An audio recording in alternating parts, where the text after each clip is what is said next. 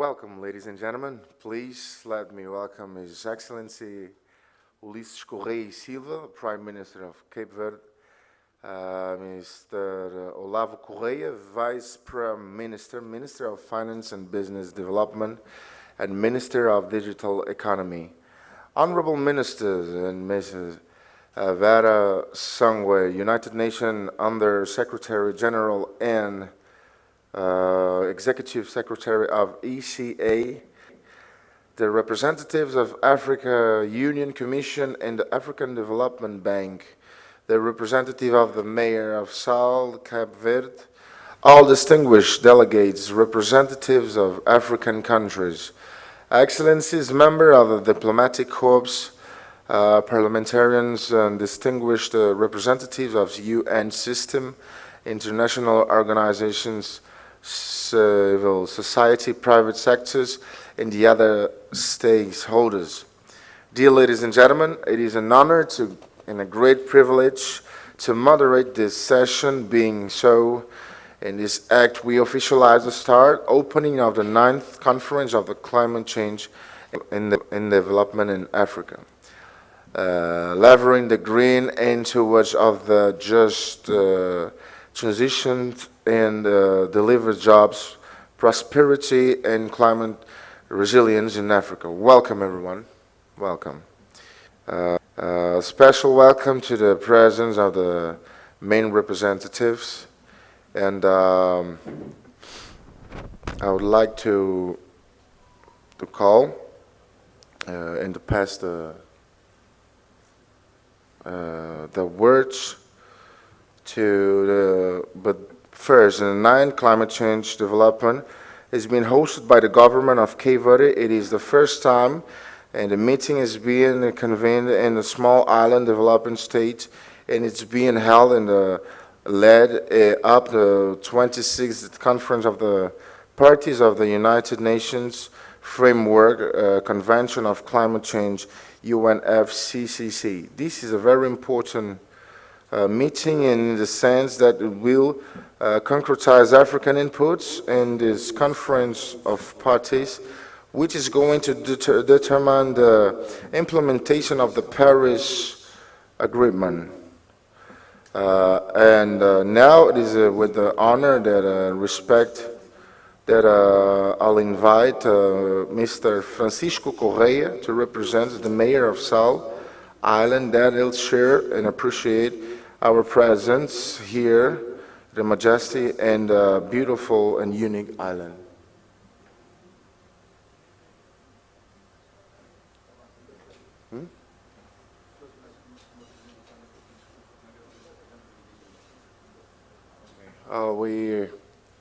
I'm sorry. I have to say that today is a municipal day, so the presidents and all the representatives are engaged with the community in the village.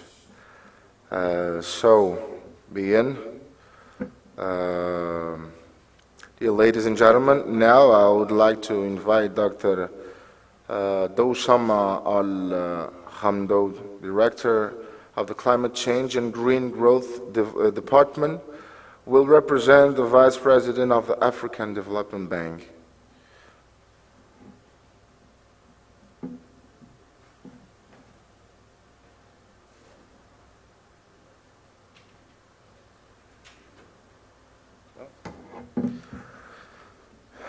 Okay. Dr.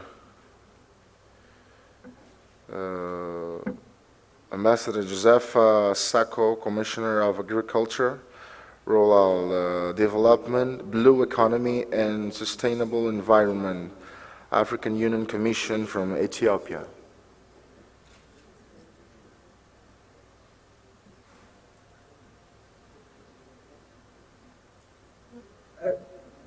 Thank you. Thank you, the Master of Ceremony, for giving me the floor, Dr. Gilles Pina, for giving me the floor. Good afternoon from Ethiopia, and good evening or good morning, depending on where you are connected from. Your Excellency, Ulis Correia e Silva, Prime Minister of Cape Verde, Your Excellency, Dr. Vera Songwe, UN Under Secretary General and the UNECA Executive Secretary, Mr. Júlio Lopes, Major of Sal Island, Dr. Kevin Kariuki, Vice President of African Development Bank, His Excellency Bazaiba, Eve, Deputy Minister, I don't think is present, Honorable Ministers present in Presencia, and also the ones following from virtually. Distinguished delegates, ladies and gentlemen, and all protocol duly observed. It is a pleasure and an honor for me to address this important conference. I also want to take this opportunity on behalf of the African Union Commission to express our deep appreciation to the government and the people of Cape Verde for hosting this great event. Thank you to your key partner, thank you to our key partner, UNECA, and the organizing committee for the successful convening of this conference. This year's CCDA theme is very significant and particularly pertinent as we work towards a just transition, enhancing our effort in promoting the blue and green economy on our continent. The conference also comes only a month since the launch of the 6th IPCC report, which warns that it will only be possible to avoid the warming of 1.5 degrees Celsius or 2 degrees Celsius if massive and immediate cuts on greenhouse gas emission are made. As the continent that is least responsible for the greenhouse gas emission, Africa is nevertheless the most heavily impacted socially, environmentally, and economically. It is also evident that our continent deep need to build effective coping mechanisms and robust adaptive capacity is not being given the attention it deserves by those who have entitled the greenhouse gas emission the most. While financial flows based on the pledges made by the historic emitters will be crucial in facilitating Africa's adaptation program and financing the technological change in an environmentally sustainable manner, should also be a strategic priority for our continent. Honorable Ministers, distinguished participants, accompanying climate change is the biodiversity losses, extreme events, and land degradation, hindering the sustainable development of African countries. The COVID-19 pandemic is also exacerbating existing vulnerability and underscore the need for stronger, coherent, coordinated approach to adapting to climate change, and more importantly, repairing the relationship between human and nature. The Commission is working in a number of programs and projects in collaboration with its partners aimed at enhancing resilience to extreme events, adaptation and mitigation to climate change. This includes the following. I will just briefly give you some following programs that African Union Commission is undergoing. The development of the African climate change strategy, which will enhance coherence in addressing climate change on the continent. The integrated African strategy on meteorology Weather and Climate Service, which guides the development and application of weather and climate services on Africa. The Global Framework Climate Service, the CLIMSAT program, aimed at strengthening the capacity of member states and regional climate centers to develop weather and climate service for informing development policies and planning. The Great Green Wall Initiative aimed at building resilience of the community in dry lands. We have already done it, we are doing it in Sahel, and now we are expanding to the southern region of our continent.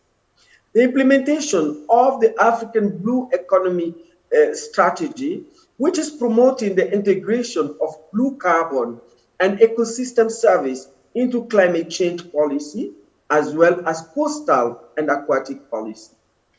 The establishment of multi-hazard early warning system to enhance alerts and preparedness to potential disasters by member states and community. The African Union Green Recovery Action Plan that outlines priority sector for investment to stimulate economic recovery in a post-COVID era in a sustainable manner. Honorable Minister, distinguished participant, during the consultation of the climate change strategy, we can too realize that there is a need to strengthen climate change governance on the continent. What is needed is a mechanism to collect the views of all Africans on matter of climate change negotiation, and there is where this conference, and this is where this conference, adds great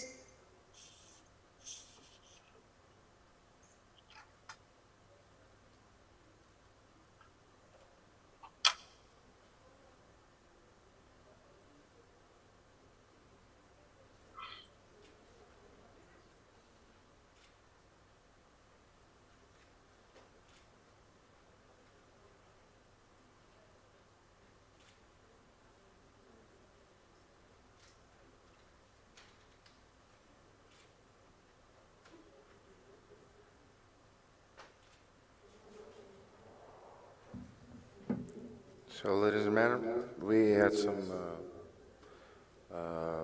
internet connection problem, but we'll follow, and we'll thank the lady for the speech. And dear ladies and gentlemen, now is an enormous satisfaction that I will invite United Nations Under Secretary General and Executive Secretary of ECA, Vera Songwe, to deliver a speech and set a tone of the forum. Good afternoon to you all. I miss Cabo Verde. I would love to be with you in that beautiful city of Praia again. To those who know me from there, I hope I see you soon. Your Excellencies Ulysses Correa Silva, Prime Minister of Cabo Verde, Your Excellency Yves Bazeba Masudi, the Deputy Prime Minister and Minister of Environment of the Democratic Republic of Congo, Your Excellency, my sister Josefa Sako, Honorable Ministers, Dr. Kevin Kariuki, the Vice President of the African Development Bank, Mr. Julius Lopez, the Mayor of Sal Island. Of course, Cabo Verde is an archipelago with many islands, and each one of them just as beautiful. So visit more while you're there, and we can get some tourism going again. Members of the international community, civil society, the media. This is a very important meeting, which is the 9th Climate Change and Development Africa meeting, with the title of Towards a Just Transition that delivers jobs, prosperity, and climate resilience in Africa, and how we can leverage a green and blue economy to build forward better. Climate resilience and a just transition are rethinking development, doing it differently. You couldn't be in a better place to rethink development than in Cape Verde. So once again, thanks for hosting us. We need to reprogram our economic models after this pandemic to ensure that when the next pandemic hits, we actually do have a response to it. In line with the theme of this 9th session of the Climate Change and Development in Africa Conference, we are thus seeking the most effective pathways to achieve a viable green and blue economy for all of our countries. CCDA is a flagship event of the Climate Development in Africa, Clima program, which is a joint initiative of the African Union Commission, the UN Economic Commission for Africa, and the African Development Bank. The event serves as the mandated forum that brings together Africa to garner our voices. It is even more important this year as we prepare for COP26 and Glasgow. Africa needs to speak with one voice. We have repeatedly heard that it's not clear what the Africa message is. And I think and I hope that in these meetings today and tomorrow, we will be able to come up with what is Africa's climate message. What is the message we take to COP26? I'm hoping that after this meeting, we can actually put out some op-eds that begin to put Africa's position in the fore as we get to Glasgow. It has been demonstrated by ECA's recent work on the green recovery that Africa has many options to grow out of this crisis. We've done some work with Oxford University, case studies on DRC, Egypt, Kenya, South Africa, and a few more that are going to come that show that growing green, growing forward green, delivers a lot more value added, creates more jobs, and essentially takes you to prosperity much faster. The kinds of investments that we are talking about in agroforestry, in the peatlands, in the wetlands, using climate resilient seeds for our agriculture, using nature-based solutions, are all things that you all in that room know, so I wouldn't belabor the point. The question is, how often can we do that? Do we have the resources to do that? We must move towards an environment where we get the right kinds of resources to ensure that we can respond. We know how to respond. We know what to do to respond. Now we need the resources. $650 billion of special drawing rights have been issued. Africa only got 33.6. We are the Economic Commission for Africa alongside Africa's finance ministers, and I hope you will join us in a plea asking that more SDRs be made available to the continent. 25% of SDRs be on lent to the continent and the developing world to make sure we can actually respond.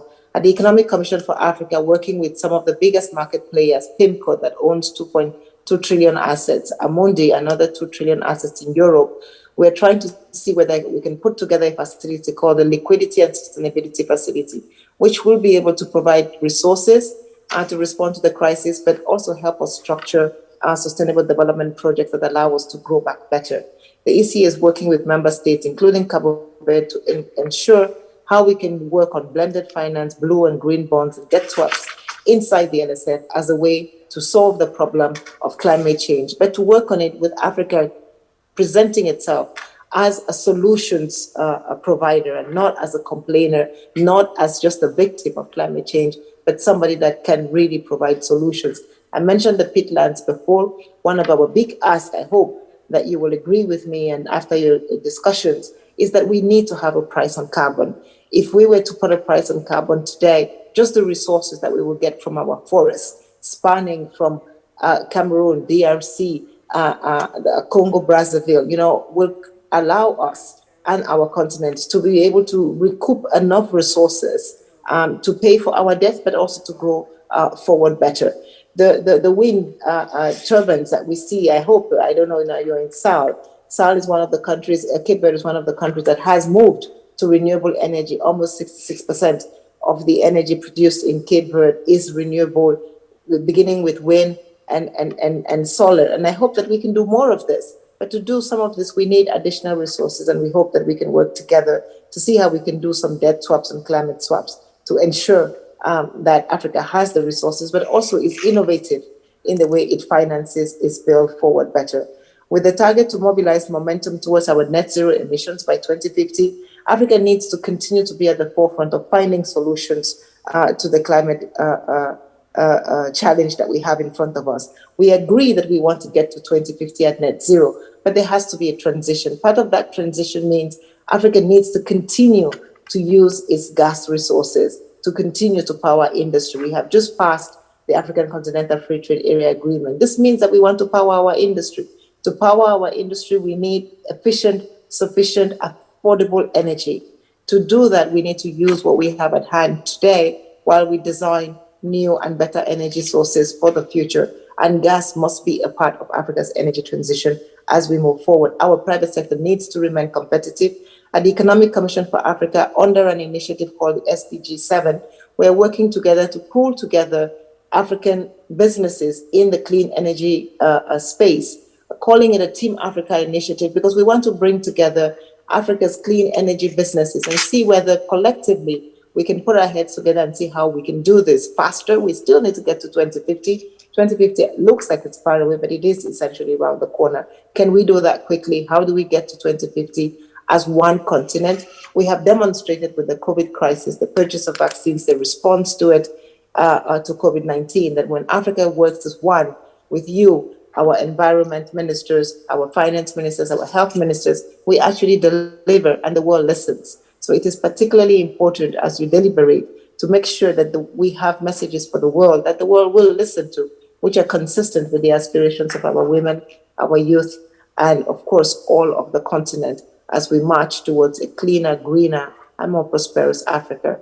Above all, as I close my speech, I do want to again thank the government of Cabo Verde for its excellent effort in putting together the CCDA alongside the African Union Commission and the African Development Bank and ourselves. We hope with this honor and privilege that we have to be able to help formulate Africa's position, that we come out of COP26 triumphant, better than we got in, with the resources and with a clear strategy going forward for how not only we get out of this crisis, but how we build forward to Agenda 2030 in a much better and faster way. Thank you. I also want to thank, finally, all my team from the ECA and everybody else who's worked so hard to put this conference together in what is still a very difficult environment of the COVID-19 with travel restrictions and difficulties in connections. So again, thanks to all the teams of the ECA, the African Union, the African Development Bank, and of course, the government of Cape Verde. Obrigado.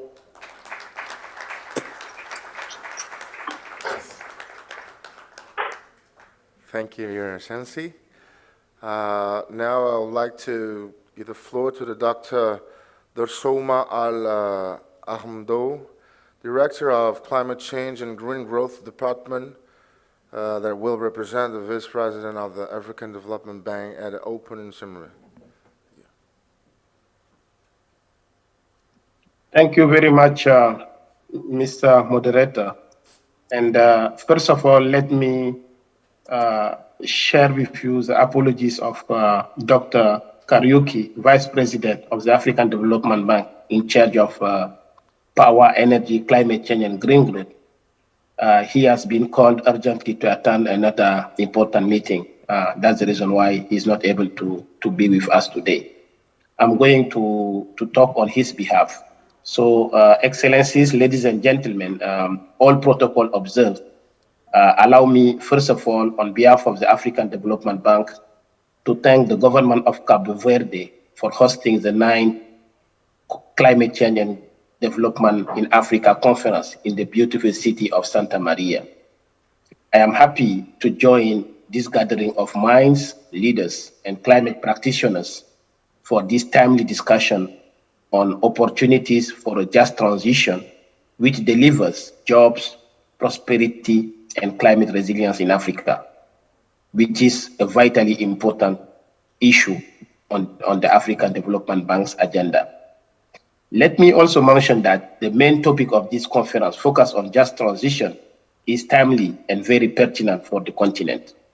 Indeed, the concept builds on the dual premises that collective global action is required to address the drivers and effects of climate change in line with the Paris Agreement, and that the transformational change required may potentially have both positive and negative impacts on our economies. More importantly, just transition should ensure an appropriate level of financing to support adaptation to climate change in poorer countries, regions, communities, and households like those in Africa. Yet, Africa holds the largest relative share of least developed countries in the world, which may require sufficient technical and financial support to build resilience and achieve green growth. In response to the climate change challenge, the African Development Bank is helping its regional member countries better understand the climate risk, build climate resilient infrastructure, and enhance access to climate finance.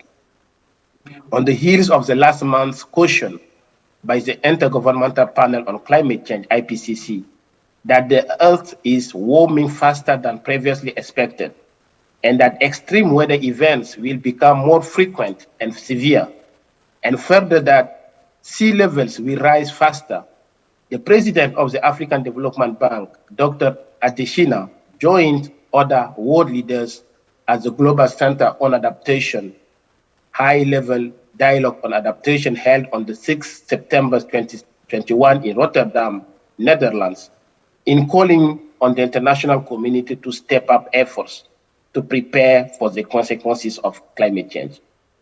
The bank is already committed to help African countries chart a pathway for a just transition that speaks to the continent's sustainable development imperatives, including enhancing climate actions and supporting Africa's transition to green growth.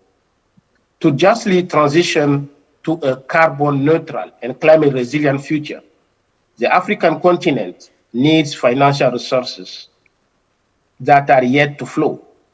According to FDB's analysis, addressing climate change through nationally determined contributions, NDCs, represent about 3.5 to 4 trillion US dollars investment by 2030, which is critical to support both mitigation and adaptation. Our first urgent action is indeed to build resilience and adaptation to the adverse impacts of climate change for the most vulnerable communities across Africa through community-based adaptation projects, early warning systems, comprehensive risk assessment and management, and risk insurance, among others. However, Africa cannot achieve the climate change challenge alone. Wealthy nations will need to make good on their promise to make available 100 billion US dollar per year for their developing country counterparts by 2020, as stipulated in the Paris Agreement. We are all in this crisis together, the President Adesina said. Last year, the Global Center on Adaptation and the African Development Bank Group established a regional office in Africa, hosted in the bank's headquarters in Abidjan. Subsequently, we jointly launched the African Adaptation Acceleration Program, AAAP, aimed at mobilizing 25 billion US dollars towards fast-tracking adaptation actions across Africa. This new program, which was endorsed by African heads of state at the Leaders' Dialogue on the Africa Climate COVID emergency in April 2021, provides Africa with an opportunity to speed up and scale up adaptation actions. As you know, since the operationalization of the ClimDev Africa Special Fund hosted by the bank in 2014, the bank has made substantial investments to strengthen the capacity of African institutions. At the heart of CDSF efforts is the support to regional climate centers across Africa to strengthen their institutional capacity and observing networks in the face of extreme weather risk. Ladies and gentlemen, in the current context of COVID-19 recovery, the bank is delighted to join and participate in the immensely important and timely discussion on the link between COVID-19 and climate emergency in Africa. Last year, in response to the pandemic, the bank launched several measures, including a 10 billion US dollar crisis response facility,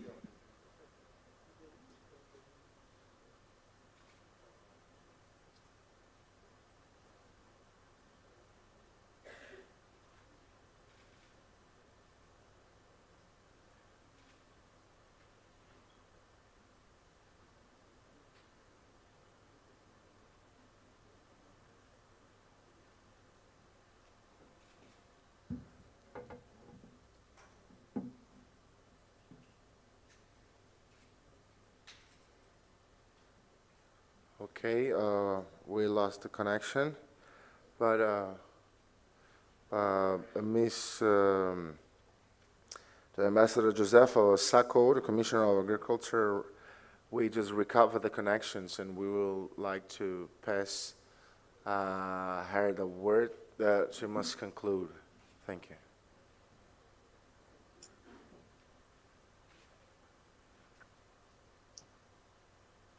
Hello, can you hear me? I'm still on. Hello? Okay, it seems I can't be heard. Hello, yes, sir. Can you hear me? Yes, sir. It seems I lost connection at some point. Oh, yes. So you might continue, please. Thank you. Okay.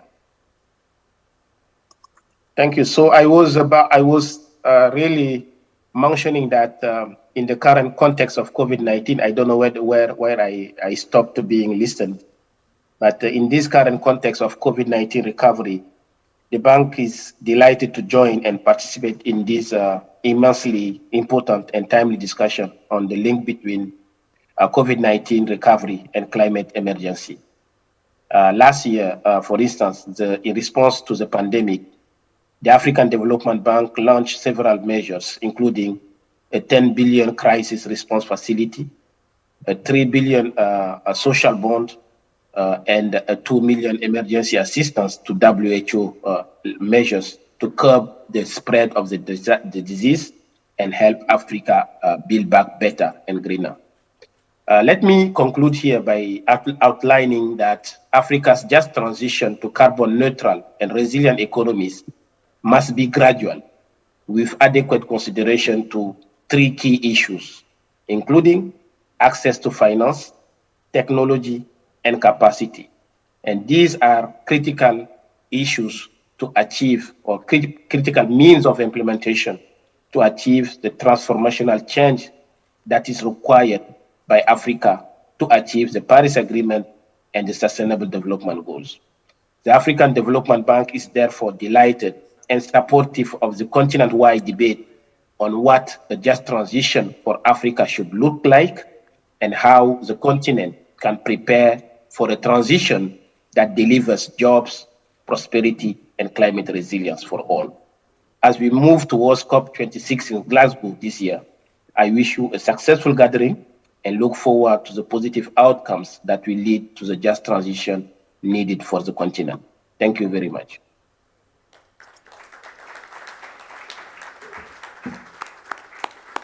Thank you, sir. And ladies and gentlemen, we cannot thank enough the government for, to the Minister of Finance for support and make the conference successful. And it is my honor and privilege to invite the Honorable Prime Minister Kevari Ulisses Correia e Silva to the floor. Is yours, sir.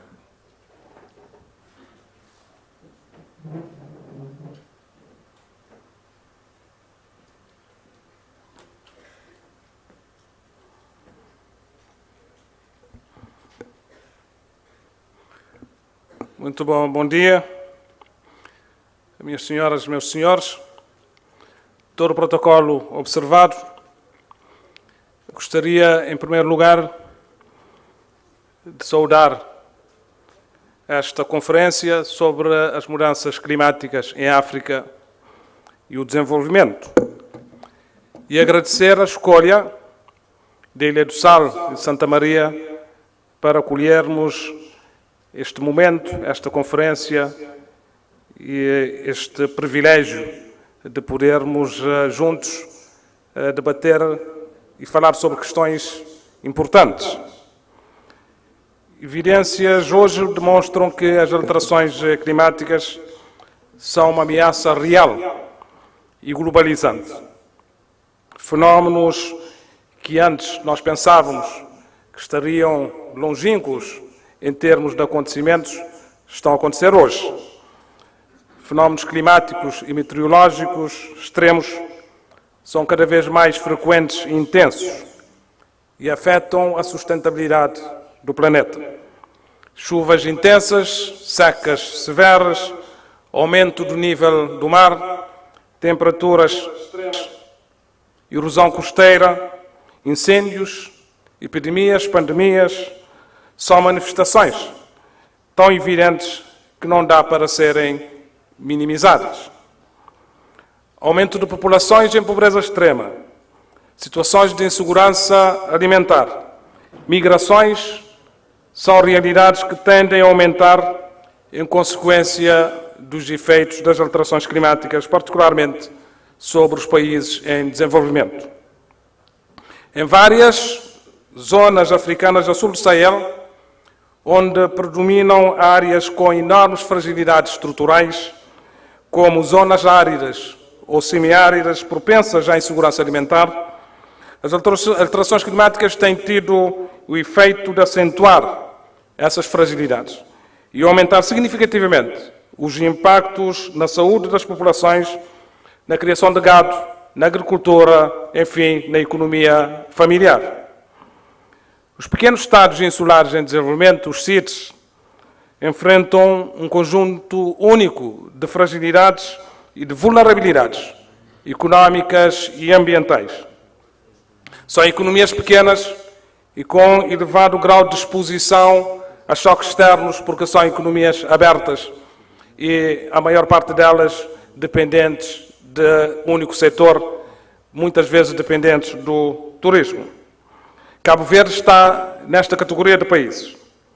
É importante ter em conta a especificidade dos pequenos Estados insulares em desenvolvimento, no que se refere à sua elevada exposição a choques externos e aos critérios de elegibilidade com base no PIB per capita, que faz com que esses pequenos países, muitos deles reformistas, com processos interessantes de desenvolvimento, sejam penalizados pelo facto de terem pequena população.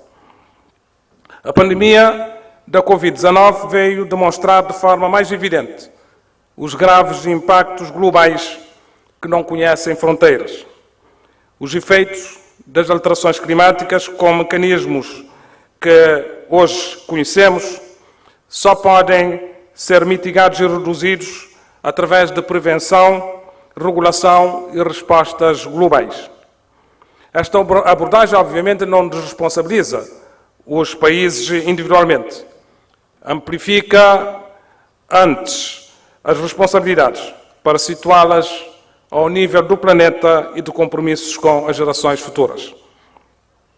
Minhas senhoras e meus senhores, esta conferência constitui para os países africanos um importante passo em frente na preparação da COP26.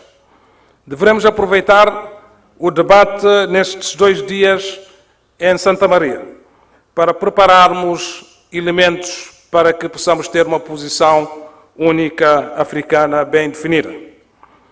Constituir uma voz forte, clara e unificada em Glasgow, pois a COP26 só terá sucesso se a África estiver no centro das negociações. 3 pontos que gostaríamos de partilhar. Primeiro, o papel indispensável que o continente africano deve desempenhar nos esforços globais para reduzir as emissões de gases com efeito estufa e limitar o aquecimento global a nível inferior a 1,5 graus Celsius. A África é tomadora de crises. É o continente que produz menos emissões de gases com efeito estufa, 4% do total, mas que sofre mais as consequências das alterações climáticas. Esta percentagem não é para ser aumentada com a transferência de responsabilidades climáticas dos países desenvolvidos. Pelo contrário, as necessidades energéticas e industriais, que são muitas nos países africanos, que padecem de déficits enormes a nível energético e industrial, essas necessidades devem ser supridas por tecnologias limpas, eficientes e amigas do ambiente. Segundo, a massificação das energias renováveis é uma grande oportunidade industrial e de criação de empregos. A África tem recursos renováveis abundantes. É só ver aqui em Cabo Verde, temos sol que baste, temos vento que baste, temos mar enorme, que são recursos que podem ser transformados em energia. Segundo o Bureau of Labor Statistics dos Estados Unidos da América, tendências mostram que dos 10 empregos com crescimento mais rápido de 2020 a 2030 nos Estados Unidos da América, dos 10 com crescimento mais rápido, 2 estão no domínio das energias renováveis. Técnicos de manutenção de turbinas eólicas e técnicos de instalação solares fotovoltaicos. E estas tendências claramente acompanham as projeções de crescimento futuro da demanda por energias renováveis. Quer dizer que não é só a economia da energia, não é só o aumento da penetração das energias renováveis, mas é um setor com alta capacidade potencial de criação de emprego e de criação de riqueza. Terceiro, o financiamento do desenvolvimento. Perante a crise pandémica que o mundo vive, é preciso assegurar que a agenda de financiamento climático não fique prejudicada.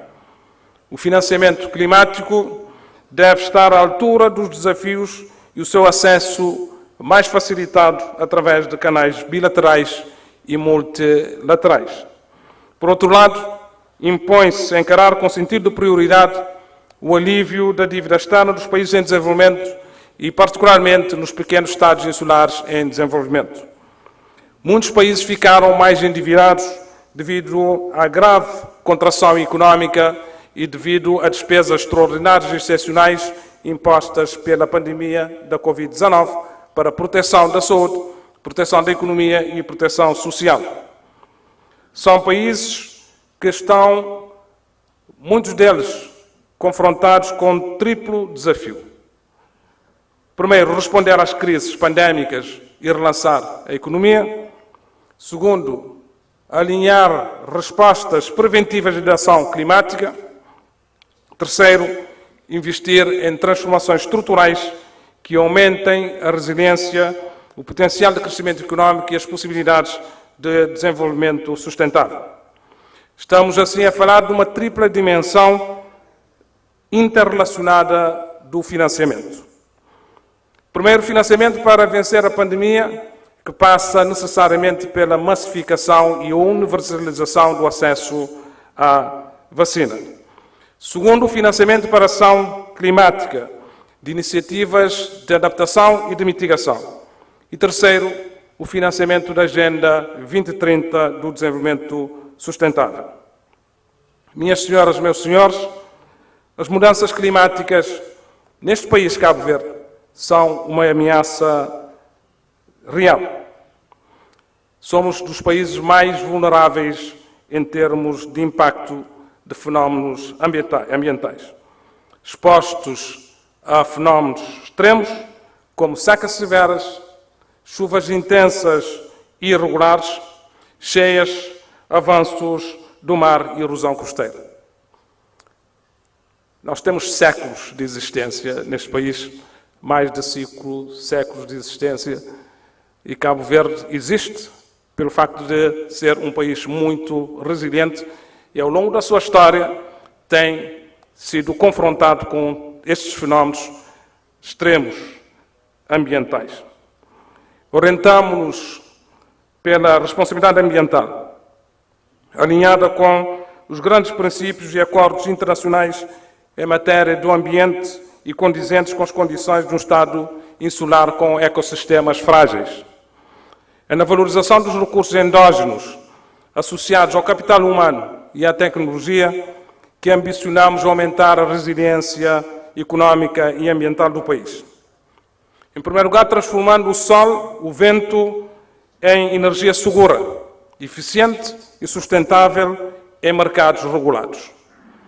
Temos como objetivo atingir 30% da produção de energia elétrica a partir de fontes renováveis até 2025, ultrapassar 50% em 2030 e atingir 100% em 2040, acompanhado claramente com medidas de redução progressiva da intensidade energética para melhorar a eficiência. Temos ainda um objetivo ambicioso de atingir a mobilidade elétrica, quer dizer, substituir as viaturas que consomem combustíveis que usamos hoje por viaturas elétricas e atingir essa meta de 100% em 2040. Até 2026, 25% da frota nacional de transportes públicos rodoviários vão ser substituídos por viaturas elétricas. 30% das viaturas do Estado, da administração do Estado, também serão substituídas por viaturas elétricas. Aliás, um movimento que já começa a ser implementado em Cabo Verde. Em segundo lugar, depois da transformação do sol e do vento em energia, nós estamos a trabalhar fortemente para viabilizar a agricultura num país que chove pouco e de forma irregular, com a diversificação de fontes de energia para a irrigação. Cabo Verde é um país que chove pouco. Queremos reduzir a dependência da agricultura das chuvas através da massificação da utilização da dessalinização da água salobra para a agricultura, da reutilização segura das águas residuais e da massificação da rega gota a gota. Isto associado com a introdução e a massificação de energia solar fotovoltaica para suportar a redução de custos da produção agrícola. É neste sentido que os investimentos e as reformas têm sido realizados. Terceiro lugar, aproveitando os recursos do mar. Cabo Verde é um país com muito mais mar do que terra.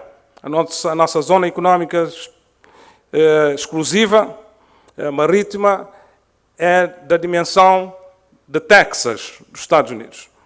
Temos a dimensão de mar que disponibiliza recursos ainda por explorar. O desenvolvimento da economia azul é, por isso, uma prioridade do ponto de vista económico, da preservação da biodiversidade, do conhecimento, da investigação científica e oceanográfica. E, em quarto lugar, criando competências humanas, institucionais e relacionais para melhorar a governança climática.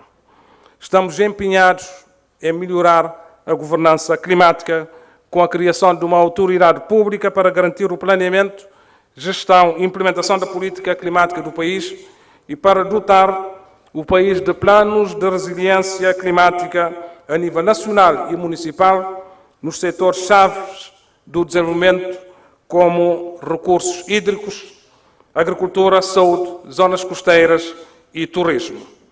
Minhas senhoras e meus senhores, para terminar, o próximo ano será a vez da África acolher a COP27.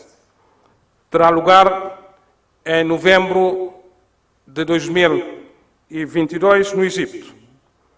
O sucesso da COP26 dará à África um impulso necessário para se preparar para a próxima COP, que se realizará em África. Juntos podemos fazer muito mais. Juntos somos muito mais fortes. E é com esta ambição que nós iremos à COP26, para termos uma voz concertada, para termos posições claras, para termos ideias definidas e podermos convencer de que a África tem um papel importante. Primeira responsabilidade nossa, também interna, dos nossos países, das nossas lideranças, de fazer aquilo que tem que ser feito e mostrarmos ao mundo de que estamos à altura dos desafios que se impõem relativamente ao desenvolvimento. Muito obrigado.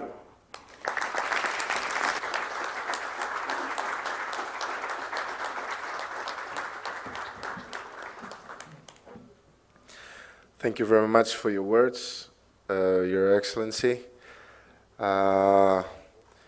This has brought the end of the opening ceremony.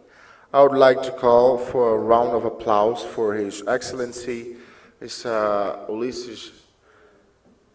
Mr. Prime Minister, please.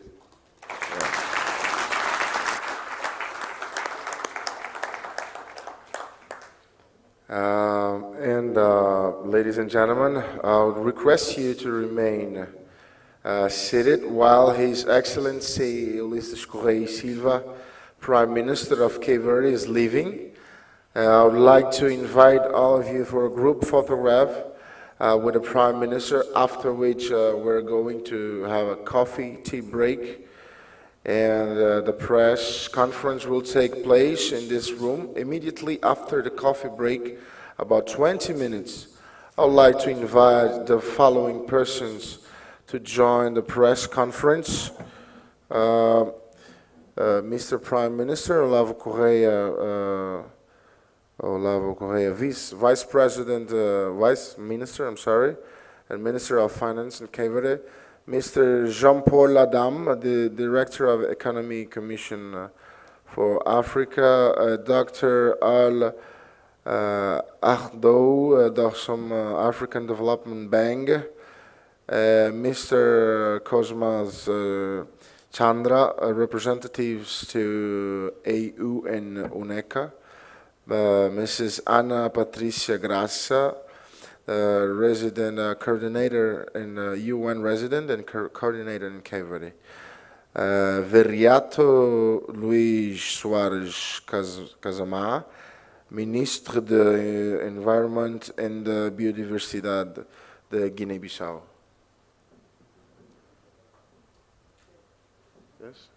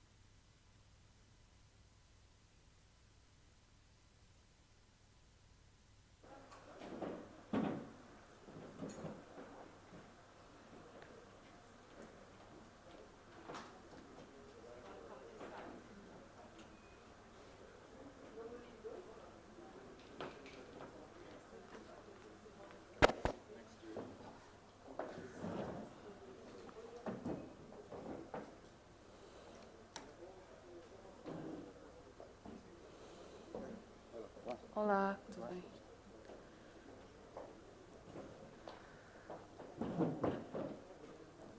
So, good morning again, everyone. We are going to start the press conference.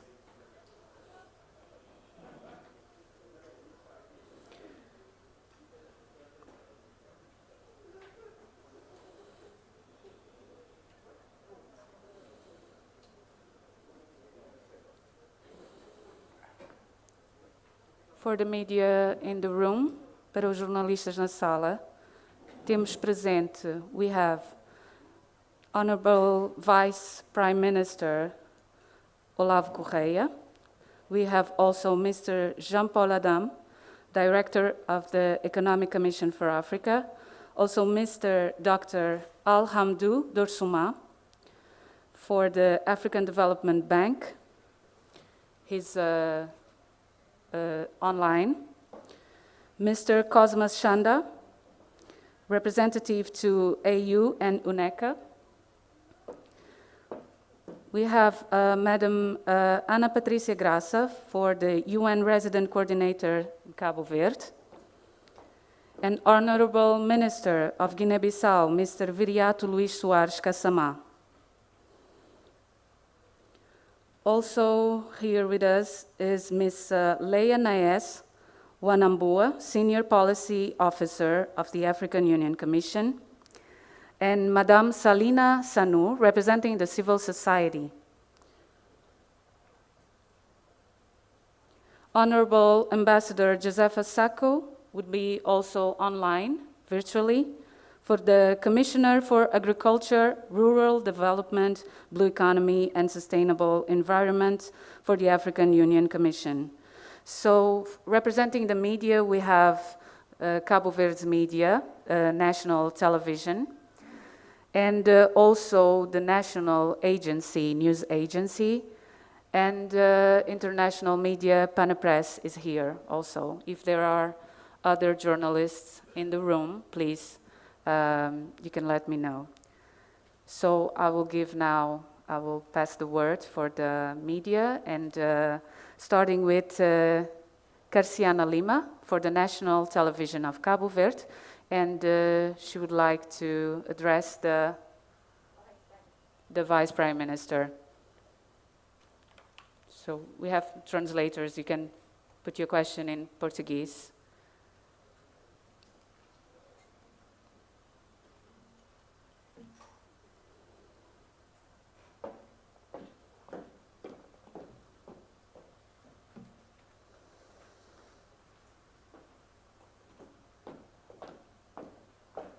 Okay, that's Carciana.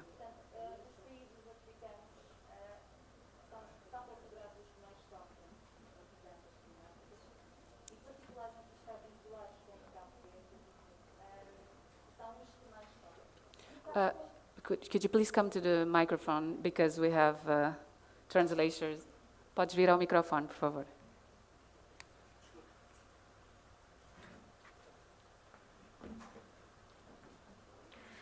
Portanto, perguntava ao Sr. Vice-Primeiro-Ministro, a África, os países africanos são os que mais sofrem com as mudanças climáticas e particularmente os estados insulares, como é o caso de Cabo Verde. Gostaria de saber, no caso concreto de Cabo Verde, em que pé é que estamos na adaptação às mudanças climáticas e no cumprimento dos acordos de Paris, em concreto, e que mensagem específica é que Cabo Verde vai trazer para esta conferência com vista à construção desta posição única que a África deve levar a Glasgow. Thank you, Carciana. Mr. Vice Prime Minister, please.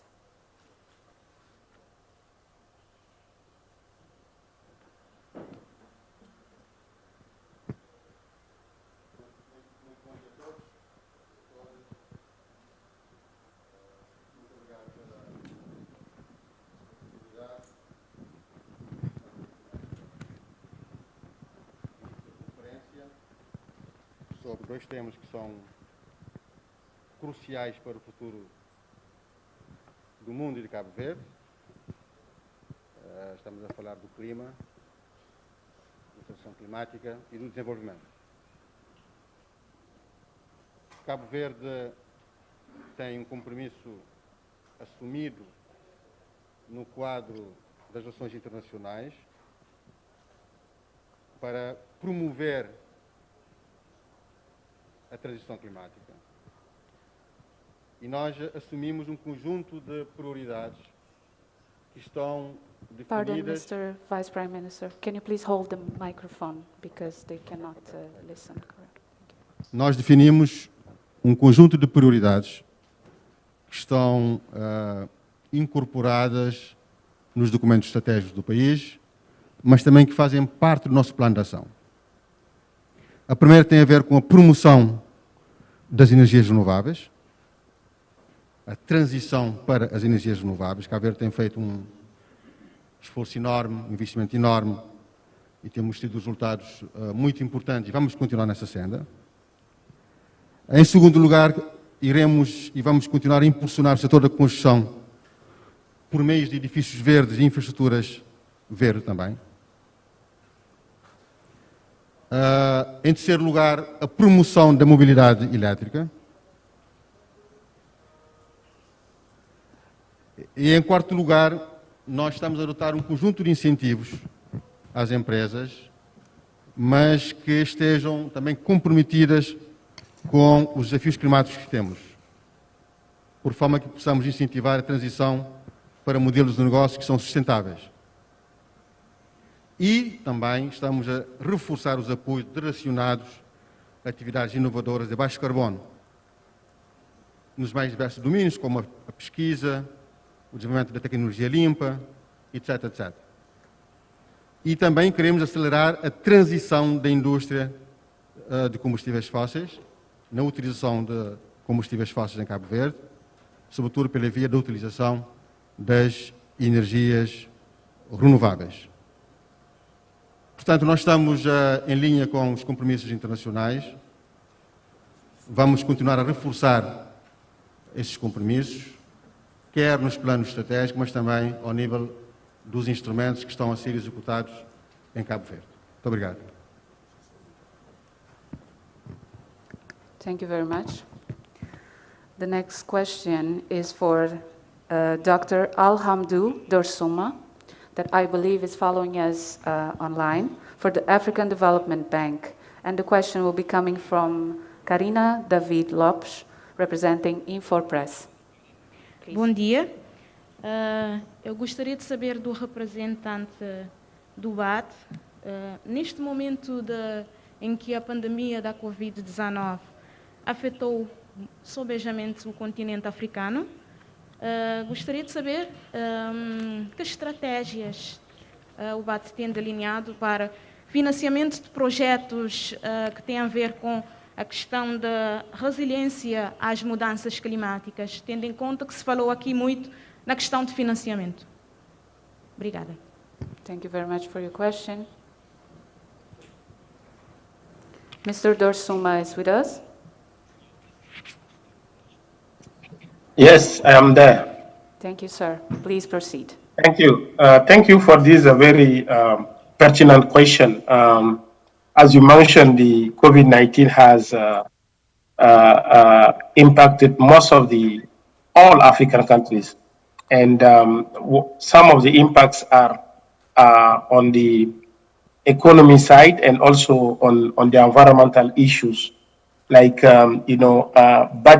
national budgets that were allocated to addressing some of the critical developmental and environmental problems in various countries have been directed towards addressing the impacts of COVID.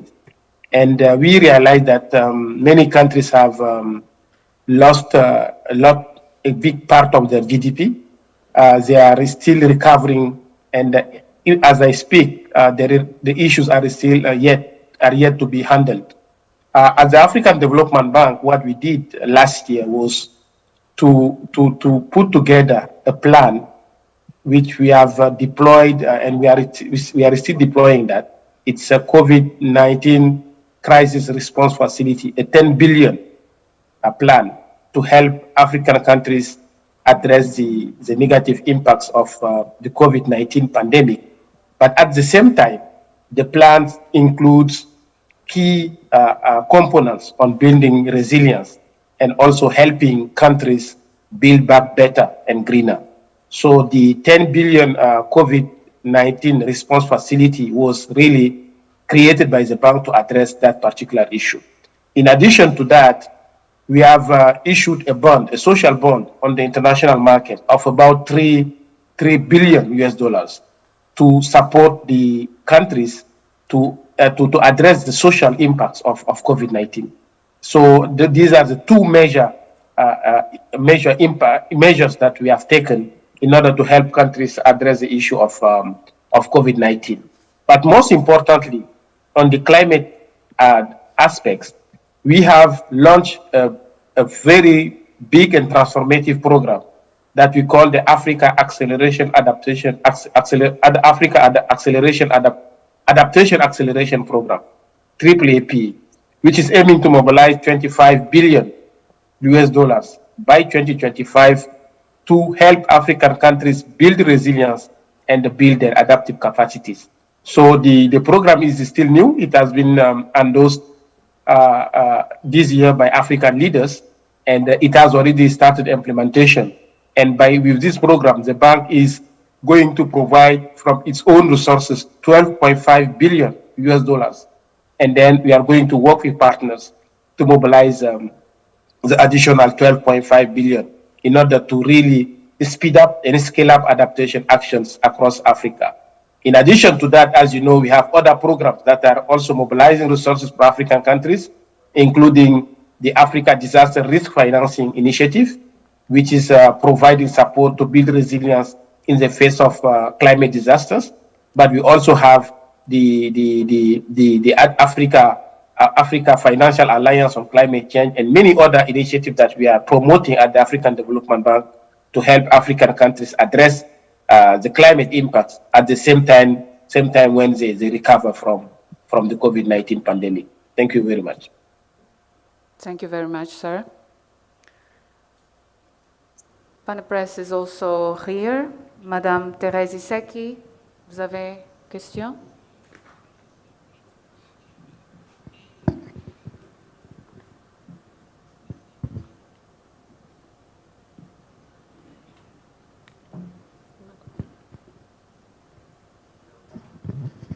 Ok, bonjour.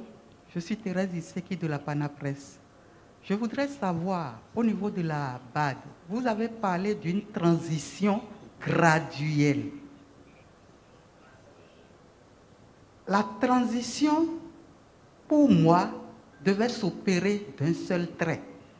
Nous savons qu'en Afrique, nous avons des stratégies, nous avons des programmes, mais c'est dans la mise en œuvre qu'il y a toujours problème. Tout ce qui se dit, il y a beaucoup d'études que nous faisons. La CEA, la CIA, tout le monde nous aide à faire des études. Mais dans la mise en œuvre, on bute souvent. En parlant de transition graduelle, en faisant de la graduation, est-ce que nous n'allons pas tomber quelque part? C'est toute ma crainte. Merci. Merci, Madame Thérèse. Monsieur Jean-Paul. Can you hold the microphone, please? Bonjour à tout le monde. Je sais que la question est adressée à la BAD et peut-être si notre collègue voudrait répondre après, il n'y a pas de problème, mais je pense que je peux amener quelques éléments de réponse.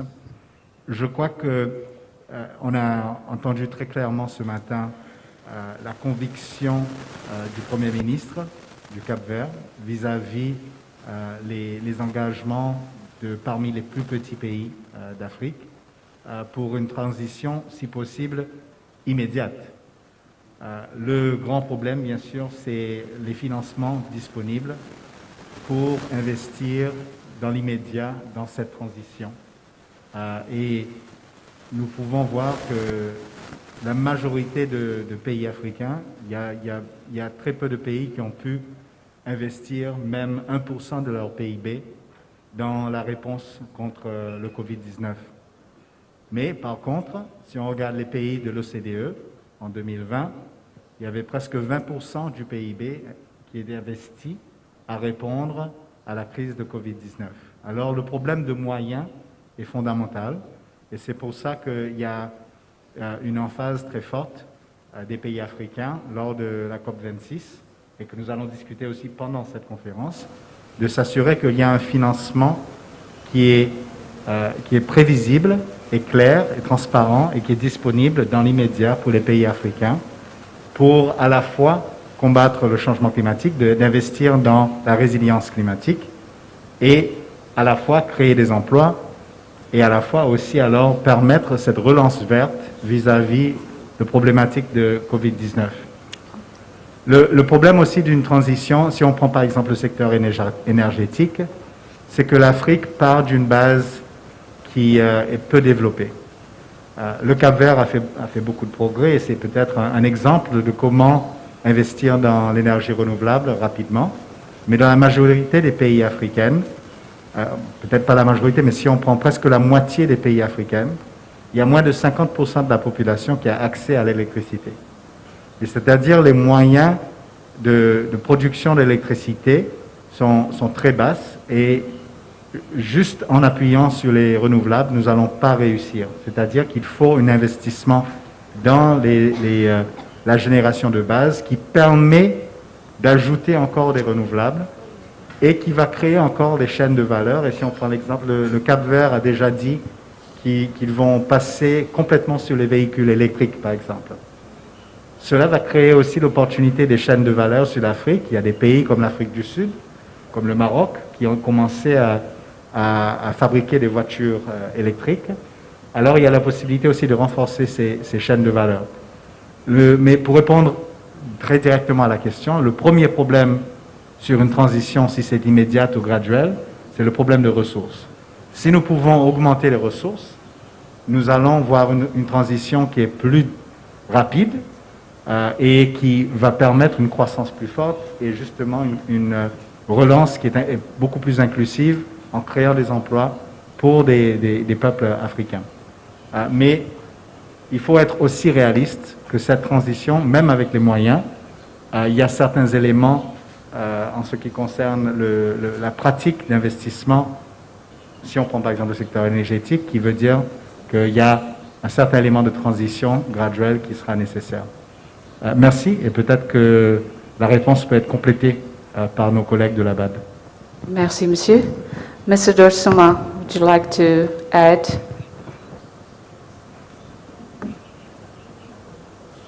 Thank you very much for this question. Actually, I mentioned this in my opening remarks. The issue is that every transition has to take place in a very consistent way. For the just transition that we are speaking about here, it is a very complex issue that involves a lot of aspects, including economic aspects, social, and also environmental issues. And if I take the example of climate change, and I like the point raised by the second speaker about the financial issue, you know that to address climate change, there was a provision in the Paris Agreement that developed countries have to provide 100 billion annually to developing countries to help them address the impacts of climate change. But this is not a new commitment. The commitment was made since 2009. But as we speak today, the commitment is yet to be fulfilled. So just on this point of financial resources, and this transition is going to require significant resources, financial resources. So if we don't have those resources and we want to aim for an immediate transition, I mean, it's not going to happen overnight, because we know that there are challenges. It's not just about financial resources, but also the capacity issues at country level.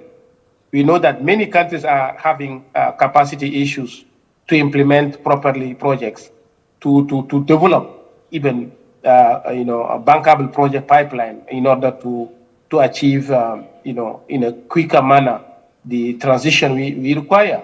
But if we don't address those capacity challenges, how can we do a just transition that can be made immediately? It's not going to be possible.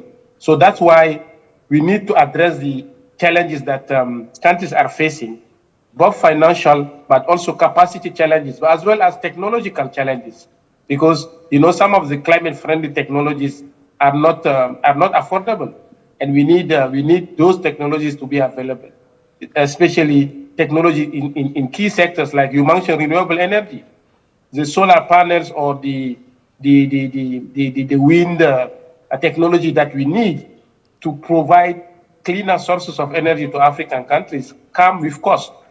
Who is going to bear those costs? And how can we mobilize those resources? I think if you take those into consideration, you can imagine that this transition is going to take a little bit of time. And it's not just Africa, but this is a global problem, especially climate change. So we need to have everybody on the board in order to play the role. So I don't believe that the transition is going to happen overnight. And I believe that if we work collectively together as partners, as countries, and we can make progress. But and even the Paris Agreement provides some language on the transition. For instance, to reach net zero decarbonization, the timeline for that transition for developed countries is different from the timeline for developing countries because of the issues, the capacity issues and also the financial and technological issues I mentioned before. So I think transition good, just transition is what we need, but let's be realistic also, taking into consideration the issues and challenges we are facing. I leave it there. Thank you. Thank you, sir. So we are reaching to the end of this press conference, but first we'll have our last two questions coming from Kenya. The journalist, Mr. Wanjohi. I hope I am spelling your name right. So please proceed. Kenya.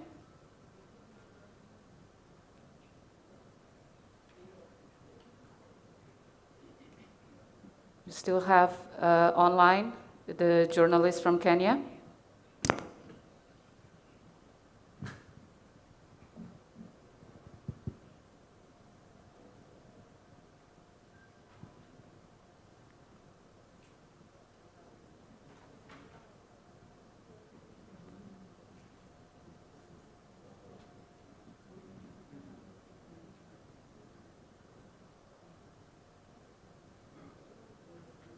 Hello, can you hear me? Yes, we can. Please proceed. I have two questions. One is simple. I'm interested in the just transition. Could the panelists please break it down so that I can be able to explain it to my grandmother? By this, I mean my audiences would want to know what just transition is all about. If you can be able to help me unpack and break down what just transition means for Africa, I would be grateful. That's the first question. The second one is, you've spoken since the morning, we've had blue bonds, green bonds being mentioned, and the uptake of renewable energies. Do we have leading case studies, especially in African countries, who are leading in the uptake of these blue bonds, green bonds, and renewable energies, especially towards boosting adaptation for the African continent? And the final question, a small question, which just came about. The main key points maybe for Africa during COP26 appear to be technology transfer, capacity building, and finance. Could you elaborate more on that, especially for COP26? And if there are any discussions within the 3 remaining days of CCDA to discuss this? Thank you very much. Thank you, sir.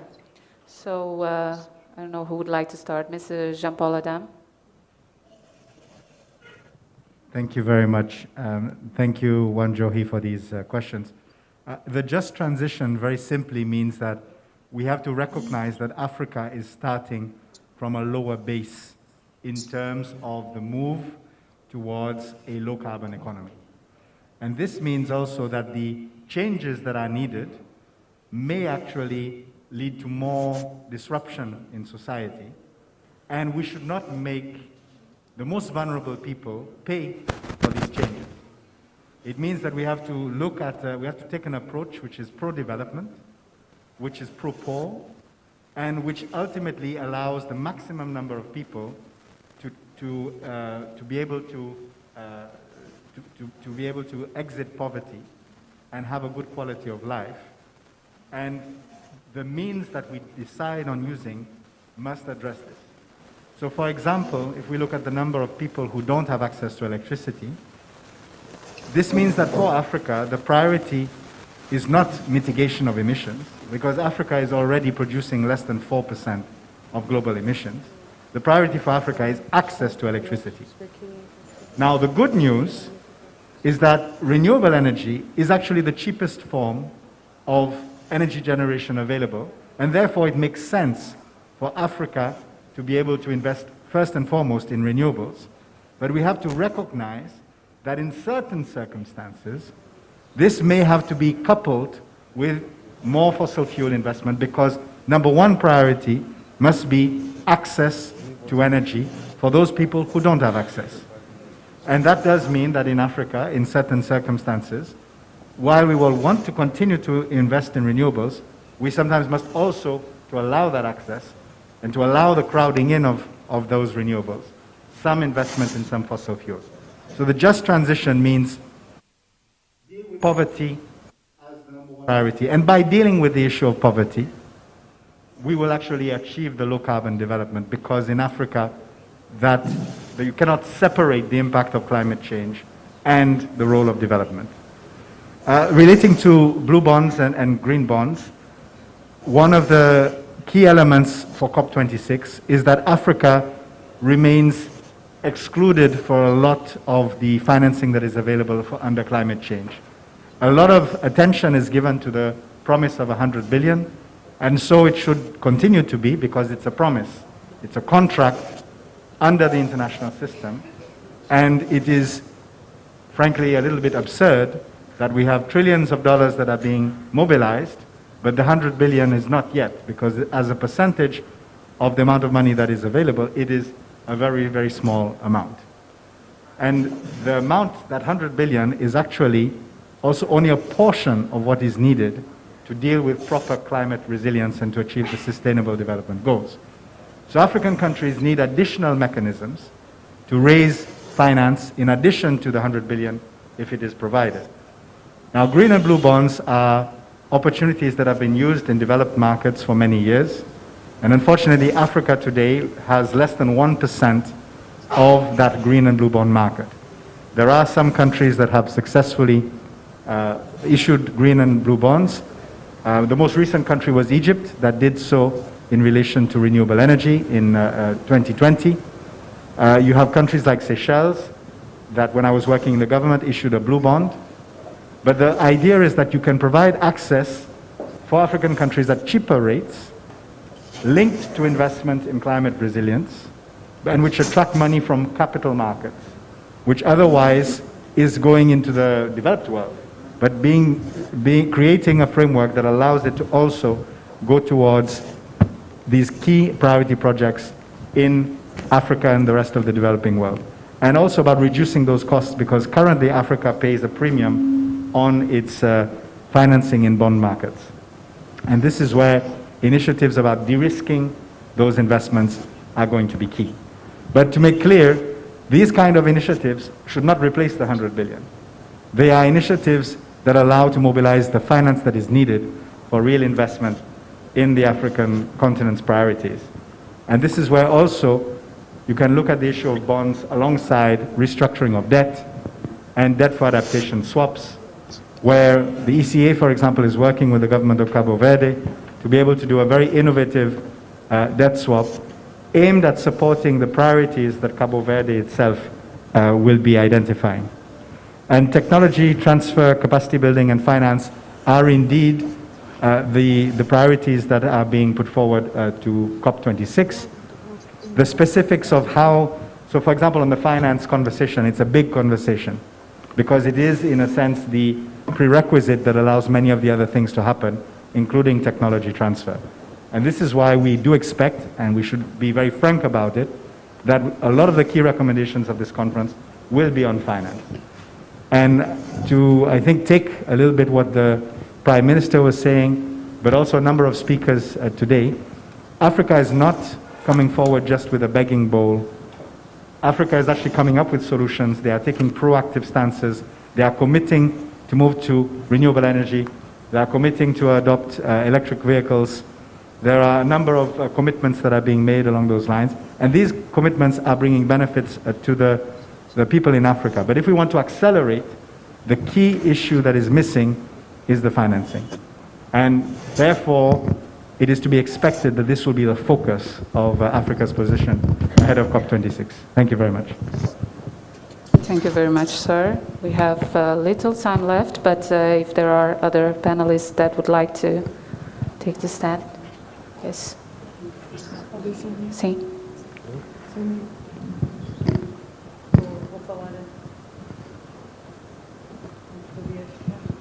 Em português. Só queria acrescentar.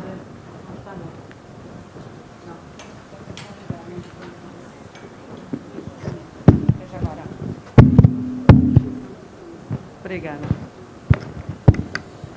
Eu só queria, bom dia, só queria acrescentar às palavras do meu colega Jean-Paul Adam a questão, efetivamente, da contribuição da África, da contribuição dos Estados insulares em África para esta discussão e a importância que estes exemplos que ele acabou de dar têm relativamente à questão do financiamento e, obviamente, capacidade e tecnologia, mas também muito ligado àquilo que o Sr. Primeiro-Ministro referiu, que são os critérios de vulnerabilidade dos Estados insulares. Portanto, quando se fala aqui do acesso ao financiamento, do perdão da dívida, fala-se efetivamente da oportunidade que Estados insulares, que têm feito um esforço tremendo nesta dupla crise global, a crise do Covid e a crise climática, de poderem, através destes mecanismos de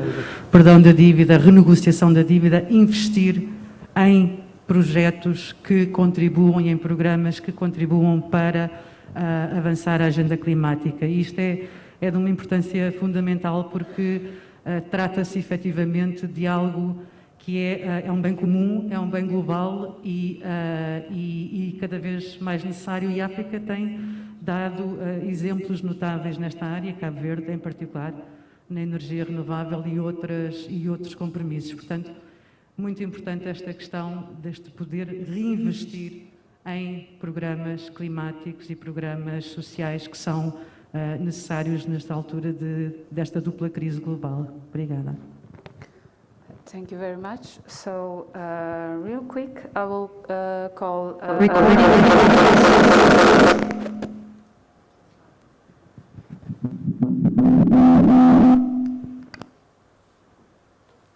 Okay, I'm sorry.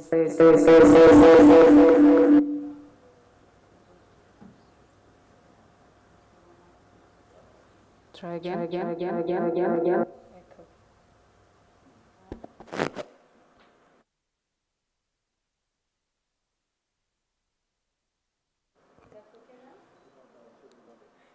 One minute, please. Okay, Madame Salina Sanu, representing the civil society. Thank you very much. I feel that it would be wrong for me to leave the stage without saying, at least giving the position of the African civil society in all these things that we are saying. Because civil society today has a very strong place because we actually bring the voices of the people to the table. And I'm hoping that by the time we leave Cabo Verde, we will leave with one statement that is extremely inclusive, that includes the asks and the views and opinions of civil society that we can bring forward to our COP26 with us. Some of the things that have been discussed are especially around the finances. I just want to mention that we work with communities, and that this money, the finances are not only coming through, but the regulations and the guidelines are very stringent to allow community people to be able to develop bankable proposals that can access this money. And we're really calling upon governments for responsibility in ensuring that these funds, whatever little is coming, whatever, I know that the commitments of 100 billion annually have not been met, but whatever little is coming, it should really be made accessible through frameworks and plans that are accessible for the people. So that is really critical for us. I mean, we are discussing technology transfer, capacity building, and finances, but there is also another issue that we should not forget that we need to bring to the table when we go to COP26. Africa is a continent of special needs and circumstances. Please let us recognize that. We never caused climate change. We didn't. But today we are the ones that are bearing the brunt of climate change in this continent for something that we never started. So we are a special continent of needs and circumstances, and I think that should be really taken into consideration as we move forward. In COP25, we pushed for it, and it was impossible to get it through, and we're going to do it again this time. And this is why we want COP26 to be physical. It has to be in person. Look at the technology, the way we are suffering here. How can we negotiate anything as a continent if we are going to do it virtually? We need to be there, and we need to tell them, we need to bring these voices over there physically ourselves. We need to be at that point. So really, these are the points that I wanted to put on the table for the discussions for the next 3 days, that we get a statement that encompasses all these needs. Thank you very much. Thank you, Madam.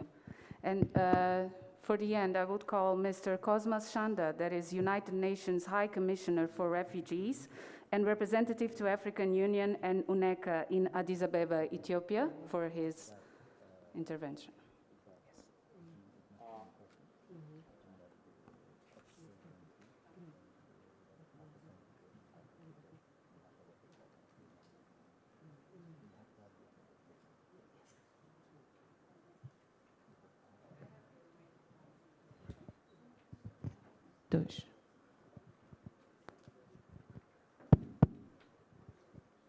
Thank you very much, Madam Moderator. As I've been introduced, I work for the United Nations, the Refugee Agency, UNHCR. And you may be asking, what is UNHCR got to do with climate change? Let me start with the good news. Africa as a continent has found a solution to interstate conflict. We haven't had war between two member states of the African Union since the cessation of hostilities between Ethiopia and Eritrea, which is over 20 years. So from that point of view, as a continent, we have done very well.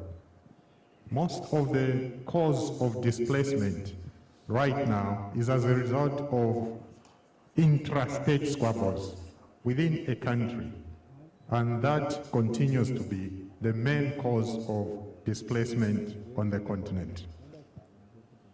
But we have a fear, and a very genuine fear, because for the first time ever, refugees are not necessarily being created as a result of internal squabbles, but because of climate change. Yesterday, we had a side event, and you heard testimonies of survivors of climate change. People who can no longer go back to their places of habitual residence simply because those places no longer exist. Refugees can go back when the conflict has come to an end. We carry out a voluntary repatriation. But those persons who are being displaced as a result of climate change can no longer go back because their places of habitual residency disappear. Already we have this problem in Southeast Asia, where some islands have started to disappear. And those people, of course, have to relocate. So UNHCR is in search of a new solution to those people. What happens to people who can no longer return to the country simply because that country does no longer exist? On another frontier, if you have visited a refugee camp, there have been interventions on our part as UNHCR, which we need to modernize so that we are consistent with current practices. We have been cutting grass and distributing grass to refugees so that they can use it as thatch. And we have done this for the last 70 years. We do acknowledge there are better ways to providing shelter to refugees as opposed to cutting metric tons of grass every year.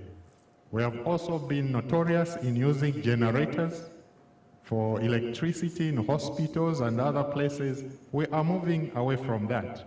We are now going into the use of renewable energy. All what I've said are temporary measures.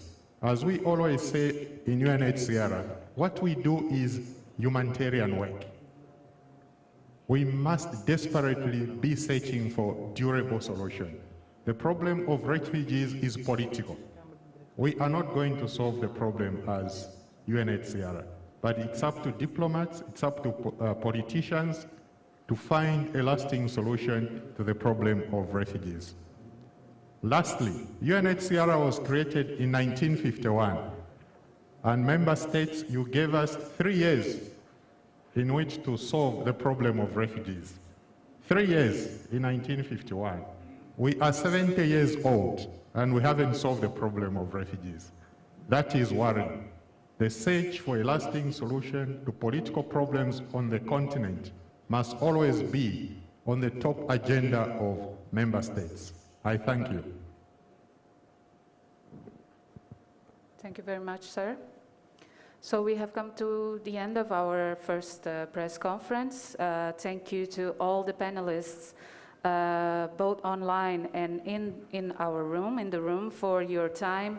And we would like to keep on with the program of this 9th conference on climate change and development in Africa. So right now I have the honor to call to the stand Mr. Olavo Correia, Cabo Verde's Vice Prime Minister, for his speech. And all the panelists, could you please take your seats? Yes, thank you very much.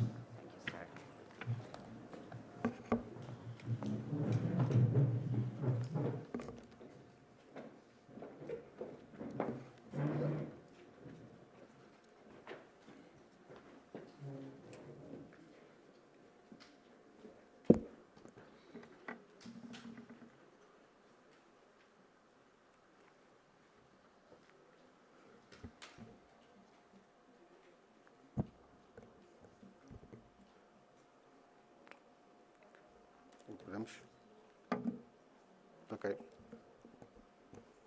Muito bom dia a todos e a todas.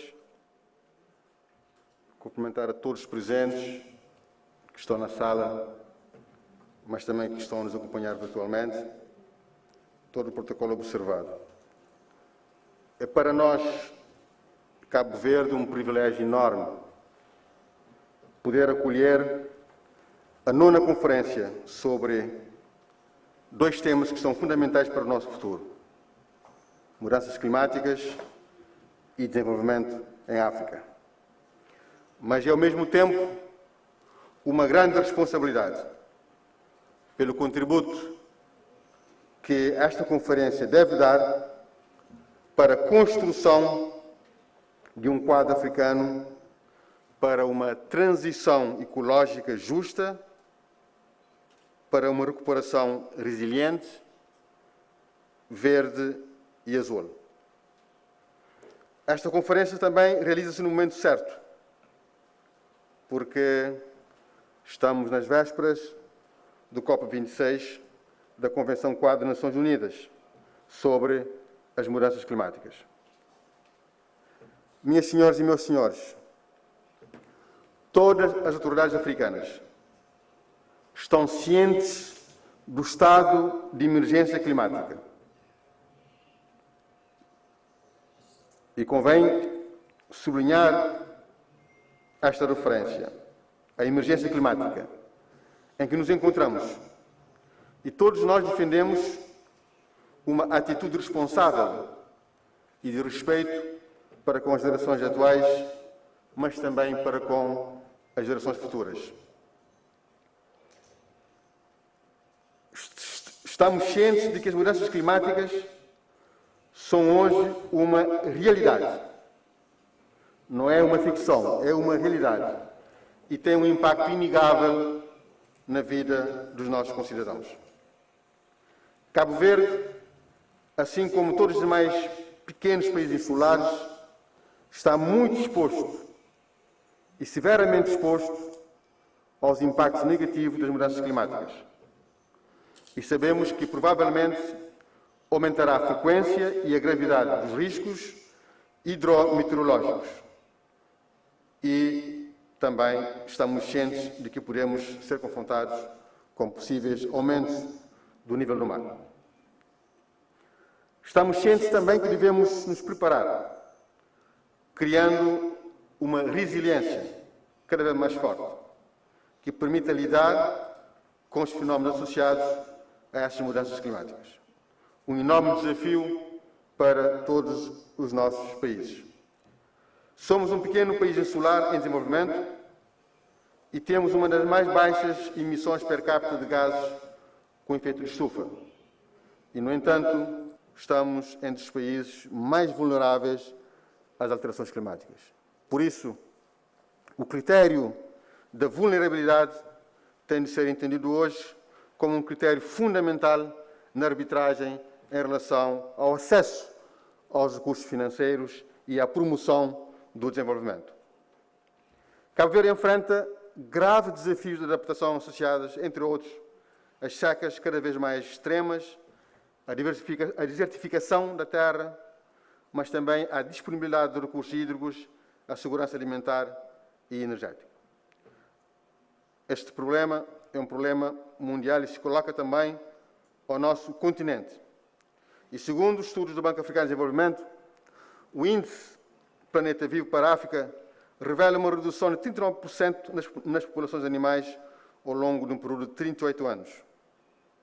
A pegada ecológica de todos os países africanos tem estado a aumentar. Mas a África é seguramente o continente que contribui menos, como já foi aqui dito, para a emissão de gases de efeito de estufa. Mas são os seus países, os nossos países, que sofrem mais do impacto das alterações climáticas. Em algumas regiões da África, o aquecimento global é 2 vezes mais rápido que noutros pontos do globo.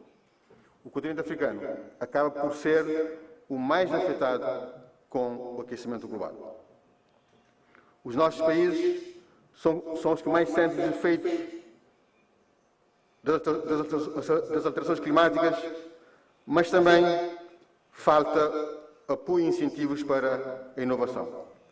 No caso concreto de Cabo Verde, somos um dos países que tem estado a trabalhar no sentido de garantir esta transição climática. Temos de assumir os nossos compromissos, os chamados compromissos climáticos. Os países africanos são signatários do Acordo de Paris e têm compromissos climáticos assumidos através das contribuições nacionais determinadas. Cabo Verde compromete-se a reduzir as emissões de CO2 e outros gases com efeito de estufa em toda a economia, em 20% abaixo do cenário base. Cabo Verde apostará na melhoria da gestão dos recursos, no reforço das medidas de mitigação dos solos até 2030 e procuraremos também instalar funções centrais de resiliência climáticas, nomeadamente no que diz respeito ao acesso total, limpo, acessível e sensível ao género, à água, à energia e aos transportes. E para esse efeito, Cabo Verde elaborará até 2023 o seu novo Plano Nacional de Adaptação como parte da sua contribuição global para as alterações climáticas e para a gestão das alterações climáticas. Minhas senhoras e meus senhores, a transição seja imediata ou gradual, ela tem de ser justa. E a justiça, quanto à transição, ganha cada vez maior relevância, sobretudo em relação ao continente africano, pelo facto da África ser o segundo continente mais povoado do mundo, o continente mais jovem, o continente que mais cresce em termos populacionais. A África precisa de crescimento económico com emprego digno para mudar as expectativas dos jovens que procuram aos milhares todos os dias a imigração clandestina, como foi aqui referida, para a Europa, por caminhos perigosos, ou seja, a travessia do Mediterrâneo, em embarcações que raramente chegam ao destino. E nós temos de aproveitar também as transições climáticas para criarmos novas oportunidades no continente africano e, sobretudo, para os jovens do nosso continente. Como no resto do mundo, em África, a opção necessária passa para mitigar e para adaptar as mudanças climáticas, e essa mudança terá necessariamente um impacto transformador nas sociedades e na comunidade, nomeadamente na promoção do emprego e na criação de oportunidades de geração de rendimento. Por isso, é necessário que a ação climática tenha como princípios orientadores garantir uma transição ecológica justa e socialmente aceitável para todos, no espírito de inclusão, mas também de solidariedade. Minhas senhoras e meus senhores, as mudanças climáticas ganham um novo relevo no contexto da gestão da pandemia da Covid-19 e da recuperação económica e social dos nossos países. Como no resto do mundo, em África, a pandemia da Covid-19 interrompeu o percurso para o desenvolvimento sustentável, causando profundas perdas nas economias, destruindo valor, empregos, rendimento, mas sobretudo perspectivas, e sobretudo fez-nos perder tempo e o recurso financeiro, mas sobretudo perder as oportunidades. A pandemia da Covid-19 representa, sem dúvida, um dos maiores desafios para a humanidade, mas a recuperação também oferece uma janela de oportunidade que não pode ser desperdiçada e, sobretudo, aliada à transição climática, à transição digital, mas, sobretudo, a transição no sentido de construirmos um país cada vez mais inclusivo e cada vez mais justo. A recuperação verde e resiliente é a chave neste contexto da gestão do pós-pandemia, para se alcançar o crescimento verde e o modelo de crescimento sustentável que reduz a emissão de gases com efeito de estufa e minimiza o desperdício dos recursos naturais, mas também pressupõe investir em tecnologias mais limpas que ajudem a gerir melhor o que se produz e o que se consome. Então temos todos o desafio de desenvolver a economia verde, uma economia que reduz os riscos ambientais, mas também atenta à escassez ecológica, mas também que promove o desenvolvimento sustentável, sem degradar o meio ambiente e deixar paulatinamente modelos económicos que exacerbam as desigualdades, incentivam o desperdício, desencadeiam a escassez de recursos e geram ameaças ao ambiente e à saúde humana. Falar do ambiente é falar da vida. E antes de falarmos do estilo de vida, temos de falar da vida e da sua proteção, e é por isso que o tema do ambiente é um tema crucial para o presente e para o futuro dos nossos países e também do mundo. Por isso quero partilhar convosco 7 prioridades que pensamos ser importantes ao nível do plano de ação nessa gestão da transição climática. Em primeiro lugar, a promoção das energias renováveis. Em segundo lugar, a promoção no setor da construção por meio de edifícios verdes, mas também de infraestruturas verdes. Em terceiro lugar, a promoção da mobilidade elétrica, que elimina o uso de combustíveis fósseis nos veículos e reduz em grande escala a emissão de gases com efeito de estufa. No caso de Cabo Verde, já adotamos esse plano e pensamos que até 2050 podemos atingir 100% em termos de mobilidade elétrica.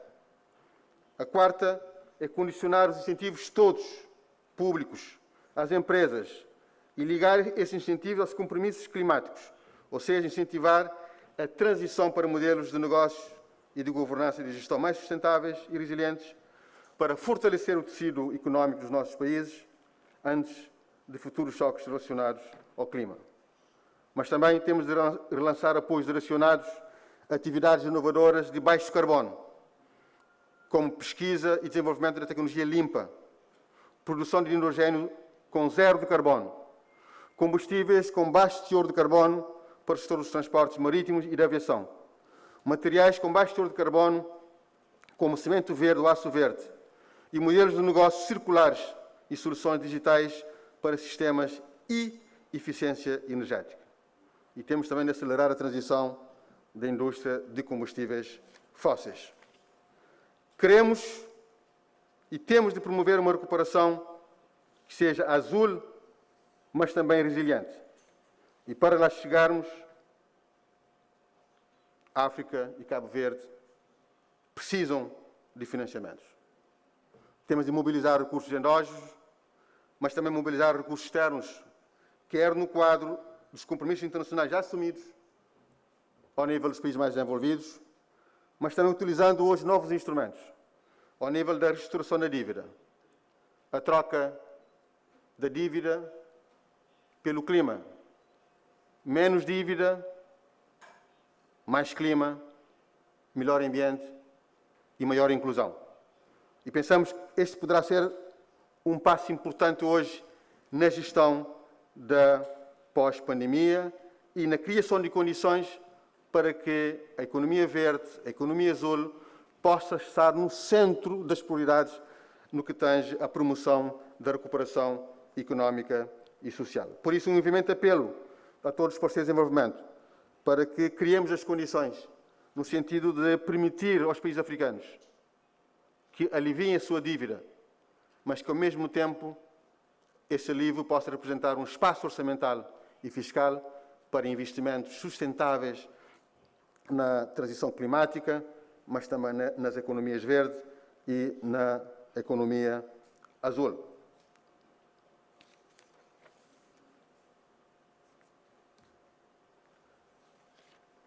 O financiamento tem de ser e continuará a ser um tema-chave, mas sem financiamento não será possível garantir a transição climática nos países africanos. Por isso, nos próximos tempos, temos de nos preparar, sobretudo os pequenos países insulares, com a construção do índice de vulnerabilidade multidimensional, permitindo que possamos ter acesso a mais fundos, a melhores condições de financiamento, para que, ao lado dos investimentos que temos de continuar a fazer nos setores clássicos, tenhamos espaço orçamental para investirmos na transição climática, na economia verde, na economia azul e na economia que seja sustentável. Cabo Verde, mesmo antes da pandemia, já vinha construindo um alinhamento da sua estratégia de desenvolvimento com os Objetivos de Desenvolvimento Sustentável, mas também com o Acordo de Paris. E continua firmemente engajado. Quero destacar aqui este apontamento. Nós continuamos firmemente engajados na implementação do nosso Programa Nacional para a Sustentabilidade Energética, agora em bases reforçadas, com a aprovação recente do novo Programa do Governo, cuja palavra-chave é a aceleração da transição energética rumo à descarbonização da economia no horizonte de 2050. Somos um dos primeiros países africanos a adotar uma estratégia clara e ambiciosa de transição para a mobilidade elétrica. E nós queremos também aqui reafirmar mais uma vez este nosso compromisso. Minhas senhoras e meus senhores, na próxima Conferência das Partes, COP26, temos de trabalhar juntos para que os países mais afetados pelas mudanças climáticas, onde estão os pequenos países insulares, possam proteger e restaurar os seus ecossistemas, construir defesas e sistemas de intervenção em termos de infraestruturas, mas também possam desenvolver uma agricultura resiliente. As principais questões da negociação na sessão incluirão seguramente a necessidade de aumentar a ambição nas contribuições determinadas a nível nacional. Temos todos a obrigação de continuar a contribuir cada vez mais para que tenhamos um país e um mundo cada vez mais limpo cada vez mais alinhado com a transição climática. E para a África, isso implicará compromissos maciços por parte dos países industrializados, mas também tem de partir, em primeiro lugar, de um compromisso genuíno africano quanto à importância das alterações climáticas e quanto ao engajamento nacional em relação a esse tema. Os negociadores africanos deverão continuar a insistir numa clara separação entre as ações de adaptação e mitigação, sendo a principal preocupação dos países africanos garantir que seja prestada assistência financeira e também assistência técnica para ajudar as suas economias a adaptarem-se às alterações climáticas e construir a resiliência.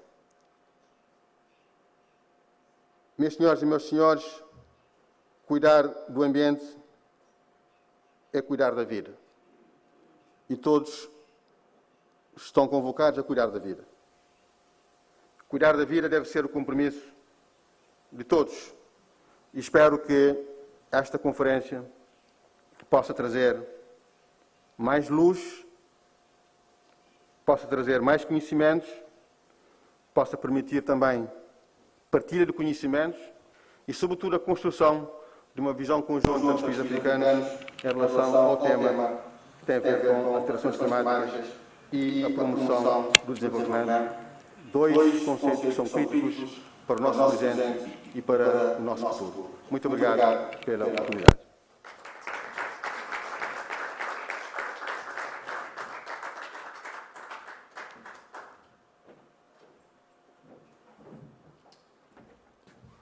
Thank you very much, Mr. Vice Prime Minister. Now we're going to start a plenary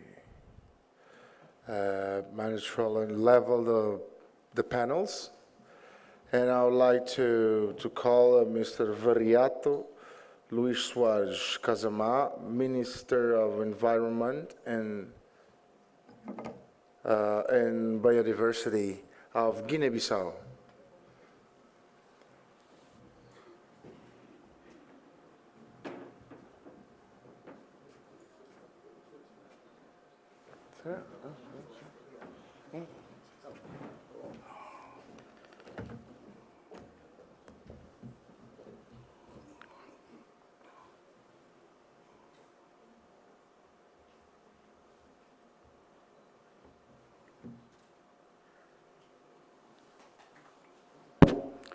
Muito bom dia, caros presentes.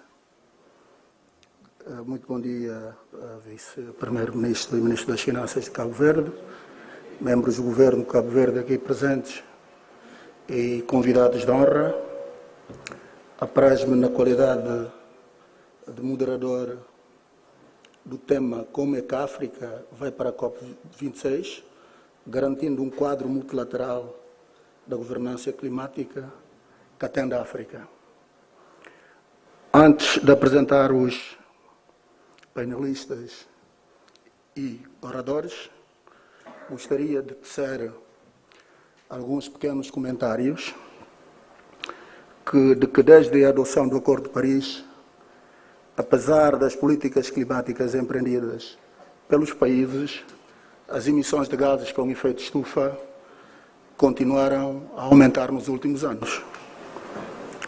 Para alcançar a neutralidade carbónica até 2050, conforme recomendado pelo relatório especial do painel intergovernamental sobre as alterações climáticas, que é o IPCC, sobre as consequências do aquecimento global de 1,5 graus centígrados, que grande parte dos países signatários da Convenção apoia, principalmente os CIDs, os pequenos Estados insulares em desenvolvimento, mudanças profundas devem ser iniciadas rapidamente para fechar a lacuna entre os objetivos definidos pelo Acordo de Paris e tendências atuais na evolução de emissões de gases com efeito estufa.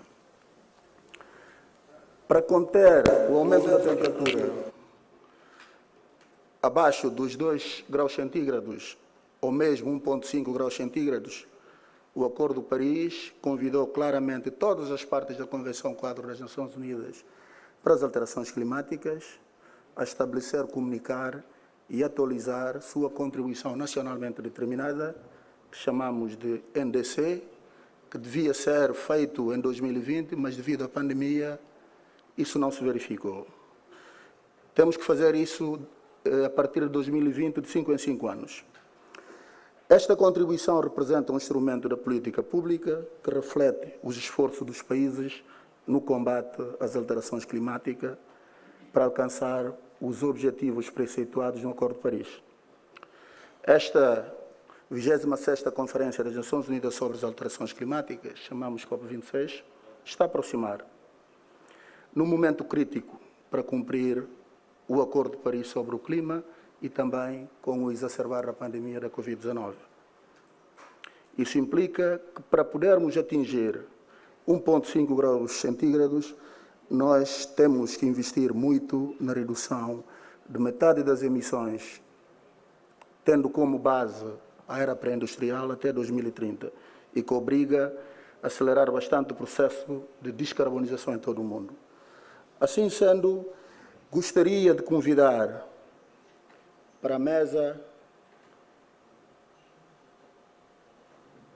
o Sr. Rui Alberto de Figueiredo Soares, Ministro dos Negócios Estrangeiros de Cabo Verde.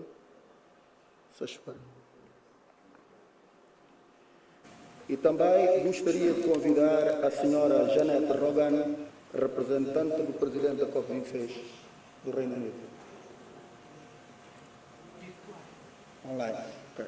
Ela vai se juntar online.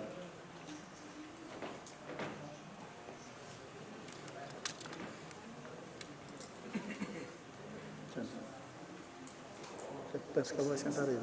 Ok, sentei no centro do nada.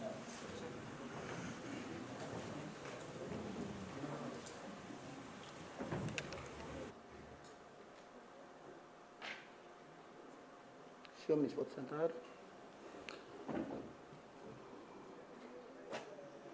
Senhor Ministro, gostaria de o convidar para fazer uma apresentação sobre o tema África e o quadro multilateral Norte-Sul, experiências e lições da pandemia da Covid-19 e da crise climática.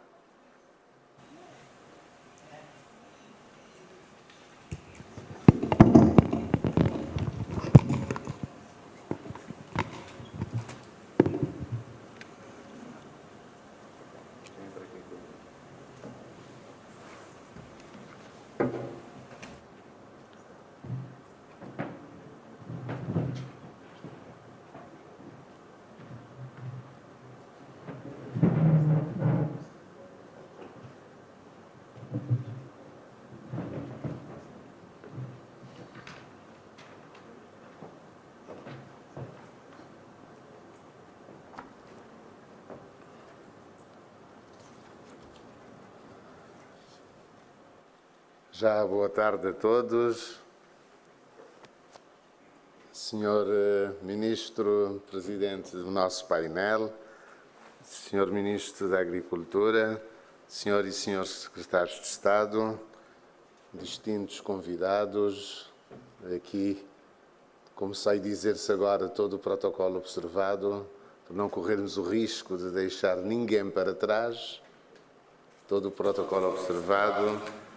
Permitam-me, antes de mais, dar as boas-vindas a todos os participantes desta importante conferência, especialmente participantes deste painel, exprimir a minha enorme satisfação em participar neste segmento destinado à preparação de uma posição comum africana em matéria de clima e desenvolvimento para a 26ª Conferência dos Estados-Parte à Convenção Quadro das Nações Unidas sobre as Mudanças Climáticas, abreviadamente, neste caso COP26, que terá lugar proximamente em Glasgow. Este evento, a par de outros realizados e por realizar nesta Ilha do Sal, faz justiça ao esforço que Cabo Verde vem desenvolvendo para superar os efeitos da pandemia da Covid-19 e testemunha do mesmo passo o facto de sermos um destino seguro, seja para a realização de conferências, de viagens, de negócios ou para lazer. Reitero, pois, os nossos agradecimentos aos que nos visitam nesta auspiciosa ocasião, pelo sinal de confiança que a vossa presença traduz. O tema deste painel, no qual tenho a honra de tomar a palavra, parece-me particularmente promissor, na medida em que nos permite fazer a necessária interligação entre duas crises graves e atuais que enfrentamos e que só podem ser ultrapassadas num quadro multilateral de solidariedade e responsabilidade compartilhadas. Efetivamente, a pandemia da Covid-19, com os seus múltiplos impactos ao nível global e as mudanças climáticas, por outro lado, que se vêm agravando ao longo de décadas, mas que atingiram um estágio altamente alarmante nos últimos anos, com sérios riscos de ultrapassar o ponto de não retorno, como sublinha, aliás, o último relatório do painel intergovernamental sobre mudanças climáticas, são ambos exemplos que não nos deixam outra opção senão a de agir de modo concertado, solidário e assumindo a responsabilidade coletiva ditada pelos riscos globais que encerram e pelas soluções também globais que requerem. Estas soluções não podem ignorar outra marca da realidade que consiste no facto de que hoje os que mais sofrem os efeitos dramáticos das mudanças climáticas são aqueles que menos contribuíram e contribuem para o seu surgimento e agravamento, como já foi aqui bastas vezes sublinhado pelos palestrantes que me antecederam. A pandemia da Covid-19 apenas veio confirmar o fosso existente entre o Norte e o Sul, nomeadamente no que respeita a infraestruturas e equipamentos de saúde, bem como a meios humanos para enfrentá-la. Minhas senhoras e meus senhores, o impacto desta pandemia na economia global é dramático. Ela abalou simultaneamente todos os países do mundo, sejam grandes potências económicas, sejam países mais pobres, com particular destaque para nós, países africanos. No plano continental, foram gastos avultados recursos em programas de intervenção económica e social no quadro de medidas de contingência, e a África vive atualmente a maior recessão económica dos últimos 25 anos. Os países africanos que foram particularmente afetados por choques externos são aqueles que são mais dependentes de um único setor de produção ou de uma economia de exportação. No caso concreto do meu país, Cabo Verde, fomos, sem dúvida, um dos países africanos mais afetados pela crise pandémica, por dependermos grandemente do setor do turismo, que contribui com cerca de 25% para o PIB nacional. O resultado dos programas de luta contra a pandemia foi o aumento considerável da dívida pública de muitos dos nossos países. Dívida pública que urge resolver. Precisávamos certamente da moratória acordada pelo FMI e pelo G20 até ao final de 2021, mas essa moratória precisa de ser ampliada para o longo prazo. Ela é apenas uma extensão do período de reembolso, um adiamento dos pagamentos e juros que deverão ser pagos a seguir num período de 3 anos, consideramos esta abordagem manifestamente insuficiente. Cabo Verde defende, assim, como a esmagadora maioria dos países africanos, uma análise sem complexos da problemática da dívida, pondo em cima da mesa a possibilidade de um perdão, mesmo que parcial. Por outro lado, torna-se essencial proteger os países contra ações judiciais de credores privados, dimensão até agora ausente do debate internacional sobre esta matéria. Minhas senhoras e meus senhores, talvez a maior lição trazida pela pandemia e ainda não completamente assimilada por todos será a de que nenhum país, por mais recursos materiais e humanos de que disponha, está por si só habilitado a resolver esta crise pandémica. O surgimento de novas variantes do vírus SARS-CoV-2 e o consequente recrudescimento de casos em países com alta cobertura de vacinação lembram-nos que só poderemos ultrapassar esta crise num quadro de multilateralismo e de cooperação efetiva. A segunda lição desta crise pandémica e das mudanças climáticas é que não podemos voltar ao velho normal, que nos tem conduzido, infelizmente, de crise em crise. É premente que pensemos em implementar o mais rapidamente possível, inclusive relativamente às medidas destinadas a mitigar a crise atual, um modelo de desenvolvimento que seja mais sustentável e inclusivo nos planos local, nacional e internacional. É necessário e premente aproveitar este recomeço oferecido pela crise pandémica para reforçarmos as nossas ações de combate às mudanças climáticas, privilegiando setores da economia que promovam a descarbonização e ajudem o meio ambiente e o clima, e investindo do mesmo passo na economia verde e na azul, bem como na transição energética. Para o nosso continente, a lição mais premente que devemos tirar é de que precisamos de criar capacidades endógenas em termos de pesquisa e desenvolvimento de materiais médicos hospitalares, de meios diagnósticos e de tratamento.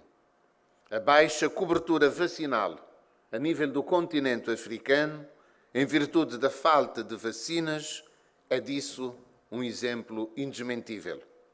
Mas, estando claro que mesmo os países mais desenvolvidos, individualmente, não têm condições de debelar as várias crises que assolam a humanidade, é tempo de a solidariedade continental passar da palavra à ação. A África tem de construir um modelo de desenvolvimento que seja sustentável em termos climáticos e ambientais e seja inclusivo de todos os povos, não deixando, de facto, ninguém para trás. As crises pandémica e climática que nos fustigam dão-nos uma oportunidade única neste sentido. Temos de saber aproveitar esta oportunidade que se nos oferece. Minhas senhoras e meus senhores, Cabo Verde, enquanto pequeno Estado insular em desenvolvimento, fortemente dependente do turismo, foi, sem dúvida, como já disse e repito, dos países mais afetados pela crise pandémica, tendo o seu produto interno bruto regredido em cerca de 15% durante o ano 2020 e a dívida pública aumentado consideravelmente em razão das medidas necessárias que foram adotadas para fazer face à crise. Quanto à crise climática, foi aqui subejamente sublinhado que Cabo Verde vem sentindo os seus efeitos há décadas, com a salinização de solos e água, a raridade das chuvas e secas prolongadas.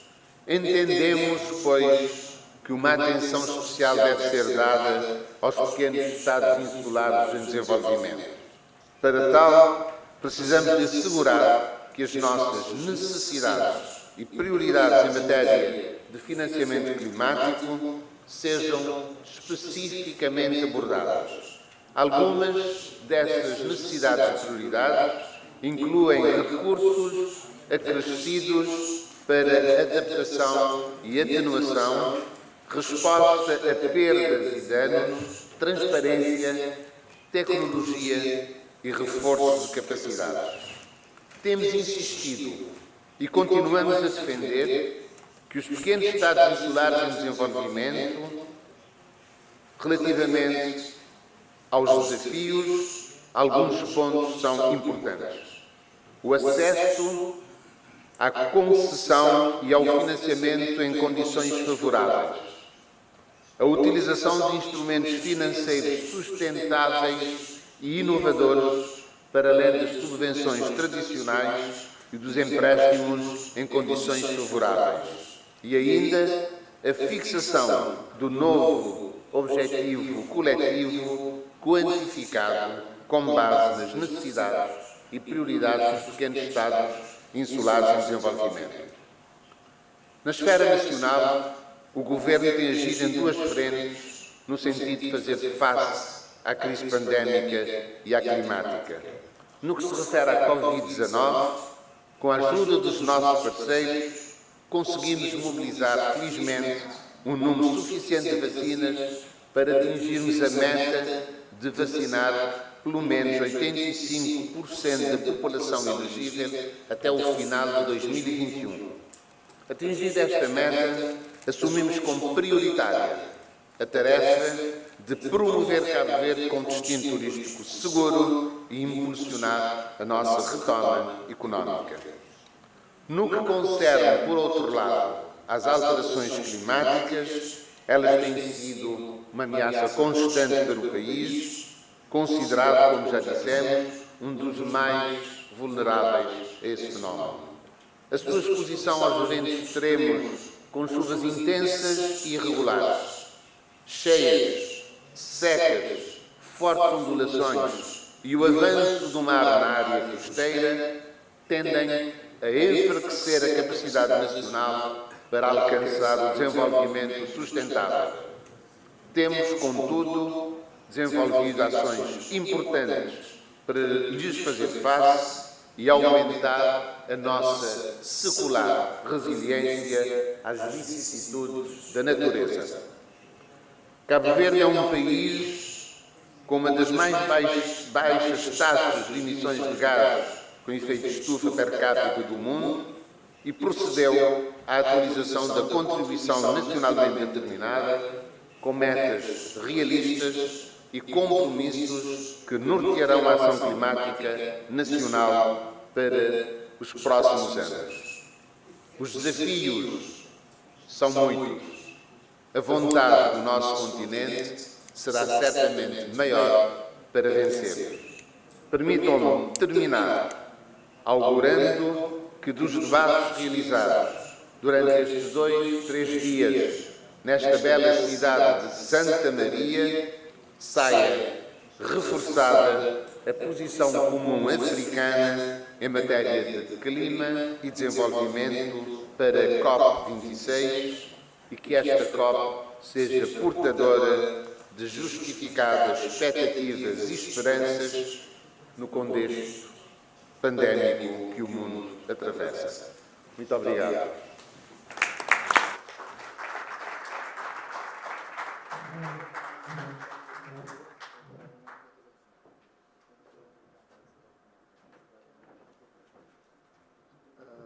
Após termos assistido à brilhante apresentação do Ministro do Negócio Estrangeiro de Cabo Verde, Dr. Rui Alberto e Figueiredo Soares, passaria a palavra à Sra. Janet Rogan, que é a representante do Presidente da COP26 do Reino Unido e convidava a fazer a sua intervenção sobre as prioridades da 26ª Conferência das Partes da Convenção Quadro das Nações Unidas sobre as alterações climáticas.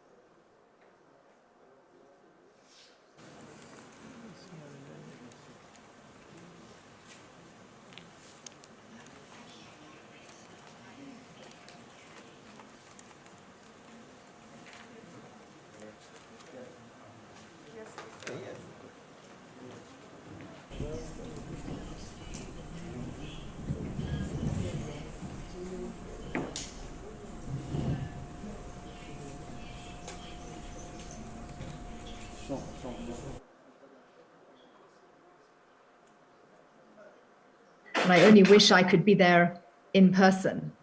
May I congratulate Cape Verde on hosting this conference, and may I also commend the Prime Minister of Cape Verde and his colleagues for the broad scope of ambitions set out just now, both for Cape Verde's climate transition and for Africa's participation at COP26.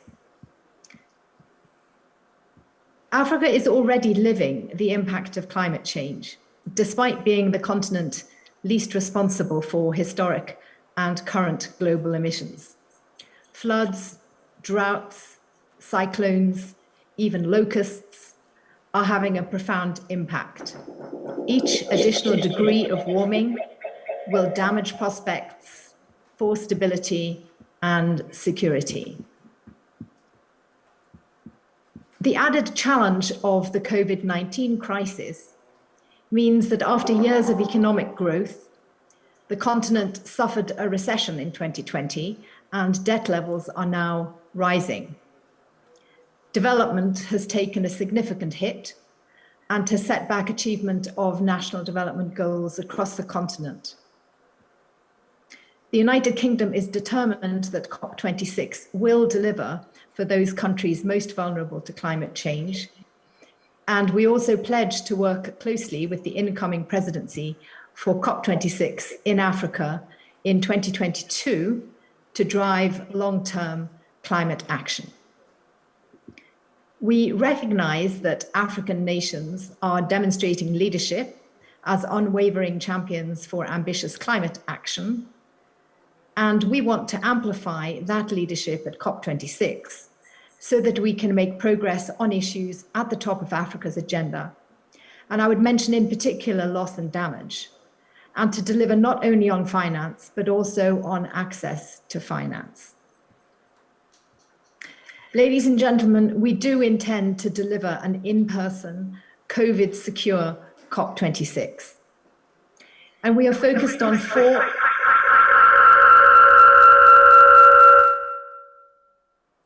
Let's try again.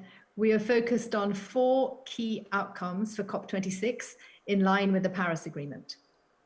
First, to put the world on a path to emissions reduction, reaching net zero by mid-century.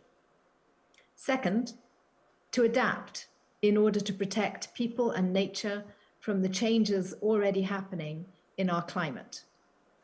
Third, to get finance flowing to climate action. And fourth, to strengthen collaboration, not only among governments, but also with private sector, civil society, and communities, so that no one and no community is left behind. This means building a broad but ambitious consensus, so the negotiations in Glasgow can deliver what we need. Championing nature-based solutions. We need to hold on a bit. Championing nature-based solutions and protecting forests and critical ecosystems while promoting sustainable agriculture underpins all 4 of those goals and will be a major theme at COP26. So let me say a little more about each goal, starting with global warming. Ladies and gentlemen, keeping 1.5 alive is critical. The UK made climate a focus of the UK's G7 presidency, and every G7 country now has a net zero by 2050 target and a nationally determined contribution to take them there. And every G7 country has committed to end international coal financing and to transition away from coal domestically. Now we need other major emitting countries to show similar ambition. So we will be working hard with these countries in the few remaining weeks before COP. And here we ask for your help directly.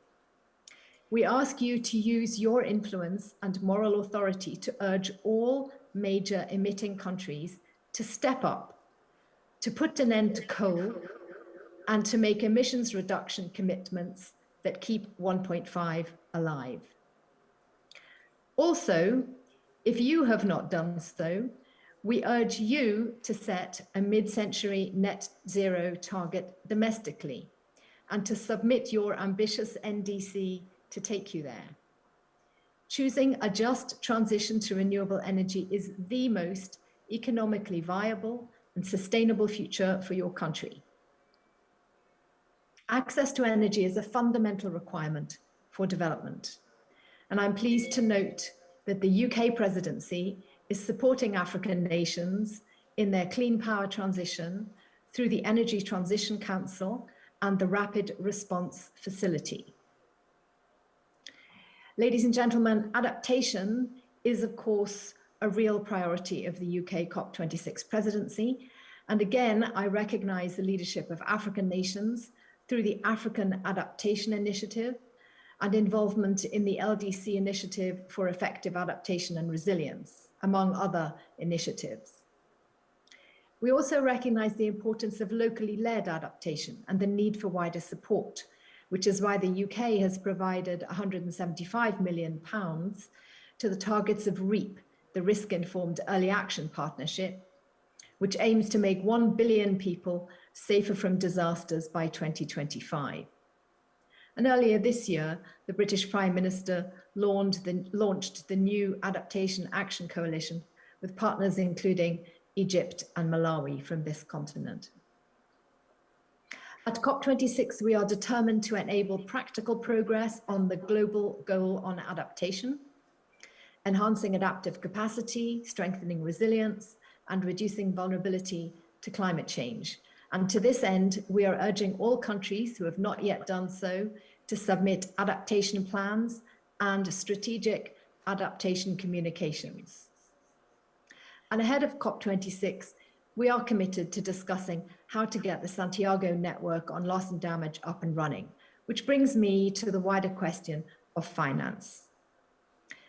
As has already been mentioned several times today, increasing the finance available for climate change action is vital. Investing in climate action is sound economics. Every dollar invested in adaptation has been shown to deliver up to $10 in benefits. Investment in renewables creates twice as many jobs as equivalent investment in fossil fuels. That is why it is a key priority for our COP26 presidency to get finance flowing. We are clear that developed countries must deliver on the famous $100 billion they have promised with a clear delivery plan. Already, every G7 country has committed to increasing finance, including boosting funds for adaptation. Canada, Japan, and Germany have since put new money on the table. And just this morning, the European Union proposed an additional 4 billion euros in climate finance up to 2027 on condition that the US and other partners also step up. The UK itself has already doubled its climate finance commitment to $11.6 billion pounds between 2021 and 2025. At the same time, we also recognize that capacity constraints and complicated processes have contributed to making it very difficult to access the climate finance that is already available, particularly for adaptation. In March, Alok Sharma, our COP president-designate, convened a meeting of ministers and institutions to address critical finance and development issues.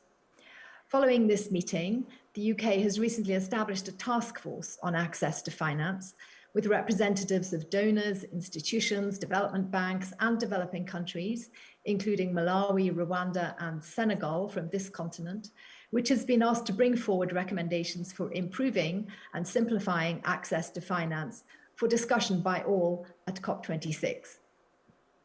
We also, of course, need to increase the share of private finance and investment. There is much innovation already going on with green and blue bonds, debt swaps, and other financial solutions. And we very much look forward to seeing the outcomes of the conference in this area. But dear participants, these issues are not for governments alone. Business and civil society must be fully engaged, not only to build collaboration in critical sectors to come up with innovative solutions, but also to bring their perspectives in lobbying developed nations to go further and to live up to their commitments.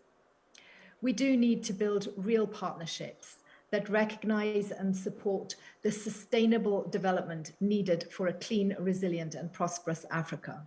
We need to share technology. We need to ensure that the experience and aspirations of women, youth, and indigenous people are heard, and that solutions are inclusive, so that when we meet face to face in Glasgow for those crucial negotiations, we are in the best possible position to achieve an ambitious shared outcome. To do all this, the world needs a strong and clear message from Africa at COP26. So I'm looking forward to the outcome of this conference, a strong, united, inclusive, and ambitious African position for COP26. The UK COP presidency will work with African nations to make the ambition of a just transition a reality at Glasgow less than 50 days from now. Thank you.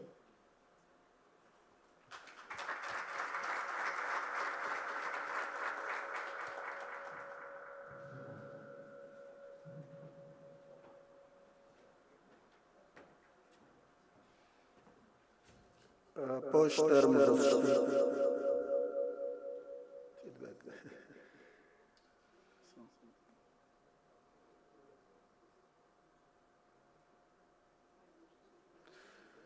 Após termos assistido à apresentação da senhora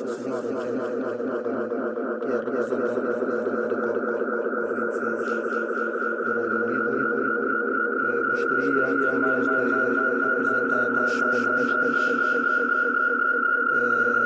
Temos a senhora Ronaldo, que é ministra do Desenvolvimento e da Bacia do Congo, também é a coordenadora da Comissão do Clima da Bacia do Congo, República do Congo. Também gostaria de apresentar o painelista Giza Martins, que é diretor nacional para Ação Climática e Ambiente, em representação do Sr. Jomo Fortunato, ministro da Cultura, Turismo e Ambiente da República Popular de Angola.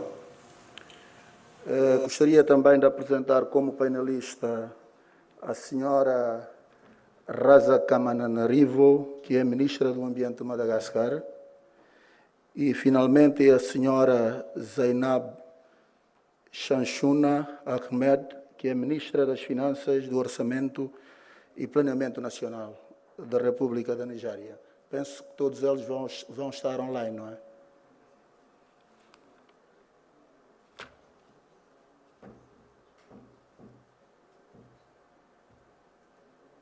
Estão confirmados todos?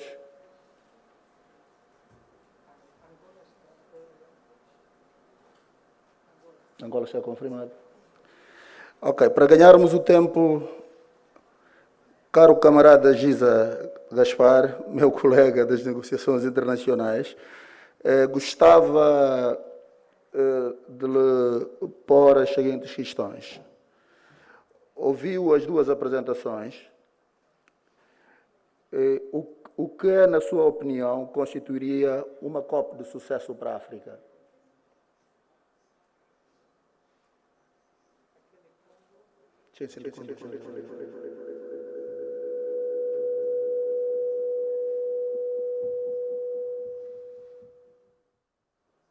Não sei se me ouvem.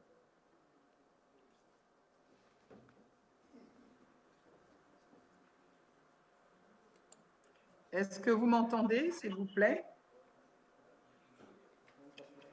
Est-ce qu'il y a quelqu'un qui m'entend? Oui, oui, madame. Parce que je suis la ministre de l'Environnement, du Développement durable et du Bassin du Congo, de la République du Congo. Et je suis en tant que panéliste également dans ce panel. Vous ne m'avez pas cité. et j'aimerais savoir si au niveau de l'organisation, cela a changé. Parce que confirmation a été donnée par mes collaborateurs avec vos équipes. Je suis Madame Arlette Soudan-Nono. Oui, c'est Madame Arlette. C'est Arlette Soudan. Et j'interviens en ligne parce que je n'ai pas pu effectuer les déplacements du Cap Vert. Ah, ok, aucun problème. Nous avons fait les questions suivantes. Je ne sais pas si vous étiez quand le ministre des Affaires étrangères du Cap Vert fait sa intervention et Madame la représentante du président de la COP26. Nous voulons savoir votre part, après les deux présentations, dans votre avis, comment on peut dire que la COP26 aura des succès pour l'Afrique? Tout en vous remerciant déjà pour la prise en compte de mon intervention, j'aimerais peut-être également saluer l'ensemble des ministres et des participants à cette grande rencontre. Je n'ai pas pu effectuer le déplacement du Cap Vert. J'aimerais saluer Madame Rogan, saluer le collègue ministre des Affaires étrangères du Cap Vert et peut-être vous dire que je m'inscris un peu dans le cadre un peu de la même dynamique en disant tout simplement que pendant des années, effectivement, nous avons souvent, la République du Congo, comme beaucoup de pays de l'hémisphère sud, nous avons beaucoup parlé d'atténuation, oui, mais dans le cadre déjà de la révision de nos contributions déterminées nationales, nous avons déjà, nous, République du Congo, pris en compte des aspects d'adaptation. Et dans le cadre des financements, nous avons maintenant des financements que le pays lui-même va apporter dans le cadre de notre CDN, donc révisé. Mais j'aimerais quand même revenir sur un des aspects et dire ceci, tout de même, que nous parlons souvent beaucoup plus en termes d'atténuation. Pourquoi? Parce qu'il faut fixer quelques objectifs qui doivent être plus ambitieux dans tous les domaines, conformément donc aux objectifs qui permettent de maintenir le 1,5 degré en reconnaissant les variations régionales, oui, mais également le fait que du réchauffement et le fait que la majeure partie de l'Afrique se réchauffe plus rapidement. Et j'aimerais peut-être parler d'un des points qui a été repris par le 6e rapport du groupe intergouvernemental sur l'évolution du climat, a montré que l'Afrique se réchauffe actuellement assez rapidement, à pratiquement 1,8 degré. Mais j'aimerais dire que l'Afrique émet en fait moins de carbone qu'elle en séquestre. Elle abrite aujourd'hui 17% de la population mondiale, mais elle est responsable de moins de 4% des émissions mondiales. Mais sauf que j'aimerais dire au reste du monde, aux pays développés, qui portent la responsabilité de sa contribution historique au changement climatique, qui a des conséquences sur tout le monde aujourd'hui. Et que les pays développés devraient également se permettre de faire plus et doivent donc faire plus également. Je pense que l'ambassadeur Jeannette Rogan l'a rappelé, le ministre des Affaires étrangères également l'a rappelé, qu'il y a des sommes qui ont été proposées aux États, mais que nous n'avons toujours pas mobilisé. Ça, on veut qu'on aille vers ce qu'on appelle la transition écologique. Oui, mais les pays développés doivent fonder leurs actions nationales sur leurs émissions déjà plus élevées conformément au principe des responsabilités communes mais différenciées. Et nous allons arriver dans cette transition écologique en termes d'adaptation. Nous, pays africains, nous, République du Congo, nous devons mettre l'accent, c'est vrai, sur un objectif mondial en matière d'adaptation, conformément à l'accord de Paris. Mais je l'ai rappelé que notre CDN, notre contribution déterminée nationale, on a pris en compte. Mais je rappelle tout de même que mon pays, la République du Congo, est un faible émetteur et que nous arrivons à même sans la CDN, nous n'en aurions même pas besoin puisque nous avons un faible taux d'émission. Mais il doit être clair que la majeure partie de l'adaptation en Afrique, c'est vrai, consiste à assurer le développement de nos citoyens, à leur fournir de l'énergie et des moyens de subsistance, oui, oui, ce qui est normal. Nous conservons, nous protégeons nos forêts, le bassin du Congo, second poumon réserve carbone de la planète, avec la République du Congo qui abrite ce qu'on appelle les tourbières, les pitlands aujourd'hui, avec la République démocratique du Congo. Il faut le savoir, qui au-delà des forêts, nous avons ces écosystèmes forestiers particuliers aujourd'hui, mais qui séquestrent pas moins de 31 milliards de tonnes aujourd'hui de dioxyde de carbone. Mais nous vous demandons simplement comment aller vers une transition écologique dans une solution basée sur la nature. Oui, mais comment le faire si nous n'avons pas les moyens de le faire? Ça a un prix, ce que nous préservons pour le reste de l'humanité. Oui, ce sont des services écosystémiques là que nous avons, que nous offrons, pas parce que nous avons envie de les offrir comme ça, parce que la nature les a préservés, mais c'est le fruit d'une politique de nos États. C'est le fruit de la politique du président Denis Sassou Nguesso de la République du Congo, d'avoir fait que le Congo, qui est couvert par 65% de parterre végétal aujourd'hui, a réussi à faire partie des pays du bassin du Congo qui sont les moins émetteurs au monde aujourd'hui. Et donc, ces tourbières que nous conservons pour le reste de la planète, aux côtés des mangroves que nous avons, aux côtés des forêts que nous avons. Mais nous devons pouvoir continuer à les conserver, mais il nous faut également concilier le développement économique pour nos populations, pour nos communautés, pour nos populations autochtones. On ne peut pas nous demander de mettre sous cloche toute cette biodiversité, cette faune et cette flore, au détriment de même de notre propre survie.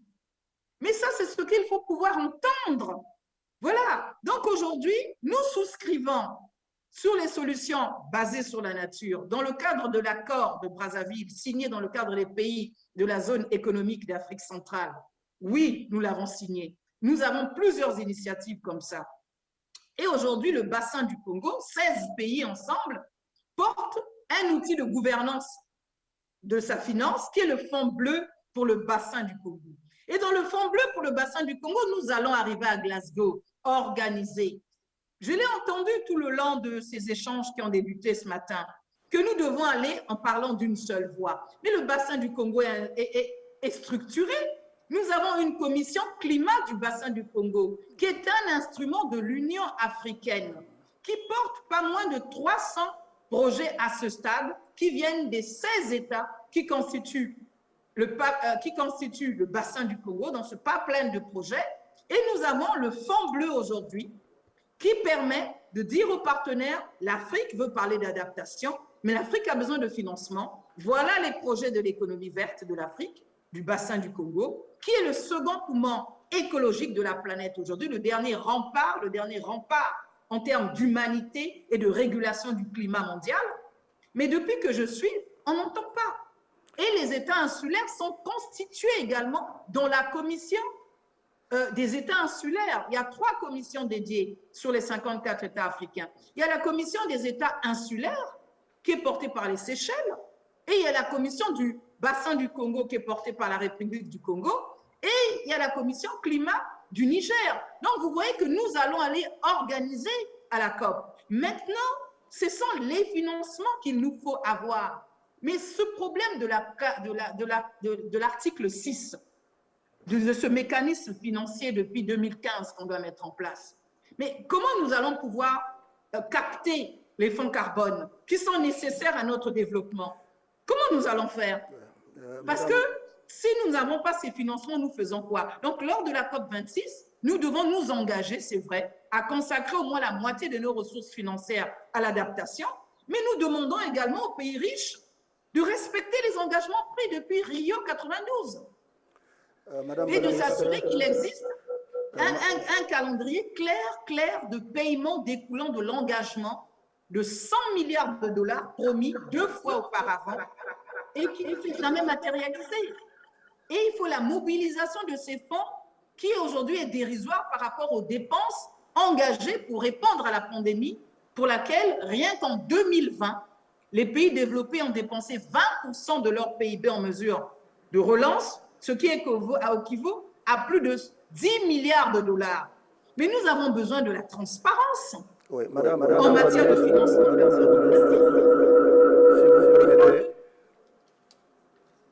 Leurs engagements. Et que ces engagements soient suivis.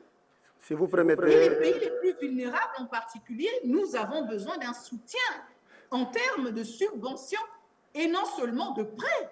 Ce qui est équitable, nous avons besoin d'aller vers un cible équitable puisque nous rendons service au reste de l'humanité, je l'ai dit tout à l'heure, en rendant un service écosystémique. Nous ne voulons pas faire de la mendicité. Nous vous apportons des services, mais ces services doivent être rétribués. Et les pays les plus vulnérables en particulier ont besoin d'un soutien en termes comme je l'ai dit, nous avons besoin de ce soutien. Et nous devons adopter des mécanismes de financement innovants qui peuvent faciliter l'accès supplémentaire au financement pour les pays en voie de développement et en particulier en Afrique. Et nous avons le fonds bleu pour le bassin du Congo dans le cadre de la commission Climat du bassin du Congo. Madame la ministre. À Glasgow, nous aurons la bourse carbone. Mais les fonds mobilisés aujourd'hui que nous saluons annoncés par Madame Jeannette Rogan, notre ambassadeur pour l'Afrique et le Moyen-Orient, dans le cadre de la COP26 qui va être abritée à Glasgow. Mais ces fonds-là, apportez-les au niveau du 3 novembre dans le cadre de la bourse carbone, la première bourse carbone qui va se tenir. Et peut-être qu'elle va nous aider à avoir quelques financements pour avoir droit à une économie durable, à un développement durable équitable pour nos États. Ça impacte sur nos sociétés. Donc, nous avons besoin d'une remise également de notre dette, la rendre plus viable, peut-être trouver des solutions de compensation au travers le rachat carbone. Un cadre doit être mis. Nous demanderons à Glasgow qu'il y ait un cadre qui doit être mis en place pour examiner cette question. Donc, lors de la COP si importante de Glasgow, nous arrivons de façon optimiste parce qu'après l'accord de Paris, l'une des grosses étapes depuis que les COP existent, c'est la COP de Glasgow. Nous arrivons confiants et l'Afrique, des pays du bassin du Congo, arrive confiante à Glasgow. Et des échanges de cette dette contre des adaptations climatiques pourraient également être envisagés. Et dans ces arrangements, une partie de nos dettes devra être un peu payée, réduite, en échange donc des économies réalisées qui seront investies dans la résilience climatique. Et nous devons développer également là des mécanismes qui facilitent les investissements du secteur privé dans les domaines clés de l'adaptation et de la résilience, et peut-être permettre aux pays africains qui émettent le moins de carbone qu'ils séquestrent d'utiliser Oui, madame la ministre. Oui, je suis en train de terminer. Les contreparties de la fixation du carbone pour contribuer au paiement de nos dettes. Donc voilà à peu près en termes de conclusion. Excusez-moi, cette COP de Glasgow, la COP 26, nous arrivons confiants. Donc, excusez la passion qui nous anime, parce que nous avons été patients depuis 92. Nous subissons les dégâts des changements climatiques tout en offrant réellement des services écosystémiques. Et donc, je dirais que la négociation, je l'ai dit tout à l'heure, l'article 6, de manière à promouvoir l'ambition à garantir les réductions réelles de nos émissions et l'intégrité environnementale et à fournir des ressources financières substantielles pour les mesures d'adaptation dans nos pays en voie de développement. Voilà ce que je pouvais dire avec souvent la conviction et l'engagement et l'urgence climatique qui est la mienne qui s'entend, parce que nous arrivons aujourd'hui assez confiants, nous pays du bassin du Congo et République du Congo. Je vous remercie à tous d'avoir pris le temps de m'écouter. Merci encore. Okay, merci.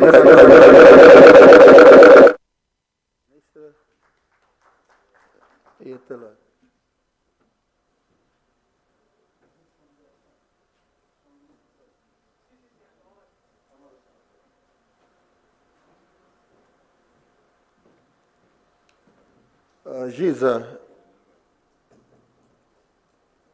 está em linha? Sim, muito boa tarde. Muito boa tarde, Giza. Não sei se me escutam, penso que sim. Sim, sim, estamos a escutar. Muito obrigado. Eu trago, antes de mais,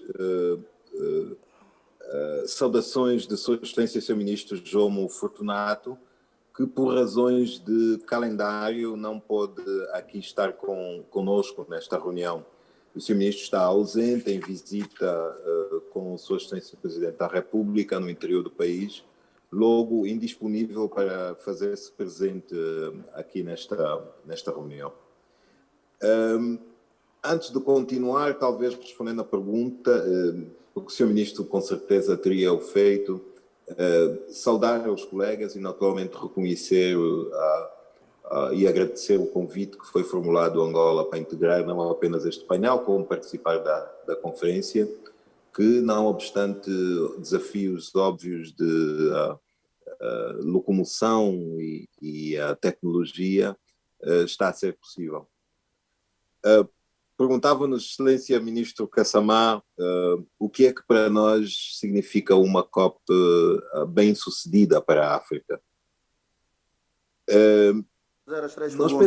Vou já fazer as 3 perguntas, assim aproveitavas numa só, que respondias, está bem?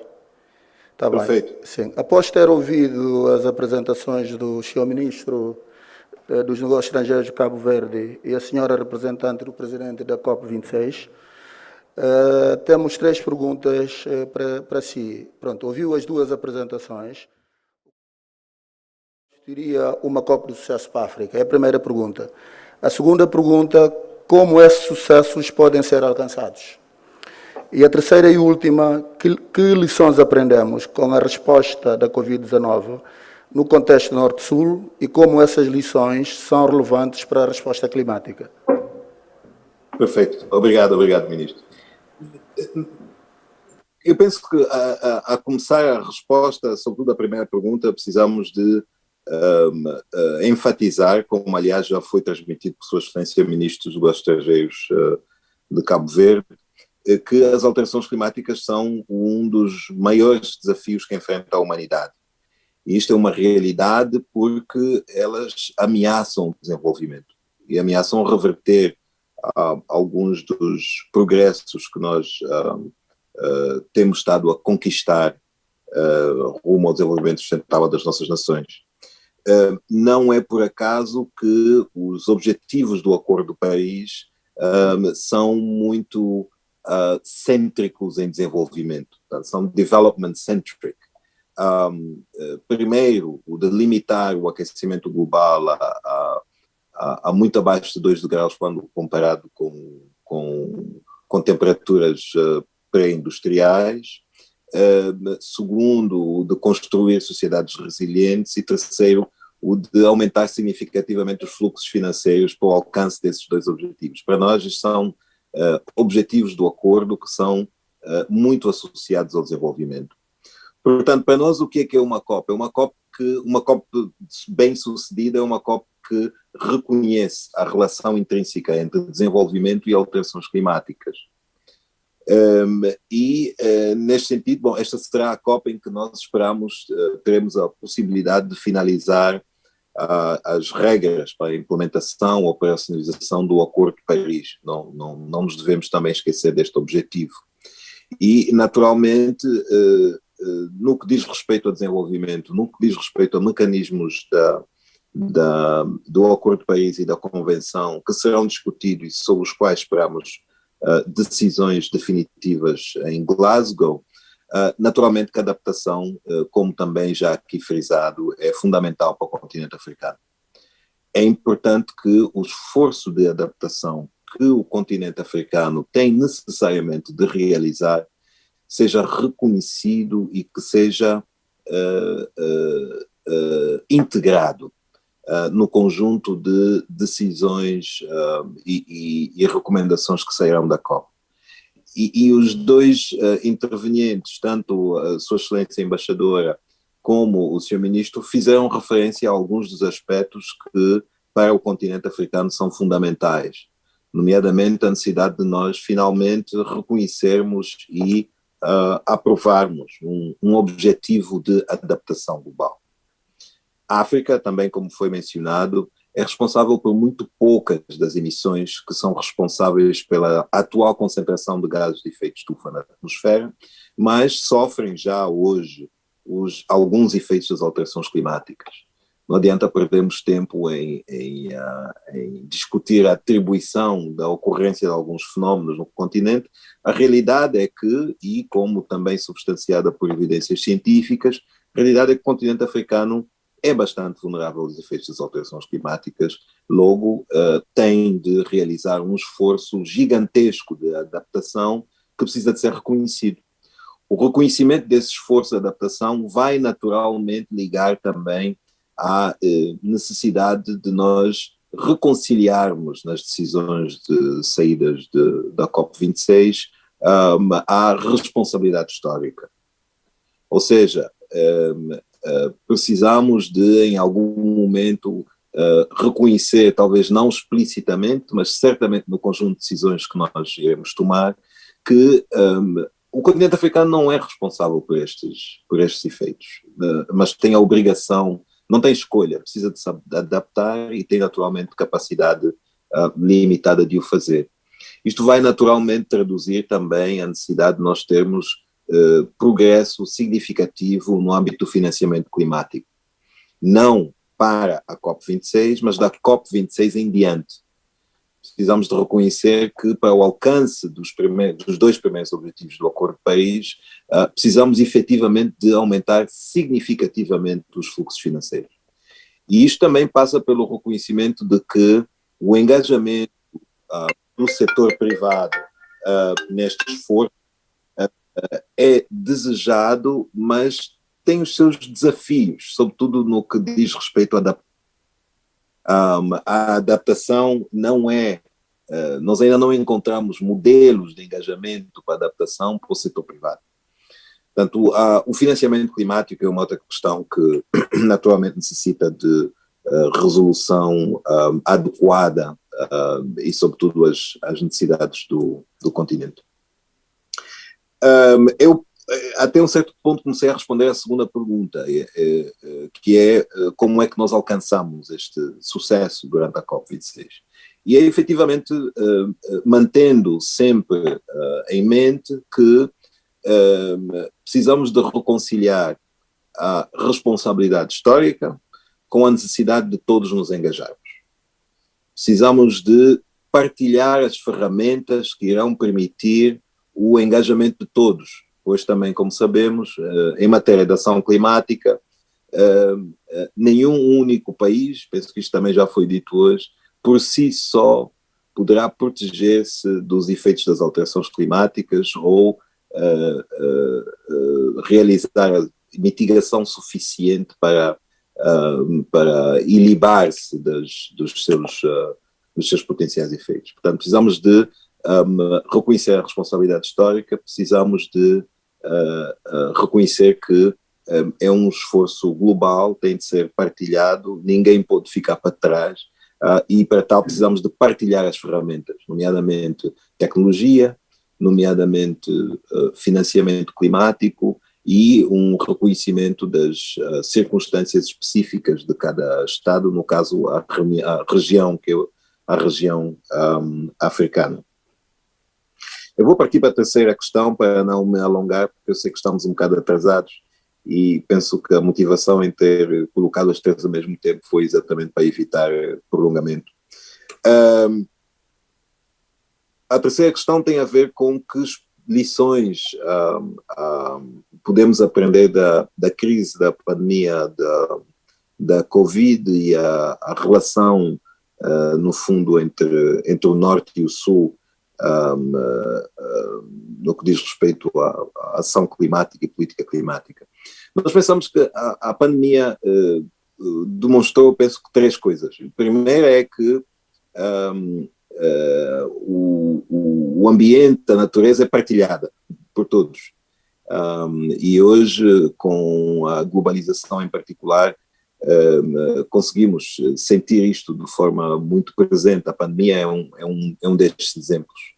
O vírus propagou-se muito rapidamente pelo globo, todas as nações, todas as economias foram afetadas. A segunda questão, a segunda lição que nós retiramos da pandemia, que pensamos que devemos aplicar, é que ficou evidente que Estados têm a capacidade de investir em medidas de mitigação dos efeitos da pandemia, neste caso. Foram dedicados recursos tecnológicos e financeiros numa velocidade significativa, o que permitiu com que hoje existissem vacinas descobertas e que em algumas economias fossem adotados pacotes de apoio às respectivas economias. Muitos poucos desses foram feitos em África, penso que podemos contar com os dedos de uma mão.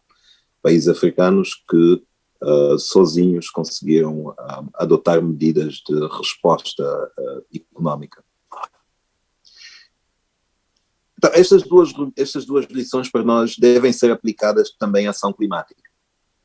Primeiro, o de dedicarmos os recursos financeiros e tecnológicos para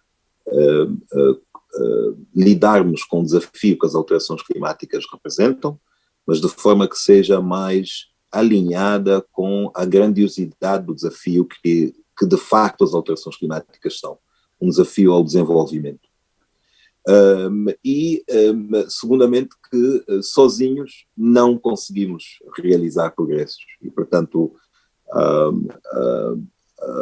ação climática, o nosso sucesso no alcance dos objetivos do Acordo de Paris e da Convenção dependem da nossa colaboração e da nossa cooperação.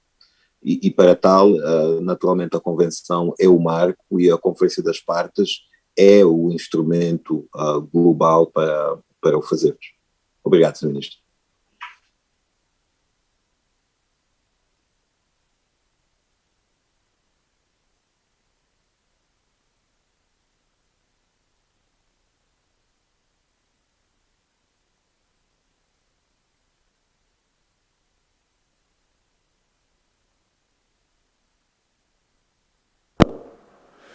Passaria a palavra à senhora Ministra do Ambiente de Madagascar.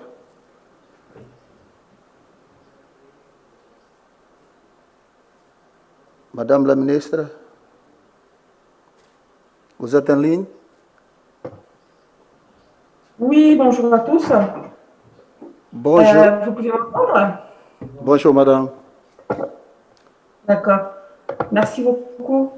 Ladies and gentlemen, please allow me to speak in French to share the messages from Her Excellency, Minister of Environment and Sustainable Development from Madagascar. Merci, madame. Vos Excellences, mesdames. Oui, merci, Oui. madame la ministre. Je suis Viriato Kassama, ministre de l'Environnement de la Guinée-Bissau. Je modère cette panel. J'ai 3 questions pour vous poser. Vous avez entendu les 2 introductions de le ministre des Affaires étrangères de Cap-Vert et l'ambassadeur, le représentant de la présidente de la COP 26. À votre avis, serait une COP réussie pour l'Afrique?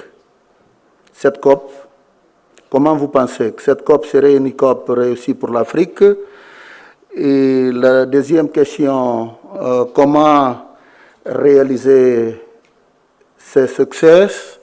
Et après la dernière question, quelles leçons tirons-nous de la COVID-19 dans le contexte de la coopération Nord-Sud et comment ces leçons sont pertinentes pour la réponse climatique? C'est clair? Oui, Monsieur le Ministre, merci beaucoup pour le rappel de ces questions. Oui, donc, Vos Excellences, Mesdames et Messieurs les ministres, Madame la représentante du président de la COP26 et chers auditeurs, honorables auditeurs, donc, en premier lieu, c'est un immense plaisir pour moi de pouvoir représenter Madame la ministre donc, de cette plénière ministérielle pour parler donc, répondre de ces questions que Monsieur le ministre a demandé tout à l'heure. Madame la ministre ayant eu un empêchement de tout dernier moment, donc n'a pas se joindre à nous, mais donc vous transmet ses meilleures salutations.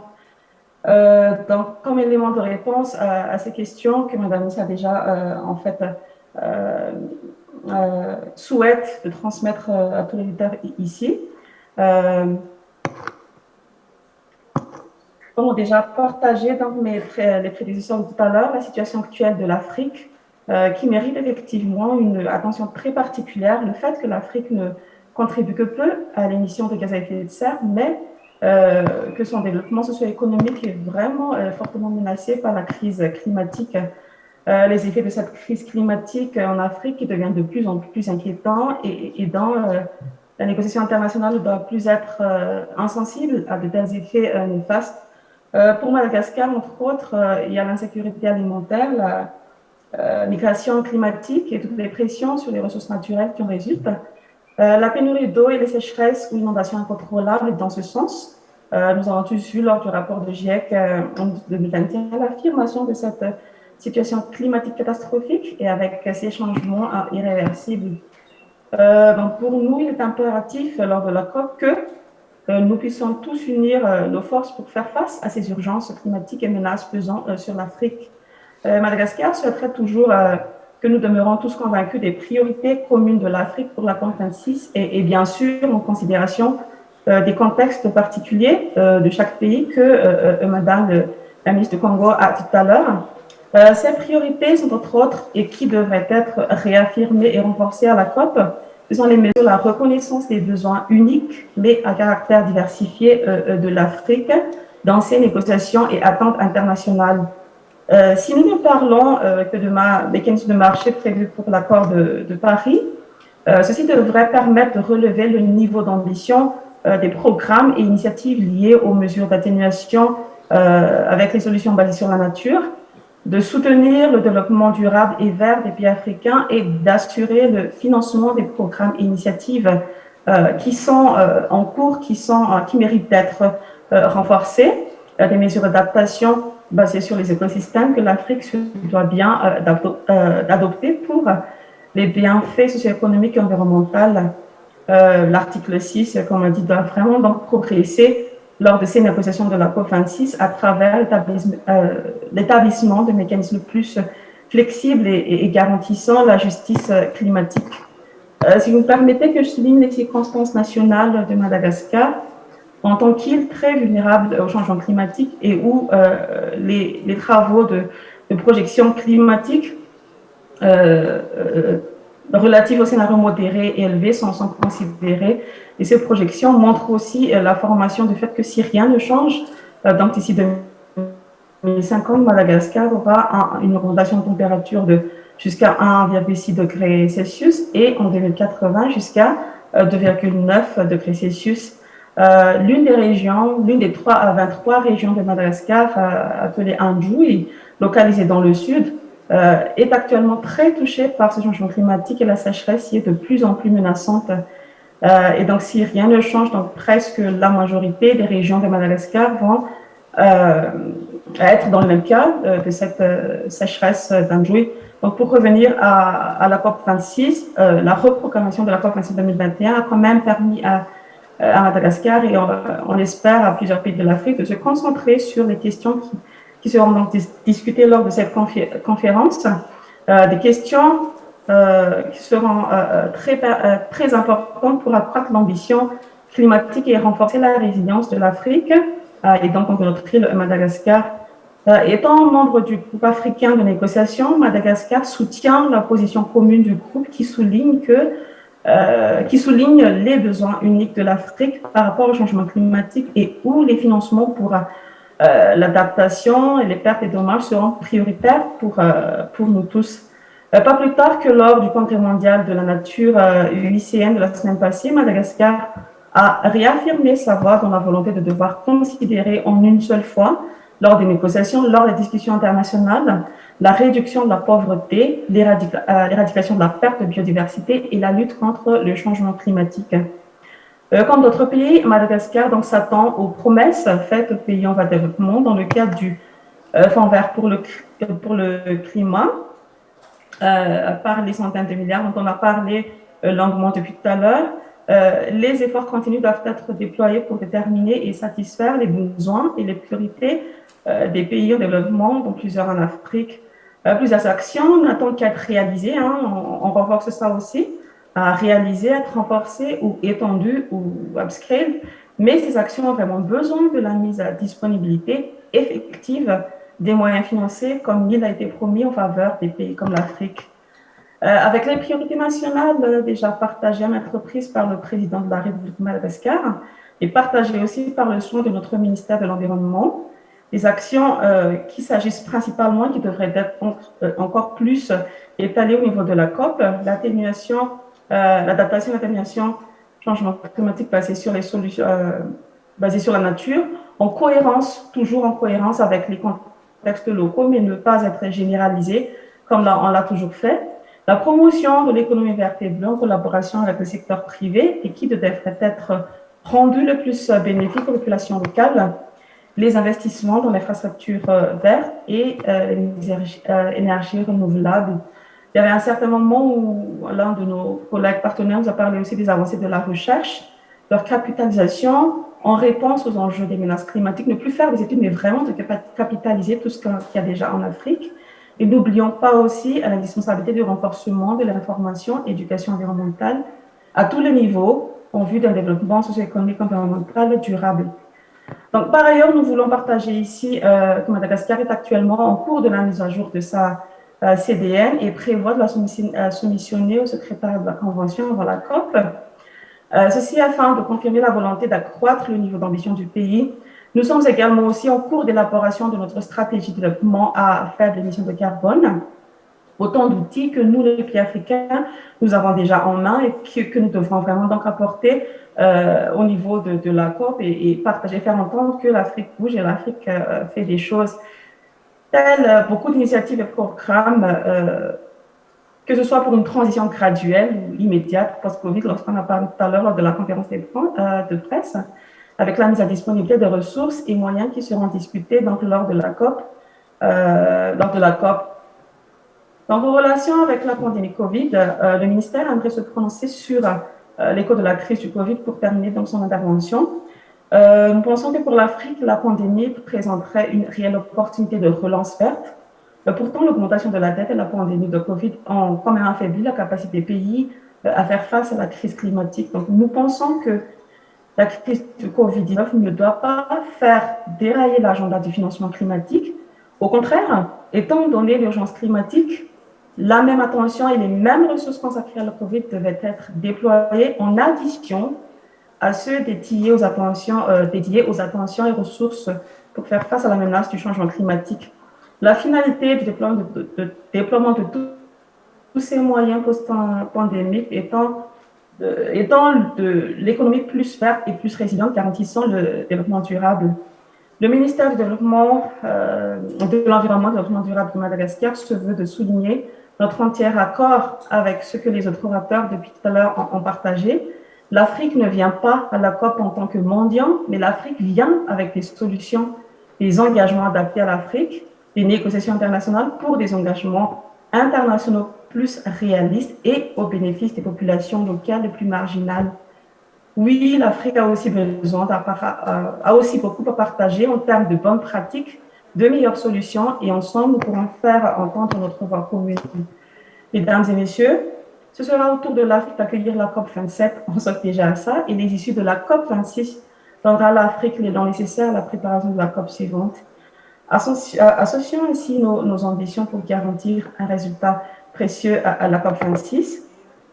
Sur ce, mesdames et messieurs, j'ai terminé mon intervention en l'honneur de Madame le ministre de Madagascar. Merci à tous.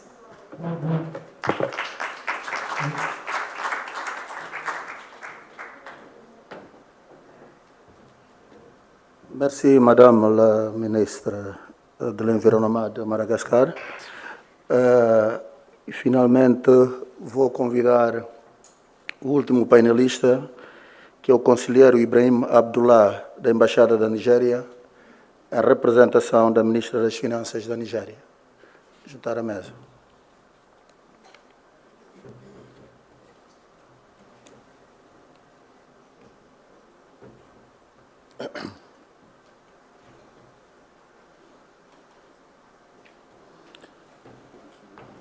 You speak Portuguese? Oh, English. English.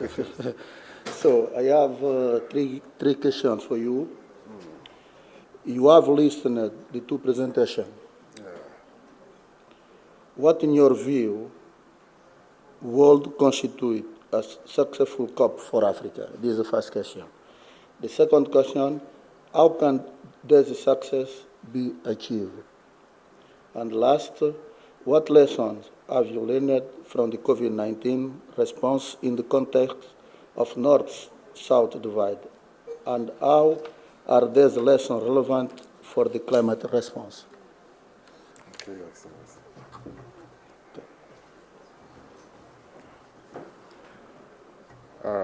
Your Excellency, Mr. Rui Alberto Suarez. Hello? Minister of Foreign Affairs of Cape Verde. Fine. Let me get out of this meeting.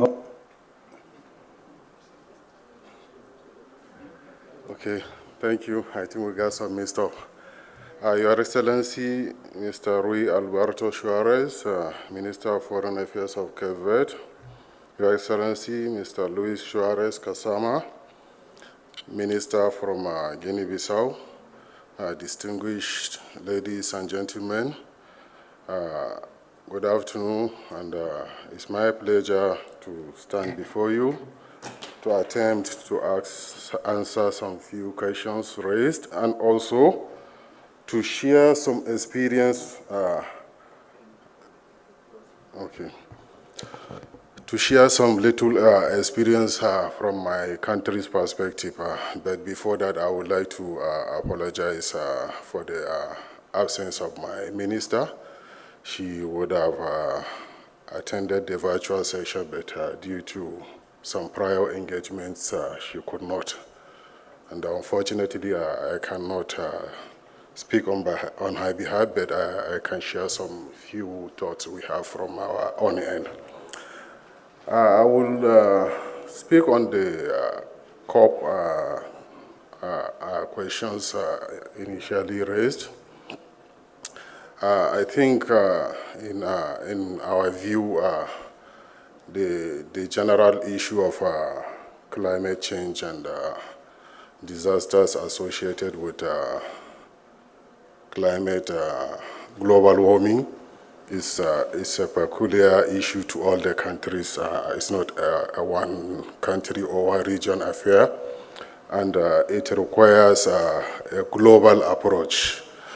Certainly no single country can be able to mitigate such disaster, and that's one of the very important reasons we come together here to discuss issues. So to us, honestly, the best approach to this issue we have at hand is a global approach, and it needs a coordination, and we are happy that we have a coordinating agency, and we believe that we will give our listening ears to the recommendations and the outcomes of this conference. Back in my country, we have of recent observed some new trends that leads to some serious disasters, which we believe can be tackled by the government. And this problem is not only in Nigeria, it cut across some African countries. And it is a problem where you find the general public decide to build houses on places that are heated to waterways. But because maybe for the past 10 years or 20 years, the water has not passed through, and some local authorities take that advantage, and then they start building houses, and the general belief is that certainly a day will come, the water will come back to its way. And when that happens, it's come with huge disaster, to be frank. It comes with huge disaster. It causes so much havoc, so much lives are lost, and it's generally sweep away all those buildings because it's a waterway. And I think it's something that African authorities need to really look into that, to be able to tackle the incessant buildings on waterways. Just because water has not passed through there for 10, 20 years does not mean that water will not come. Certainly a time will come. And in such our time of global warming that we have more water flowing, it becomes more disastrous and more consequential. So I think in our understanding, more needs to be done by African countries to tackle that incessant buildings. Also, we realize a series of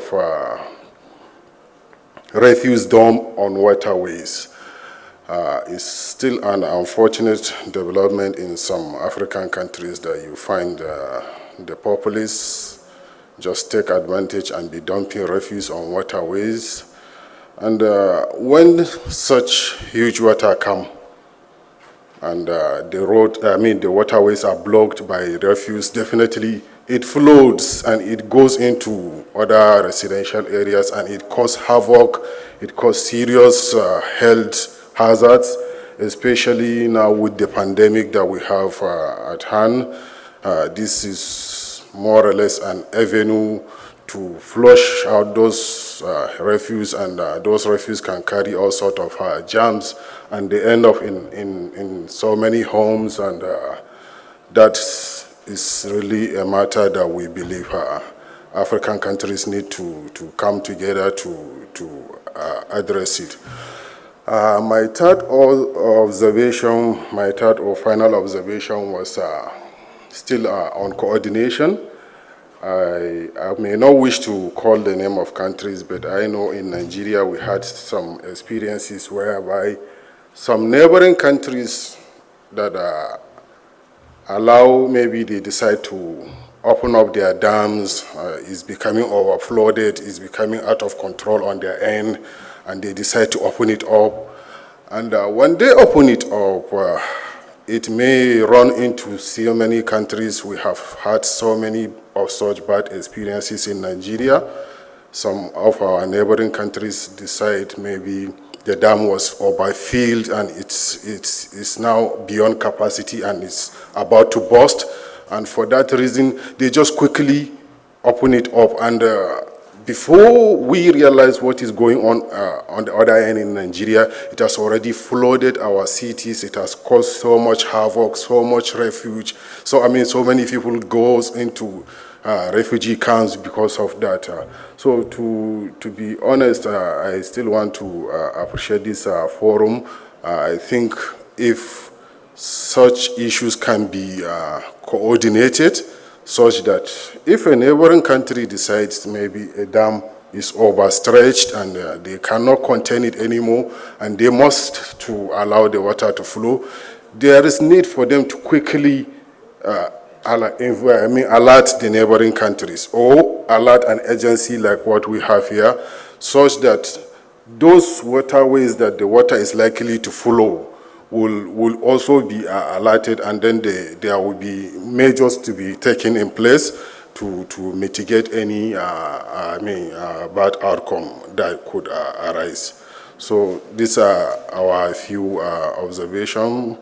I would like to apologize on the absence of my minister. She would have honestly wanted to be here, but it was impossible for her to do so today. So thank you very much, Your Excellencies.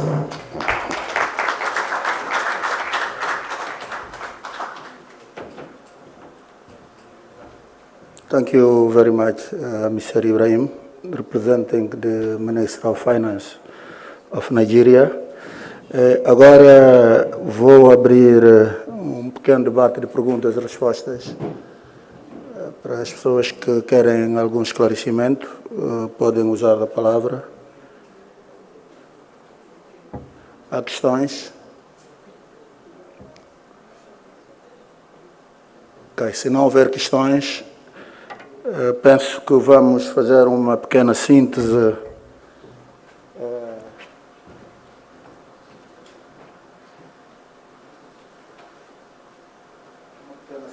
daquilo que foi discutido aqui apresentado. Posso não ter apanhado tudo, mas é um draft ainda, não é?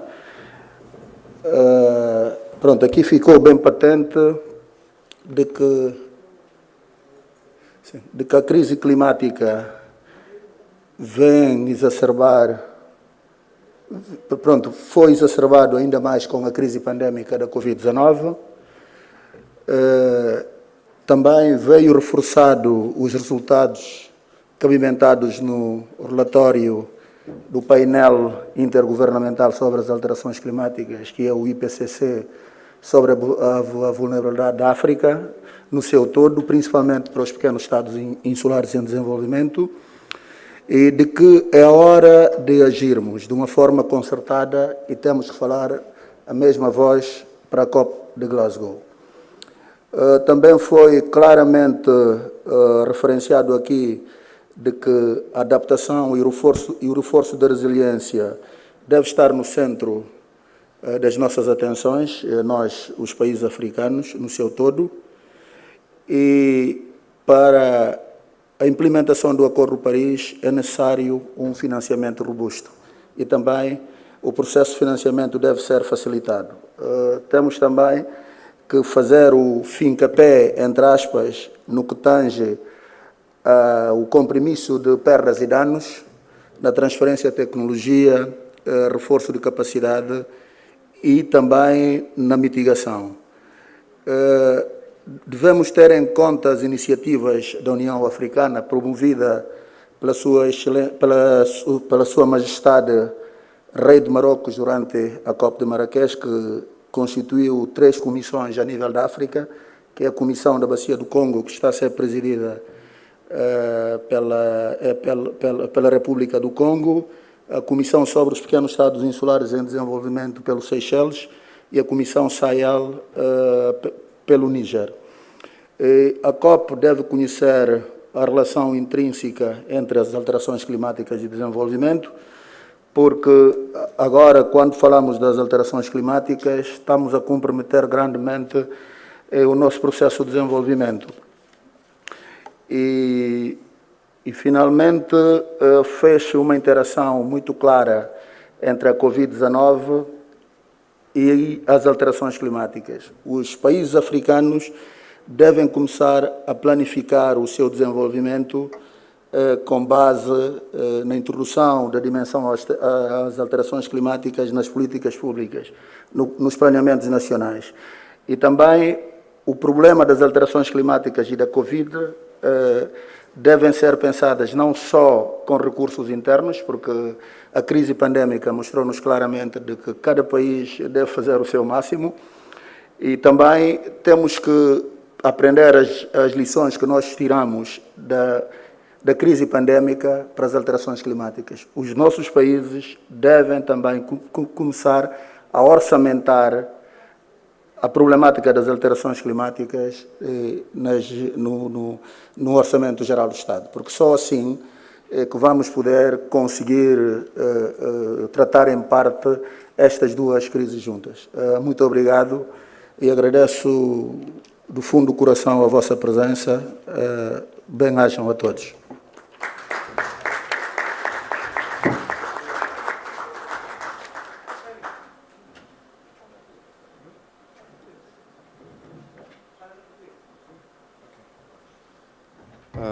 Muito bem-aja, Sr. Variato, Luís Soares.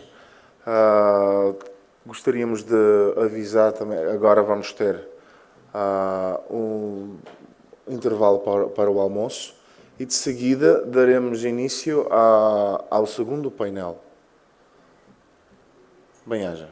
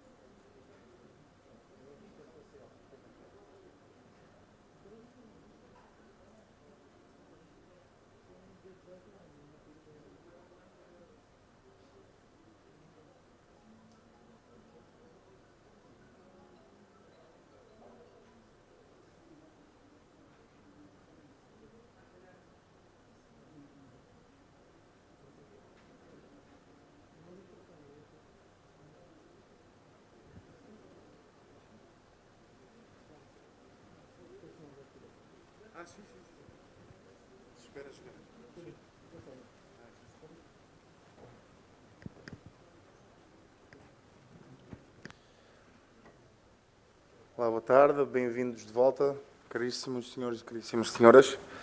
Vamos dar início ao segundo painel e, como moderador, gostaria de chamar ao palco, mas antes gostaria de lembrar os canais do aparelho de tradução. Temos o primeiro canal em português, o segundo canal em francês e o terceiro canal em inglês. E agora, para dar a continuidade à nossa atividade, o segundo painel, gostaria de chamar como moderador o Sr. Miguel Barreto da Moura, Secretário do Estado da Economia Agrária de Cabo Verde. Muito obrigado a todos, excelências, senhores membros do Governo, digníssimos presentes e convidados que nos assistem através dos meios eletrónicos, todo o protocolo observado. Eu quero lhes dar as boas-vindas para esse painel, que é uma transição justa e uma recuperação verde para a resiliência climática em África. Eu queria combinar com os panelistas e com os oradores alguns preceitos aí para, no melhor interesse do tempo e dado o avançar da hora, aos panelistas serão garantidos 15 minutos no máximo para as suas exposições. Faremos logo a seguida um conjunto de 3 a 4 perguntas destinadas a todos os panelistas, que terão um máximo de 10 minutos para responder às perguntas. Eu gostaria de lhes pedir aos participantes que estão a nos acompanhar, os panelistas, que cingissem às respostas das perguntas e não especificamente às intervenções em nome dos seus estados. Haverá certamente na COP oportunidade para os países se manifestarem. Aqui queremos salientar algumas perguntas-chave para a conclusão do nosso painel. Então, sem mais delongas, eu convidava o senhor João Paulo Adam, que é diretor da Comissão Econômica para a África das Nações Unidas, para fazer a sua apresentação, que versará sobre construindo um futuro melhor a partir da Covid, rumo a uma recuperação verde para a África. O senhor, tenha bondade.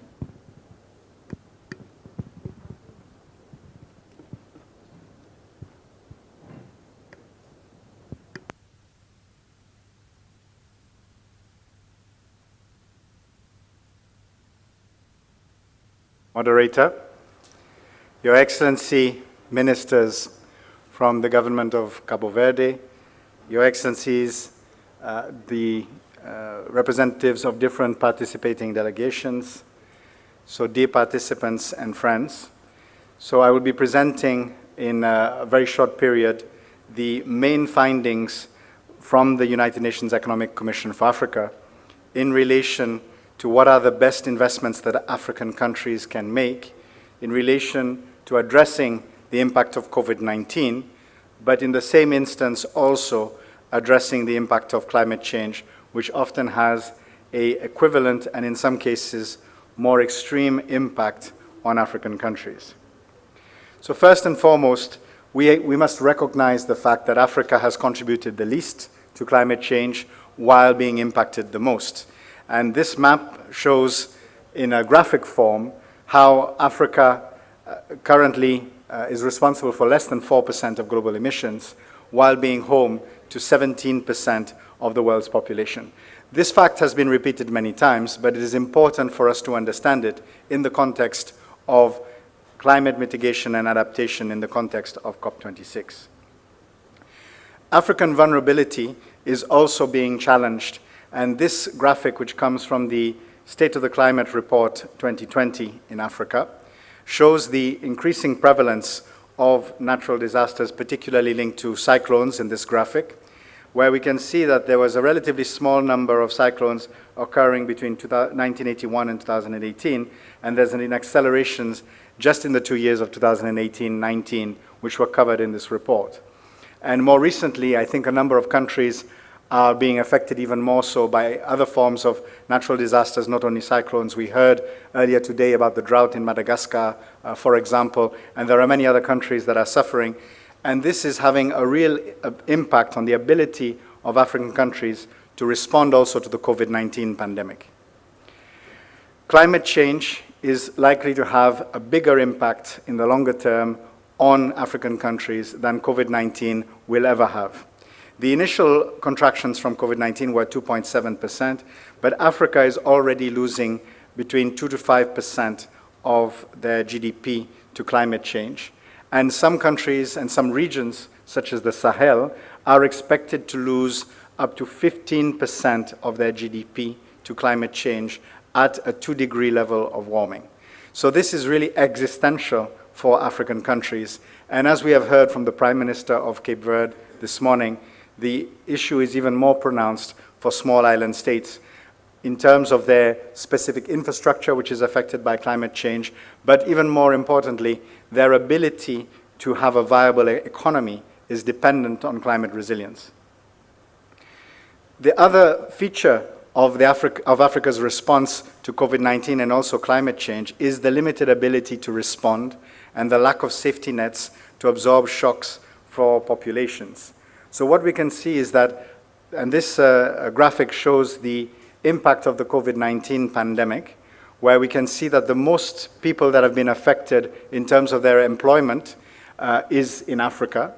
And Africa also has the least already established social safety nets to be able to respond to these immediate issues.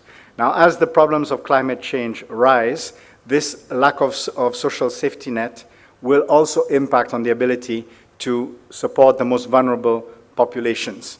And we heard in the Prime Minister's introduction this morning how there is a need to move towards a vulnerability index to better capture the real challenges of countries in responding to external threats such as the COVID-19 pandemic and such as climate change.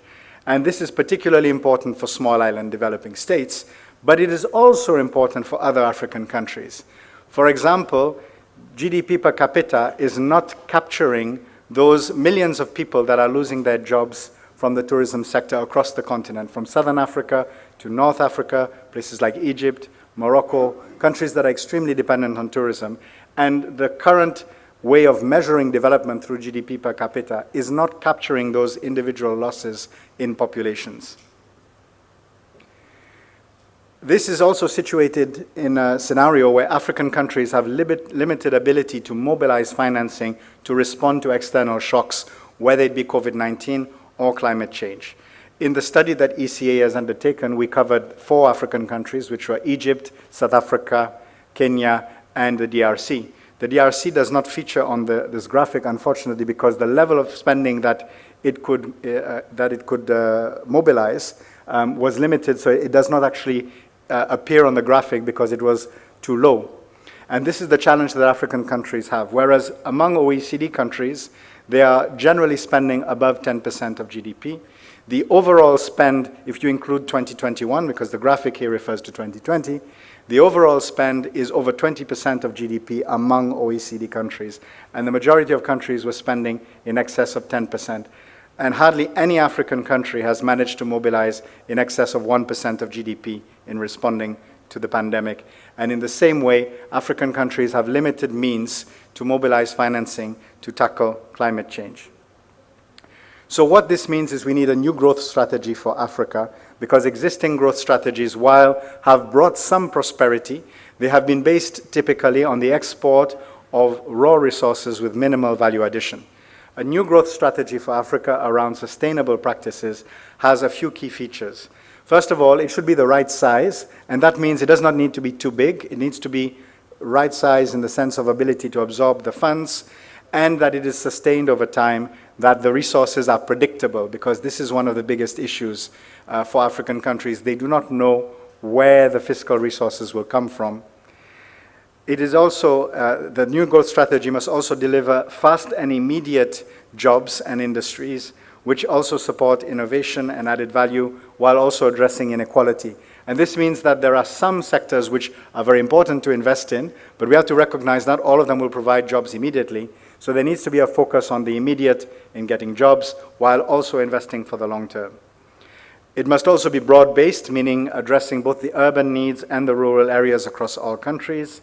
It must be focused on building capacity locally in countries and not just dependent on external capacities, and that includes in financial markets for revenue raising and also in the provision of data.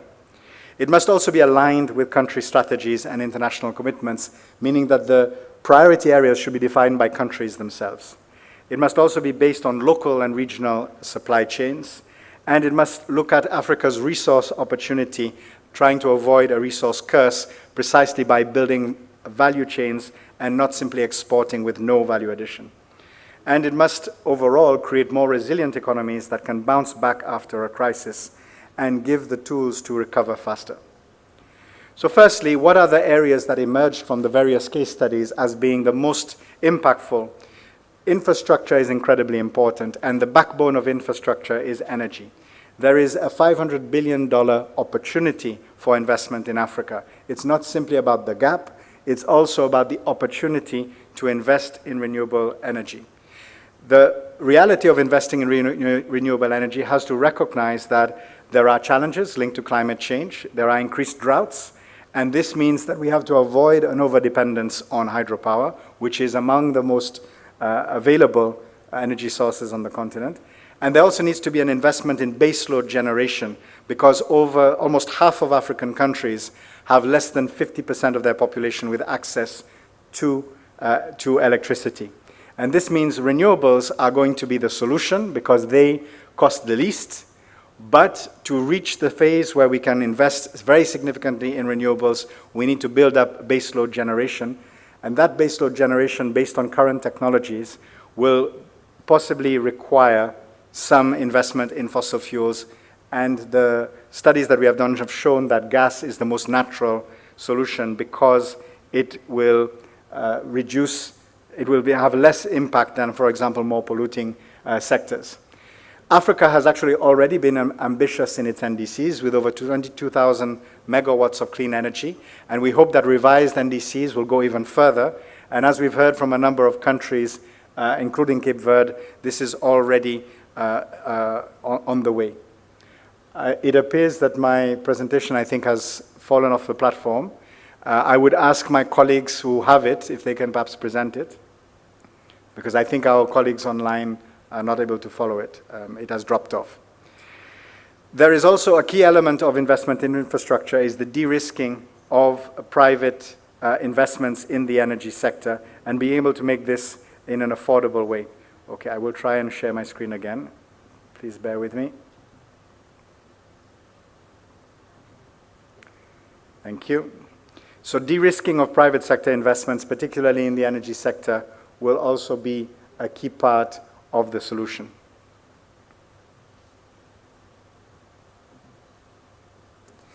So the question around natural gas is one which is difficult to address. It is one which our partners in the global north are sometimes finding difficult to understand. The issue in Africa is that the base generation, and of course it varies across countries, but base generation in Africa is very low. Over half of countries do not have even 50% of their population with access to electricity. Addressing the issue of base generation is difficult to do only with renewable power. Because even in countries like Cabo Verde, the experience has shown that while you invest in renewables, you need to address the issue of intermittency with some form of backup energy power. And in Africa, this means that investing in, for example, natural gas will allow you to bring in more renewable energy in the longer term. And one of the key findings that we have seen is that if we are to double Africa's electricity generation by natural gas, we can increase renewables by 38 times. This, if you can see the graphic, we can also see that on the right, the colors that are in green and the other colors, they are all the different types of renewables. The first graphic, while they put it up, I will just keep speaking to it. So the first line of the graphic shows that the current status of play. The second one shows how things will progress with the existing policy scenarios, while the third one shows that if we bring into play gas, we will actually increase the amount of renewables very dramatically. And as I said, even if we are to increase the gas production of electricity, we go back one slide, there you are. If you increase the production of electricity through gas by twice, you can increase the amount of renewables by 38%, and it leads globally to an increase in emissions of only 1%. Next slide, please. So food security is the next key challenge, and this is particularly important because the key staple crops in Africa are likely to be the most affected by climate change. Next slide, please. And this means investment in the agricultural sector for climate-smart agriculture, and it means looking at, for example, crop diversification. It also means adopting energy which is accessible to agricultural producers. Sorry, those who are controlling the slides, you can move it by one. Thank you. It also means adopting renewable energy sources that are easily accessible by the producers. It's also about inclusive market access, and therefore it's about ensuring that we have access to markets through the African Continental Free Trade Area. And it's also about the appropriate investment in the tools that will allow the investment in these sectors to prosper, and overall looking at reduced emissions through farm practices. And we should note there are already over $80 billion worth of sustainable investments available in climate-smart agriculture. Next slide, please. The next area of focus is on nature-based solutions. And I've already mentioned a little bit the agricultural side. There is also an opportunity to valorize carbon sinks. And this is through, for example, afforestation, reforestation, linking that with ecotourism, and looking at natural assets that produce jobs, but are also key to absorbing carbon. It's also about safeguarding water supplies, reducing disaster risk, and improving inclusion. And oceans also are a key part of the solution, where protecting oceans can actually lead to improved returns on fisheries, for example, and the importance of managing these spaces proactively through marine spatial plans. The blue economy is a key opportunity for small island states, particularly those in Africa. And we can see that among the largest exclusive economic zones in Africa, 3 of them are for small island developing states. Next slide, please. We can see that Seychelles, Mauritius, and Cabo Verde all have very significant ocean sizes that are at their disposal, and which can lead to significant resources, whether they be in terms of the fisheries resources, potentially also for innovations around energy, and also as a key part of the ecotourism experience. In terms of the specific case studies that the ECA has done so far, we have shown very clearly that investing in green sectors, and here we're talking about energy, climate-smart agriculture, nature-based solutions, we get a much better return in terms of jobs and a much better return in terms of value addition. For the Republic of South Africa, it was 250% more jobs and 420% more value addition than if you were to invest in fossil fuels. In the DRC, 130% more jobs in the short term and 280% more value added in the economy. Some of the more detailed breakdown, which I can't go into this presentation, showed that, for example, in DRC, things like irrigation bring a return of almost 500%. So there are specific areas that have really great returns. If we look at Kenya, 120% more jobs in the short term and 200% more value addition. Egypt, 55% more jobs and 150% more value added in the economy. These are just some examples that show that investing in a green recovery is not an option, it's actually an imperative. The financing is the gap, and also we have to recognize some of the key specificities of certain African countries to be able to do this successfully. I will now be going to the concluding part, which focuses on the financing ask, and therefore the critical importance of green stimulus and of being able to invest in green stimulus in an urgent manner. First of all, for those that are not aware, the African Union in January of this year adopted a green stimulus program, and a few months ago in July, adopted also a green recovery action plan, which is more focused on 5 areas: climate finance, renewable energy, nature-based solutions, resilient agriculture, and green and resilient cities. And these are, of course, these have to be adapted to the specifics of each country, but they provide the template for being able to invest in a response to both climate and COVID. Next slide, please. The work done by ECA has also shown the importance of investing sooner rather than later. And we showed that by delaying stimulus, and the reality is the amount of stimulus that Africa has received has been relatively low, by delaying stimulus, we lose a huge growth opportunity. And by delaying stimulus, we have actually cost Africa 5.4 percentage points in lost GDP growth. If we were able to mobilize this money since 2020, we would potentially be growing by more than 5%. Next slide, please.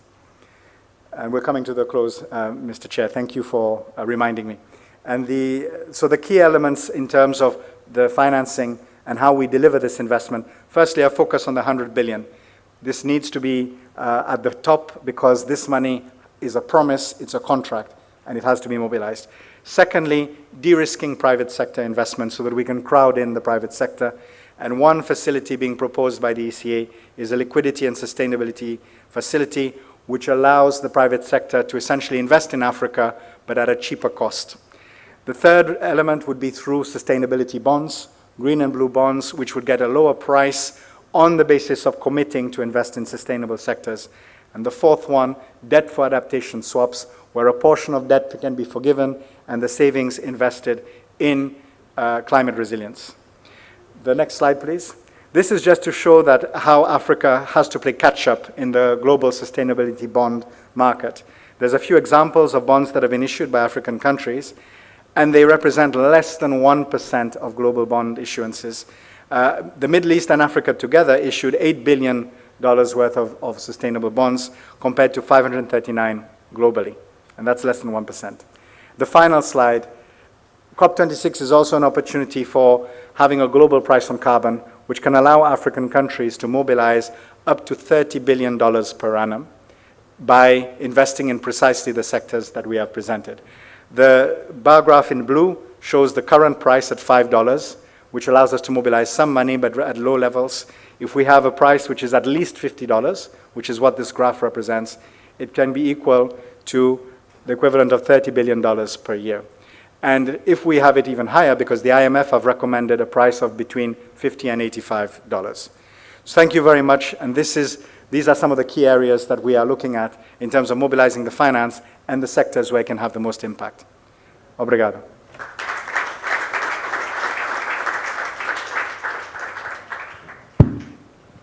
Nós agradecemos muito ao Sr. João Paulo pela apresentação e, sobretudo, pelo compromisso com o tempo. Eu chamo agora ao púlpito o Sr. Ministro da Agricultura, Sua Excelência, Sr. Gilberto Silva, para nos falar agora sobre o desafio dos pequenos países insulares africanos em matéria de alavancagem da economia verde e da economia azul.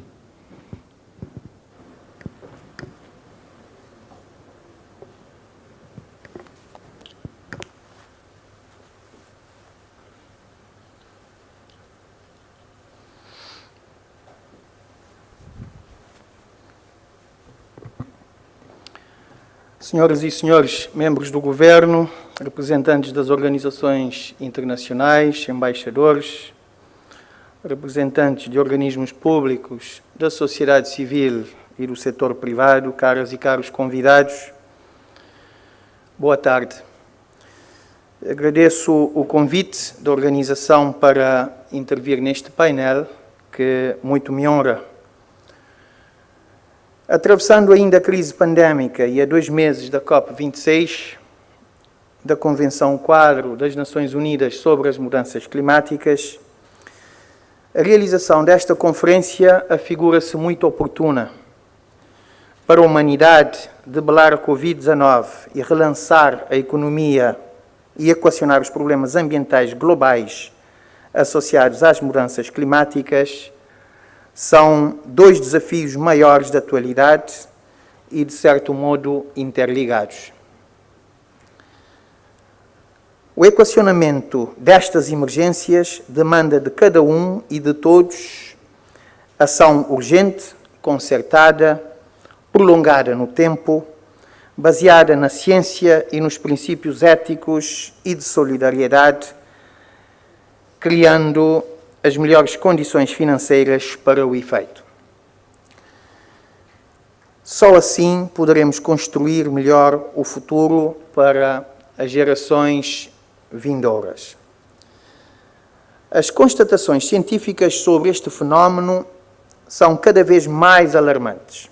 O último relatório de avaliação do painel intergovernamental sobre as mudanças climáticas mostra o quanto o clima do nosso planeta está a alterar, com eventos meteorológicos extremos cada vez mais frequentes. De resto, o Sr. João Paulo esteve a mostrar isto muito claramente no continente africano, mas isto acontece em todos os cantos do planeta Terra.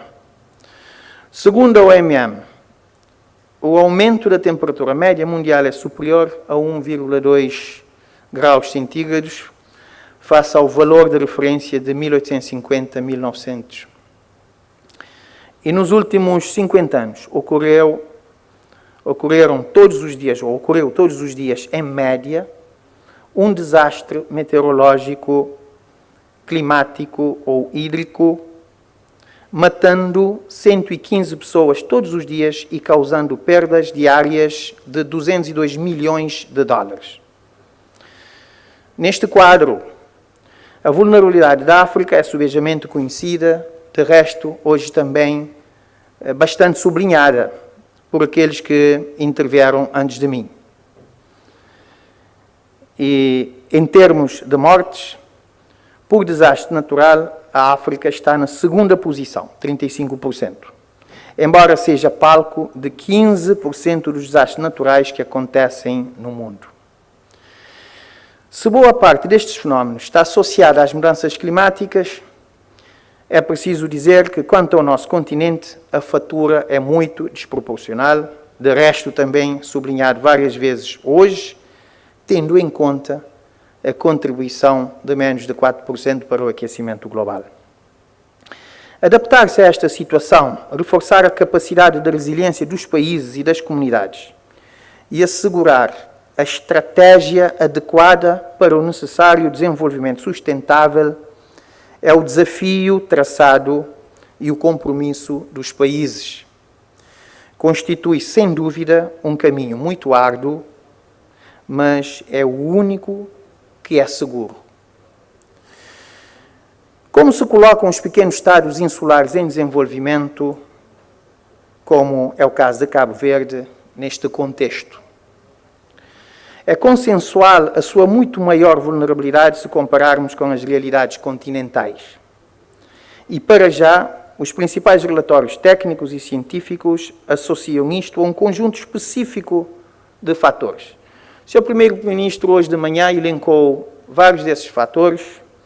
Eu aqui só repito, para relembrar, tem a ver com o isolamento, a exiguidade territorial, a fragilidade dos seus ecossistemas, a escassez de recursos naturais, a pequenez das suas economias, maior custo da infraestruturação, e, sobretudo, uma forte exposição a choques externos e a fraca capacidade de repararem os danos causados por catástrofes resultantes de fenómenos climáticos e meteorológicos extremos.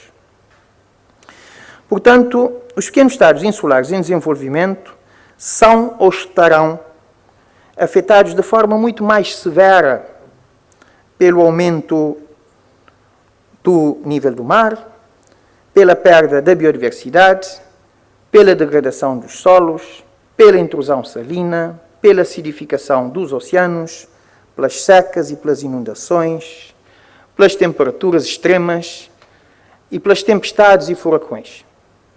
Apesar disso, são países que contribuem de forma, mais uma vez repito, insignificativa para o aquecimento global. Destacar este conjunto específico de características dos pequenos Estados insulares só é útil se pretendermos demonstrar que enfrentam mais condicionalismos no processo de desenvolvimento sustentável, que terão de empreender mais esforço para isso e que, portanto, devem adotar estratégias assertivas e que merecem uma atenção e tratamento específico da comunidade internacional. E olhem que isto não está e nem poderia estar em contradição com a atenção e tratamento à problemática nas realidades continentais. Mas falando dos pequenos Estados insulares, as suas vulnerabilidades estão sendo mais fortemente amplificadas pelos efeitos da pandemia da Covid-19, como de certa forma também foi demonstrado na apresentação anterior.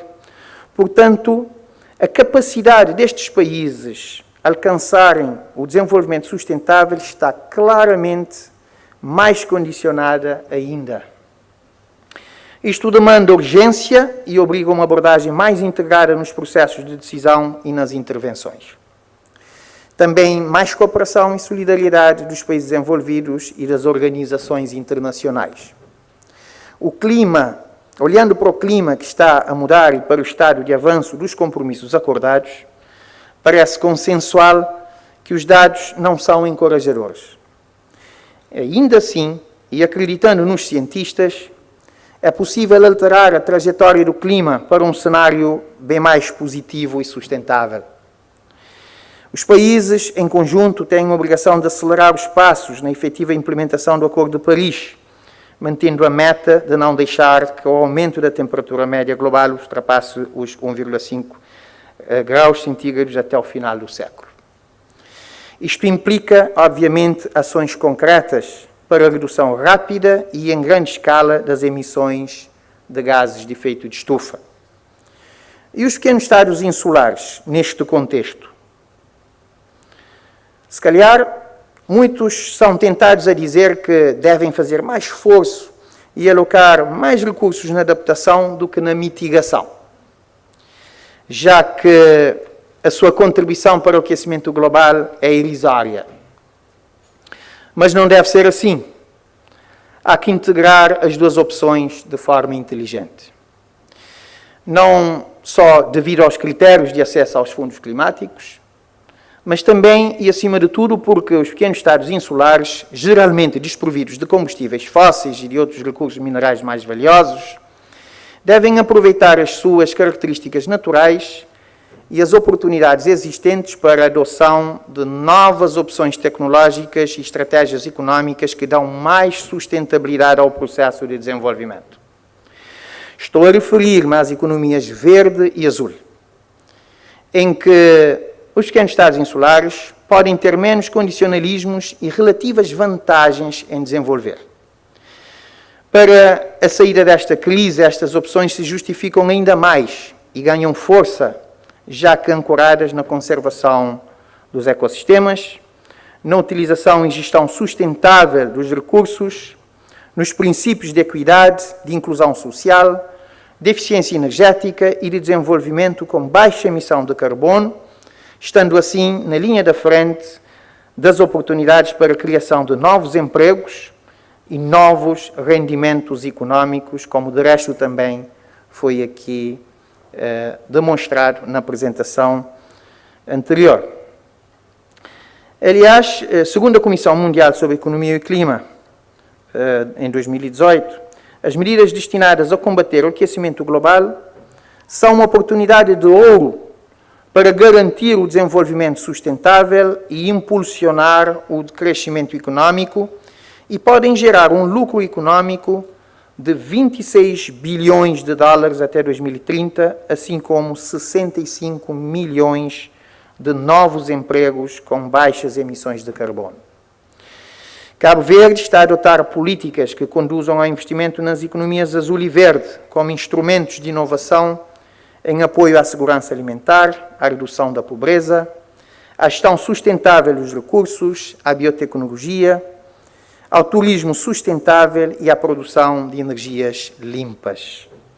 Estamos convictos que para o nosso país e para os demais pequenos estados insulares em desenvolvimento, este é o melhor caminho para contribuirmos para a ação climática global e para reforçarmos a resiliência dos sistemas produtivos, das comunidades e das pessoas. Afinal, o oceano representa uma enorme percentagem dos nossos territórios. No caso de Cabo Verde, 99%. Dispomos de muito sol e vento, energias das ondas do mar e podemos tirar proveito disto. Aliás, em termos de potencial de exploração das energias renováveis, até acho que a natureza foi generosa para com os pequenos estados insulares em desenvolvimento em África. Para a economia de tempo, não entrarei em detalhes, mas julgo conveniente referir-me à abordagem do nosso país neste sentido. Para a diversificação e reforço do modelo de crescimento do país, aprovamos a Carta Nacional para a Promoção da Economia Azul e respectivos instrumentos estratégicos de implementação, incluindo um observatório nacional. Pretende-se expandir o acesso a mercados, integrar cadeias de valor e fortalecer a resiliência do país, abrangendo uma série de setores, como a pesca e a aquacultura marinha, o processamento de recursos pesqueiros, o turismo, a construção e manutenção de navios e barcos de lazer, serviços de transporte de passageiros e frete marítimo e as operações portuárias. É dada ênfase especial à sustentabilidade social e ambiental, reconhecendo a necessidade de fortalecer as comunidades costeiras, conservar a biodiversidade e os habitats e agir para contrapor as mudanças climáticas. A estratégia inclui a criação de uma zona económica especial marítima em São Vicente, com o objetivo de oferecer um quadro coerente e consistente para a atração de investimentos privados nacionais e estrangeiros no turismo ligado ao mar, na atividade portuária, nos transportes marítimos, nas pescas, na indústria, na aquacultura, na reparação naval e no bunkering. Perspectiva-se que, num período de 15 anos, o mar e a economia marítima estariam a ser a segunda maior exportadora de serviços e bens e das maiores geradoras de riqueza e de emprego digno no nosso país. Isto reforçando, é claro, a resiliência da balança de pagamentos e contribuindo para a diversificação da economia. No âmbito da economia verde, temos vindo a apostar fortemente nas energias renováveis, em especial parques eólicos e fotovoltaicos, promovendo parcerias público-privadas, com resultados também bastante encorajadores. Ultrapassamos os 22% da taxa de penetração se considerarmos a capacidade de produção instalada, todavia, com a redução do consumo por causa da Covid, esta taxa terá diminuído 3 unidades. E perspectivamos os 50% em 2030, como de resto disse o Sr. Primeiro-Ministro hoje de manhã. Graças à cooperação com o Luxemburgo, criamos o Centro das Energias Renováveis e Manutenção Industrial, CERMI, que já capacitou mais de 2.200 pessoas em várias áreas relacionadas com as energias renováveis, estando a dar um contributo importante na capacitação para este mercado de economia verde. Apostamos no reforço do nexus energia-água e, neste âmbito, estamos a estender a dessalinização à produção de água para a agricultura, setor que beneficiará também das águas residuais tratadas na irrigação, numa clara abordagem de economia circular da água. Uma irrigação cada vez mais inteligente, designadamente sistemas gota a gota, que aposta na poupança de água e em tecnologias modernas e adaptadas de produção. Pretendemos diminuir os riscos e aumentar a produção agrícola e o rendimento das famílias, tornando a atividade mais atrativa para os jovens. Aprovamos e começamos a implementar a Carta da Mobilidade Elétrica, colocando como meta 100% de veículos elétricos em 2050 e, à semelhança de muitos países, adotamos na primeira hora a política de neutralidade carbónica. Estas opções constam do nosso Plano Estratégico de Desenvolvimento Sustentável e fazem parte da Estratégia de Cabo Verde Ambição 2030, estão em linha com o nosso NDC, recentemente atualizado e aprovado pelo Secretariado da Convenção, mas também vai na linha do nosso Plano de Adaptação, que praticamente já está a ser concluído e submetido ao Secretariado da Convenção. Inspiramo-nos nas melhores práticas e recomendações internacionais. Queremos absorver os bons exemplos noutros estados insulares e estamos disponíveis para partilhar as nossas experiências. Estou convicto que a promoção das economias azul e verde, no contexto da pandemia da Covid-19, implica a mobilização de novas formas de financiamento, designadamente Blue Bonds e o Green Bonds, o perdão da dívida em troca de projetos de investimento na ação climática e outras formas inovadoras mediante a observação de critérios de vulnerabilidade, como, de resto, também foi sublinhado hoje de manhã.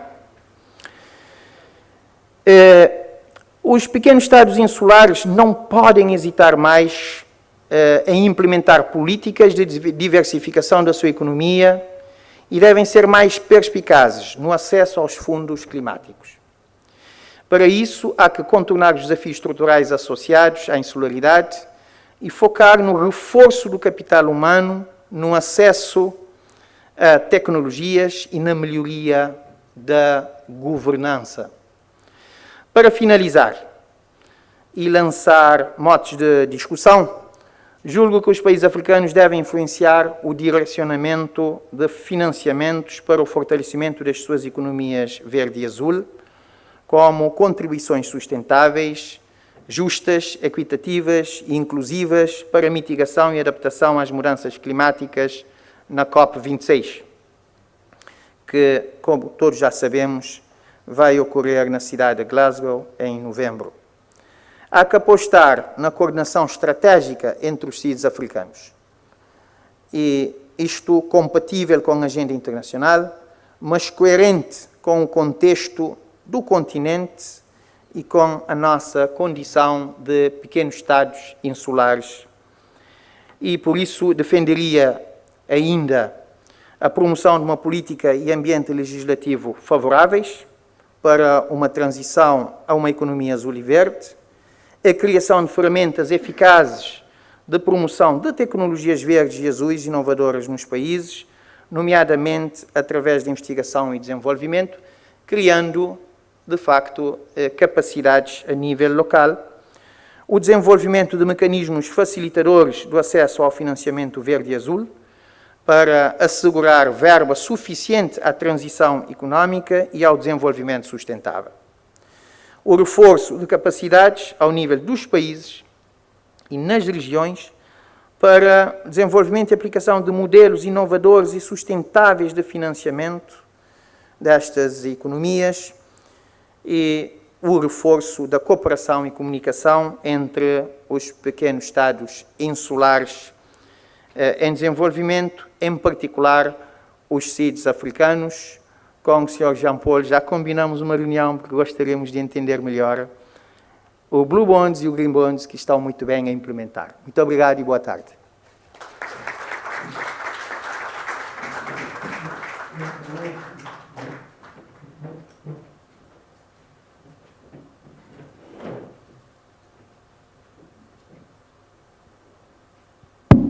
Senhor Ministro, muito obrigado. Obrigado também ao senhor. Renovo aqui os meus agradecimentos ao senhor João Paulo pelas apresentações feitas. Renovo aqui a noção de que este é um painel ministerial de alto nível. A Comissão Técnica, o Secretariado, me deu prerrogativas de fazer algumas provocações aos presentes, aos que nos assistem, antes mesmo das perguntas que eu vou formular, e já com base nas duas apresentações. Seguinte, a primeira provocação para pensar, essa não é a pergunta da... Nós vimos pela apresentação do Sr. João Paulo que, muito provavelmente, um habitante do centro de Nova Iorque, Paris, Tóquio ou Pequim, é capaz de emitir mais gases de efeito estufa do que uma aldeia inteira no continente africano ou numa aldeia pobre da Índia. Essa é a primeira questão a ter em conta. A segunda questão é a tecnologia, que é necessária, não há outro caminho. Para nos enveredar para a economia verde, a economia azul, ainda é dominada pelos países desenvolvidos. Os países pobres não investiram, por razões históricas, no conhecimento, ao ponto de competir com esses grandes países. Os green bonds, títulos verdes, em países onde não há... Como é que fica? É uma necessidade, é verdade, mas como é que vamos ter que gerir isso? É um desafio que principalmente os pequenos CIDs têm pela frente e estou certo que vamos ganhar, mas é preciso pensar. A última provocação. Se a teoria de formação de preços ainda estiver atual, à medida que aumenta a procura pelos fatores ou pela tecnologia necessária para essa inversão dos efeitos das alterações climáticas, diria, à medida que a procura por esses fatores ou por essas tecnologias, tendencialmente aumentará o preço. Como é que nós, os países pobres, podemos nos engajar nisso para tirar os benefícios da tecnologia, que apesar de tudo ainda não está muito democratizada? Necessária, sim, mas não está ainda ao alcance de todos. Esses são assuntos que me deram liberdade de provocar. Eu vou agora lançar as questões. Lembro que temos como panelistas para essa plenária o senhor diretor-geral da indústria de Cabo Verde, engenheiro Rito Évora, que substitui neste painel a sua excelência, senhor ministro Alexandre Monteiro. Acredito que temos, a partir de Angola, o senhor Ministro da Energia, Sua Excelência, senhor João Batista Borges. Não tenho a confirmação de que não está. Tenho a informação de que estaria também a senhora Goram Rabiou Inoussa, Ministra do Ambiente do Níger. Já tenho a confirmação que temos o senhor Julius Muia, que é diretor do Tesouro da Quênia. Teríamos também, e temos, essa já tenho a confirmação, do senhor Anil Musra, a partir do Unesco, e senhor Filipe Grande, a partir de Geneva, da Comissão dos Refugiados. Eu convido à mesa, para nos ajudar a compor a mesa, o engenheiro Rito Évora, e, em seguida, lançava as perguntas, mais uma vez, no sentido de que os países não precisam aqui fazer intervenção em nome... Os representantes não precisam fazer as intervenções em nome dos seus Estados. Haverá oportunidade para isso. Nesse momento, era centrarmos nas questões que foram direcionadas para este evento. Eu perguntava, então, a todos os panelistas, depois de ouvir as duas apresentações muito boas, qual é a opinião deles sobre uma transição que se espera ser justa da economia verde e azul, visando a resiliência para a África e para os países insulares, países arquipelágicos e insulares, que entendem, que pensam sobre essa transição dita justa e a economia e a recuperação da economia verde e azul, visando a resiliência no continente africano e nos pequenos países insulares. Segunda pergunta: o que é que esperam que a COP pode dar como exemplo para essa transição?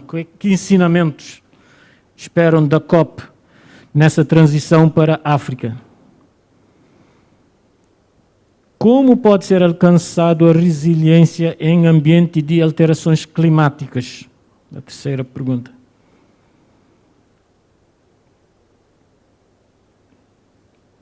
E a última: que lições aprendemos da Covid-19? Eu vou reformular a pergunta. Que lições aprendemos em resposta à Covid-19 no contexto das alterações climáticas? Como combinamos, máximo de 10 minutos para responder a essas perguntas. E depois, havendo tempo, posso ainda disponibilizar tempo para uma ou duas perguntas aqui da plenária. Eu convido então o engenheiro Rito Évora a discorrer sobre essas questões muito breves. Mais uma vez, não há necessidade de fazer intervenções em nome do Estado, mas cingirmos, até no interesse do tempo, essas questões particulares. Muito boa tarde a todos. Sua Excelência, Sr. Vice-Primeiro-Ministro, demais membros do Governo, ilustres convidados, membros do Corpo Diplomático. Estamos aqui em representação do Sr. Ministro da Indústria, Comércio e Energia, que infelizmente, por motivos imprevistos, não vai poder participar. E é com muita satisfação que estamos aqui a tratar de um tema tão importante. Temos a transição. Foram aqui feitas uma provocação inicial e 4 perguntas. Penso que são questões que foram exaustivamente debatidas ao longo do dia de hoje. Mas eu começaria para enquadrar a questão de fundo, que é, de facto, estamos num momento, numa encruzilhada, num momento complexo e difícil da conjuntura global, regional, local, ou seja, a qual nível que quisermos analisar esse problema, em que há um efeito, impactos de alterações climáticas que já estão sendo identificadas e que afetam a todos. Acho que esse tem sido esse consenso. Afeta todo o mundo, mas de maneira diferente. E há pessoas a falar de que, em vez de falarmos de transição energética, devemos falar de transições energéticas. Sendo o efeito e o impacto diferente de acordo com as regiões ou os países, também as soluções e as medidas a implementar terão que ser, digamos, desenhadas sobre medida. Então, uma transição justa tem que ser essencialmente sustentável. Sustentável no amplo sentido do termo, de abarcar não só a questão ambiental. Só reduzir emissões, está claro que não resolve, porque resolvendo num lado, não resolvendo no outro, continuamos a ter o mesmo problema, porque o efeito é global. Tem que ser sustentável também do ponto de vista económico. Se não resolvemos o problema económico, não há sustentabilidade, porque as desigualdades e inequalidades sociais vão originar outros problemas, e isso também tem que ser posto na equação. E então a transição é isso.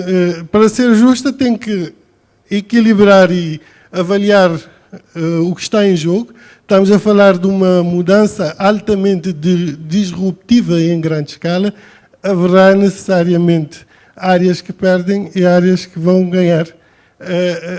Podem estar a ganhar alguma coisa. A questão ter oportunidade. A África está bem posicionada em termos de fazer a transição. Isso implica tirar proveito das renováveis. A África é o continente onde a grande parte, cerca de metade do potencial mais favorável de ser explorado, por exemplo, energia solar, está na África. O Sr. Paulo Adam falou das opções tecnológicas que temos. um dos primeiros desafios a vencer é de como resolver o problema da intermitência dessa energia renovável abundante. Nós temos o recurso, mas teríamos que ter a base, daí a necessidade de continuar a ter alguma componente fóssil no sistema. Enquanto pequeno país insular, Cabo Verde, o que é que está a fazer? É tentar ultrapassar esses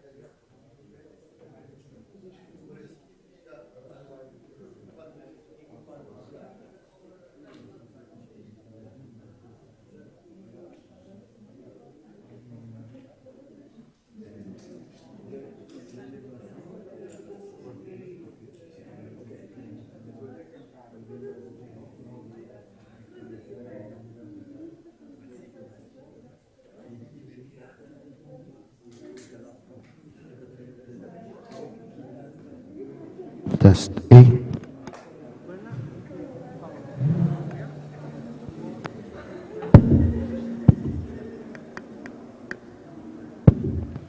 Ok. Nós pedimos desculpas por esse problema técnico e convidamos as pessoas a recuperar seus lugares na sala e convidamos então o senhor engenheiro Rito Évora a concluir as suas respostas.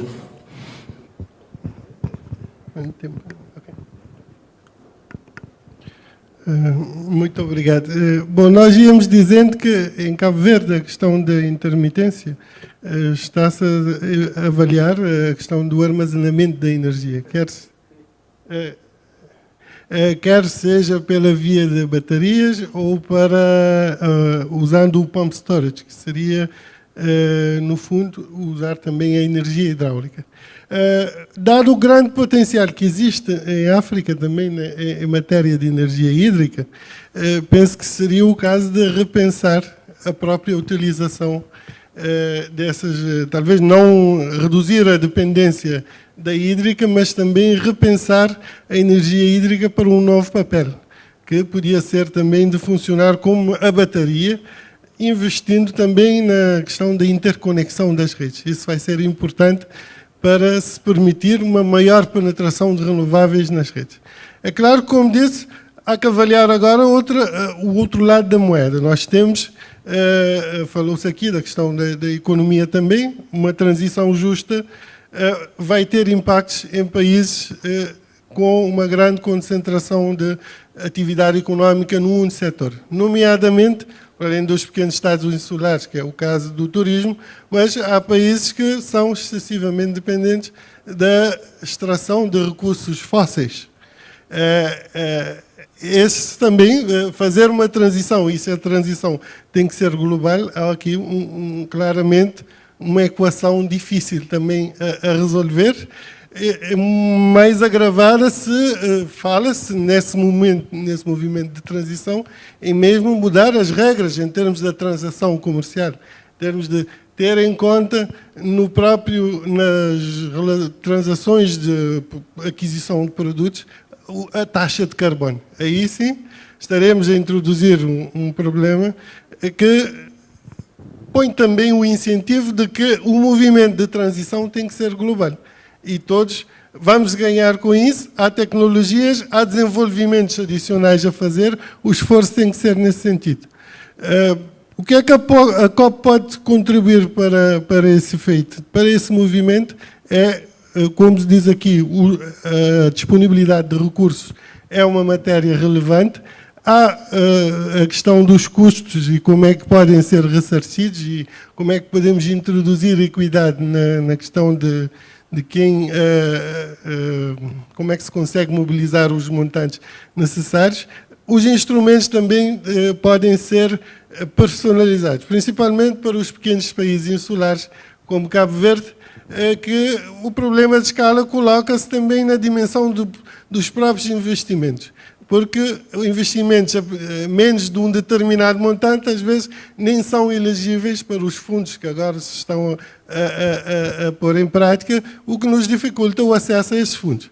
Por outro lado, se estamos a falar de adaptação, que é uma questão importante para os países, já que não emitimos tanto carbono, mas vamos precisar de medidas de grande amplitude em termos de adaptação às novas condições, porque os estudos recentes apontam que alguns desses efeitos ou são irreversíveis ou vão permanecer por algum tempo, por um largo período de tempo, haverá que adaptar-se ao novo contexto. Já há mudanças que são irreversíveis e exigem custos. Agora, para aceder neste momento a estes fundos também, é preciso estudos muito detalhados e de natureza de demonstração da evidência científica que isso realmente está a acontecer e que tem que ser como causa as mudanças climáticas, que colocam também esses fundos, o acesso a esses fundos com grande dificuldade. Isso também, a questão da capacitação dos países, um investimento massivo nos recursos humanos e na capacidade de análise e de simulação e de identificação destes impactos vai ser uma questão importante, e ter mecanismos, sair da COP com regras sobre essa matéria e decisões em termos de mobilização de recursos para assistência técnica e esse apoio vai ser importante. Portanto, uma última palavra em relação ao Covid-19. Penso que se há lições que podemos tirar sobre a situação da pandemia atual, é que é preciso ouvir as evidências científicas. A situação que está a acontecer com a pandemia já vinha sendo prevista há muito tempo, há mais de 10 anos que se fala, de que era uma questão de tempo. Vão acontecer no futuro novas pandemias do tipo, e que é preciso, é um problema global, resolvendo só num país não resolve o problema porque volta de novo, tem que ser atacado e os meios têm que ser disponibilizados para que seja equidade nessa forma. Então, essas lições têm que ser tiradas, e para agora, para a questão do clima, que tem precisamente as mesmas características, possamos antecipar, agir enquanto é tempo, já que o estudo também mostra que as coisas já estão complicadas, mas pode ficar muito pior nos prazos, rapidamente, num período de 10 anos. Então, não há tempo para perder, é preciso agir rapidamente, ter esses mecanismos, e penso que essa deve ser a tónica do tratamento a ser dado em relação à África, mas também trabalhar a questão da resiliência económica, que, por exemplo, agora a discussão sobre a industrialização da África e reduzir a dependência tecnológica vai ser essencial, mas temos a zona de livre comércio africano em construção, que poderá ser uma grande oportunidade para o continente como um todo, em termos de criar cadeias de valor regional, integrado no sistema global, porque é claro que essa transferência de tecnologia tem que acontecer, mas que há soluções que serão, se devidamente colocadas sobre a mesa e debatidas, benéficas para o mundo como um todo, e que poderemos avançar para o tal patamar de sustentabilidade que se pretende.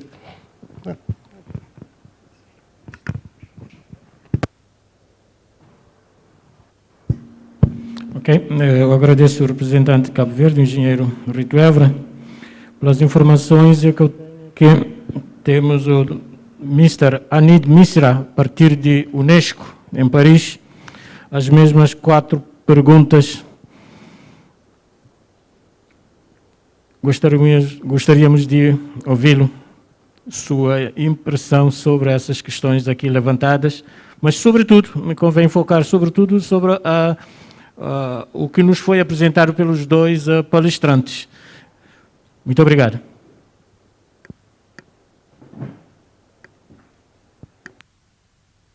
Thank you very much for giving UNESCO opportunity to be in this panel, very important session, of course, highlighting transition and green recovery for climate resilience in Africa. I'm representing UNESCO, representing Assistant Director General for Natural Sciences, who sends her greetings as he was not able to be here in this important event. As highlighted by recent IPCC report, 6th assessment report, regional changes in Africa includes projected decrease in precipitation, but also erratic floods. So we really need to consider that in order to develop climate resilience in Africa. From UNESCO's perspective, it is very important that science become accessible to everyone. We have an open science recommendation, and open science resources are relevant in Africa, even essential for building capacity to cope with the impact of climate change by facilitating access to scientific tools and stakeholders and decision makers in the field of climate resilience. And from UNESCO's perspective, it's also very important to advance international cooperation in education, sciences, culture, communication, and information, as we have witnessed through UNESCO's designated sites, World Heritage Sites, Biosphere Reserve, which presents socio-ecological and cultural system sustainable model for strengthening climate change adaptation action. The first speaker highlighted the potential impact of climate change, and I would like to emphasize that it's very important to make our effort in the context of adapting to floods and droughts, and develop early warning system, but also engage citizens in their understanding, so it's enhancing citizen science. And through UNESCO's programs such as Biosphere and Heritage of Lake Chad project, which really brings science and social science and cultural aspect, really building resilient model in order to contribute to green economy. So we really want to emphasize that member states needs to adapt such modality. In the context of water resources issue, which was also highlighted, UNESCO is coming up with the 9th phase of intergovernmental hydrological program, which will emphasize on scientific research and innovation, water education, bridging the data gap, including water management, which is also repeatedly highlighted throughout in the presentation, and water governance. As the countries will gather for COP26, the key messages should be the resilient water management approaches that we are learning from the local knowledge and local societies, but also with the appropriate technologies, and that's what we would like to highlight. UNESCO will also support scientific endeavors in order to understand the resilient economy developed through enhancing education and scientific and cultural aspect. We will be supporting also 9th World Water Forum, which will be held next year in Africa with the member states.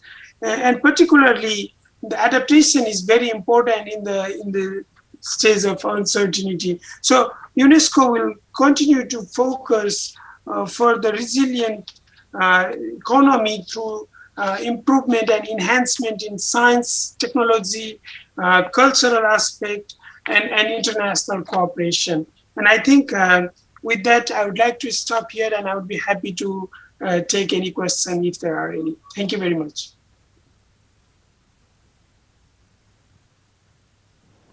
Muito obrigado, Sr. Anil Mishra, a partir de Paris. Eu tenho a indicação que temos também o Diretor Nacional do Tesouro da Quênia, Dr. Julius Muya.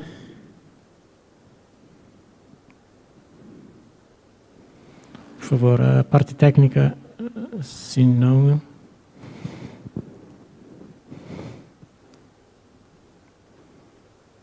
Ok, eu acho que não está disponível.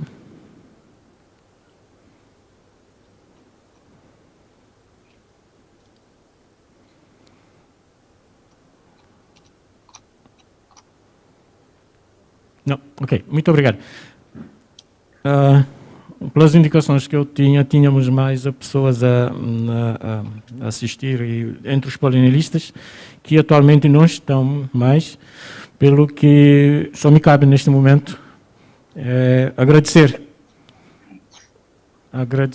os oradores pelas importantes contribuições que trouxeram para este painel de alto nível. Agradecer também os dois panelistas pelas suas contribuições a partir das provocações. Sim?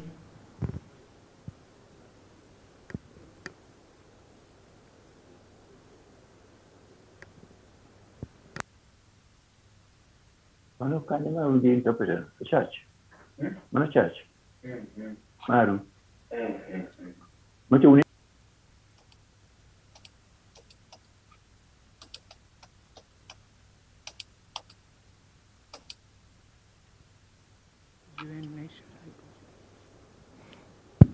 Ok. Eu peço desculpa, mas as informações iniciais não apontavam para para o encerramento mesmo, mas me informo agora que temos também um representante da Acnur a partir de Geneva. Era inicialmente o Sr. Filipe, que vai ser substituído por alguém que eu espero.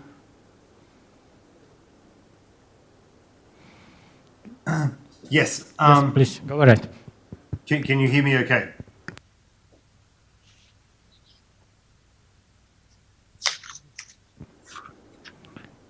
Yes, we do. Okay, so thank you very much. So my name's Andrew Harper. I'm the Special Advisor for Climate Action for the United Nations High Commissioner for Refugees.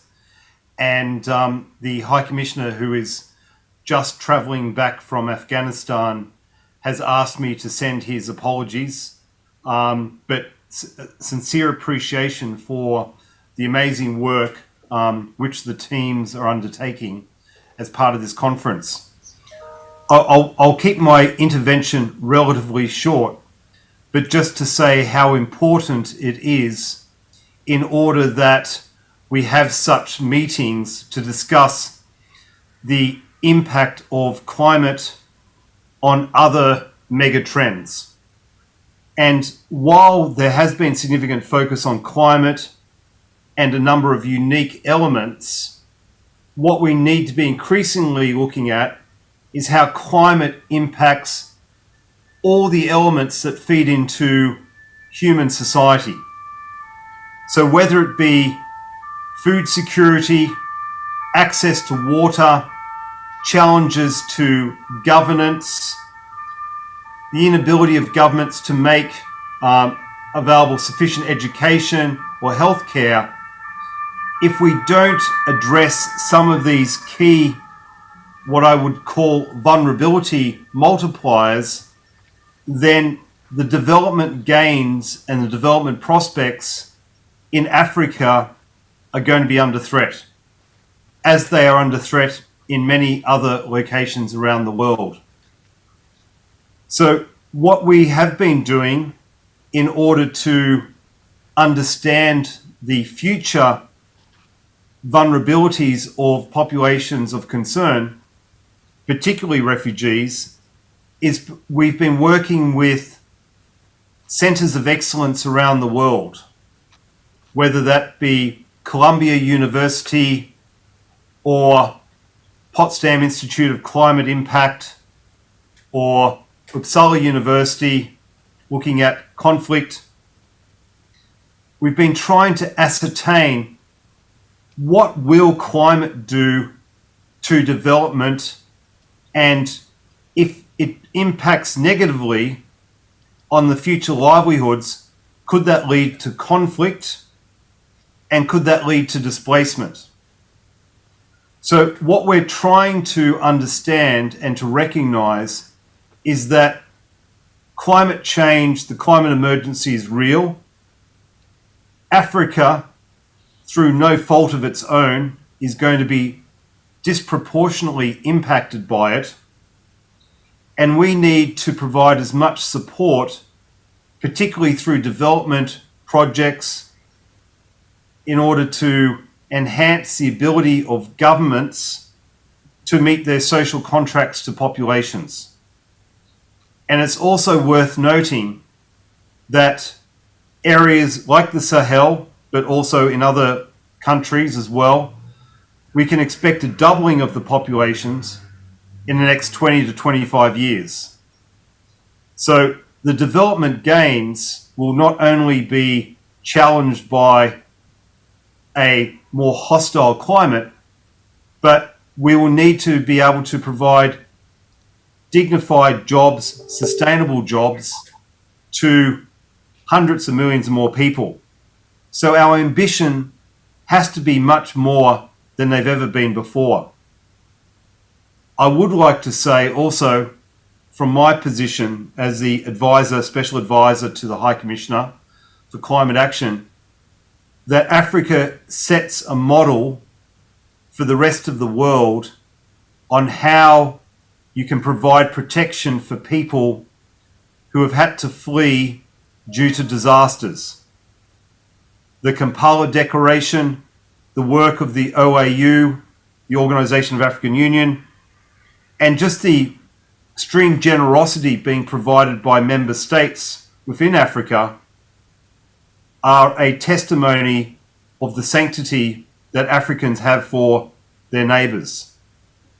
UNHCR, United Nations High Commissioner for Refugees, will continue to work with governments, with civil society, and I stand ready to do whatever I can to mobilise support, to work with research institutions, to provide the evidence in order that the international community can do what it should do in order to, I don't want to say compensate, but that's what we should be doing. We need to be compensating Africa for the impact that the industrialised world has had on the environment in Africa.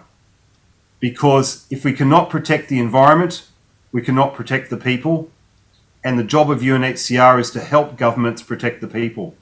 So I look forward to working with each one of you who are invested in climate, who are invested in development, who are invested in the well-being of your populations, in order that we can make a better future for the populations that we're invested in. Thank you very much.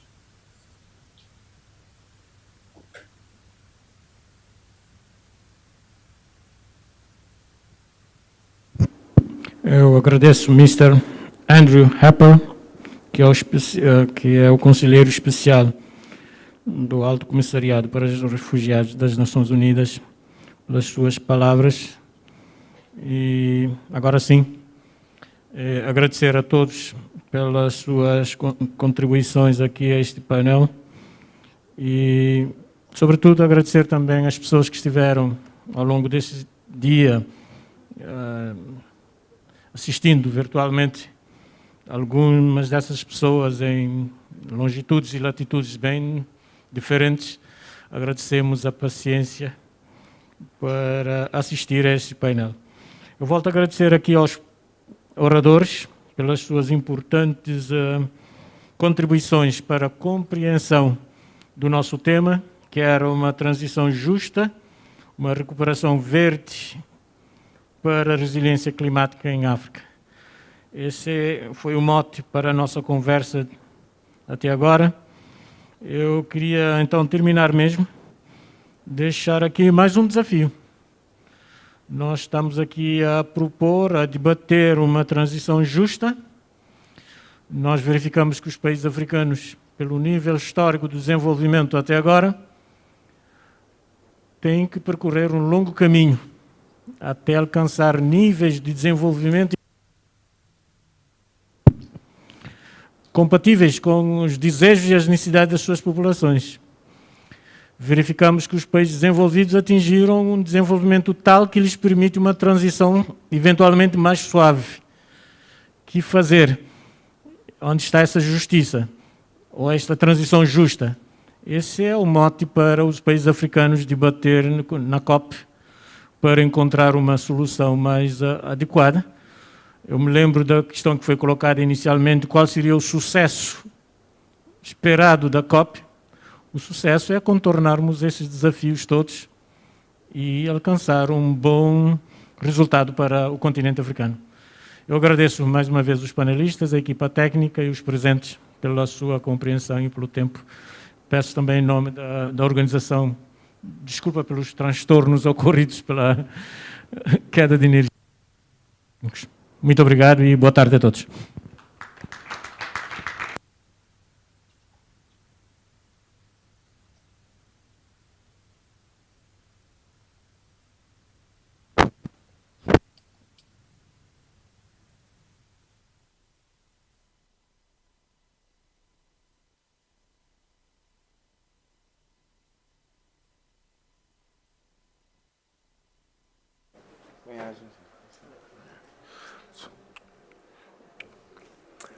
Bem-aja pela vossa participação, bem-aja a todos. E de seguida teremos as declarações sobre a mudança climática regional e como moderador gostaria de chamar o Sr. James Morombedzi, da UNECA da Ethiopia.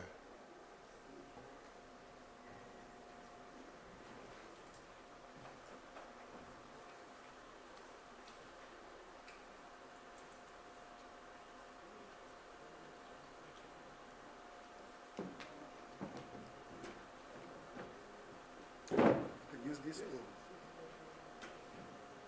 It's better for you. I can help. No, it's all right. I just need to read a few names.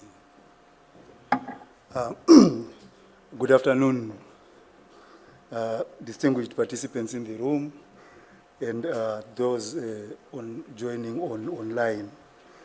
So during this session, we are going to be listening to statements. Thank you.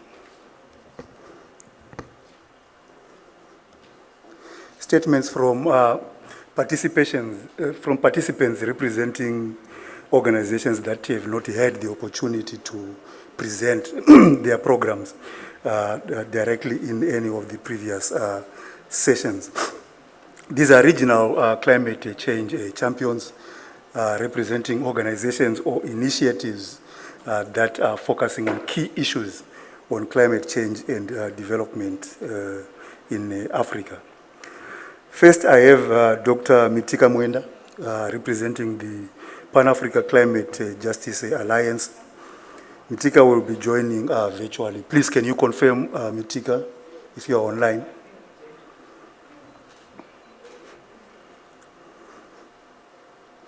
Mitika, if you are online, can you give us an indication of your presence, please? And then participating physically, we have Ms. Nazreen El Isaim, who represents the Sudan Youth for Climate Change. Nazreen, please, you can join us at the podium. Participating virtually as well, we have Mr. Kebur Gena of the Pan-African Chamber of Commerce, who will be joining from Addis Ababa in Ethiopia. Mr. Gena, if you can please indicate your presence as well. I see Mitika online. Welcome, Mitika. Thank you. And then finally, we have Dr. Sila Bamba from the African Institute for Mathematical Sciences in Rwanda, also a lead author for the IPCC Working Group 1 on the physical evidence. Dr. Bamba, if you are online, please can you indicate your presence? Good afternoon, James. Good afternoon, everyone. Yeah, I'm online. Good afternoon. Thank you and welcome. So this is the final session. It has been a very long and productive day. And we would like to go through this session as quickly as possible. Some of the statements may be based on presentations, but most of them are going to be brief sessions. We are aware that particularly those that are joining online in the east of the continent, this is a very late hour for them. So we will try and go through this final session as quickly as possible.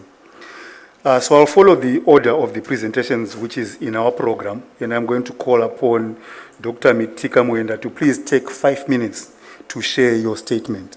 5 minutes, please. Thank you, James. Distinguished Excellencies, participants, ladies and gentlemen, all protocols observed. The Pan-African Climate Justice Alliance is pleased to be associated with the 9th Conference on the Climate Change and Development in Africa. Our discussions on this beautiful highland of Sahel will no doubt strengthen the African voice at COP26, which, as you may be already know, is critical for rekindling global action to address climate change, which has been handicapped in the past 2 years by the COVID-19 pandemic.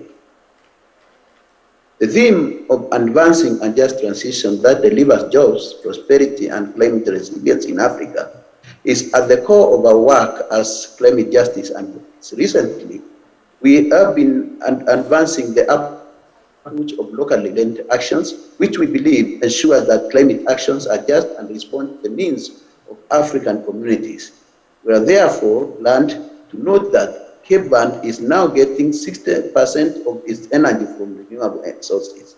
In Kenya, where I'm seated now, our organization has helped and it is helping bring together communities and linking them with the private sector to face the dual impact of climate change and COVID-19 on fragile communities. The lesson is that no actions are irrelevant, no actors are too small.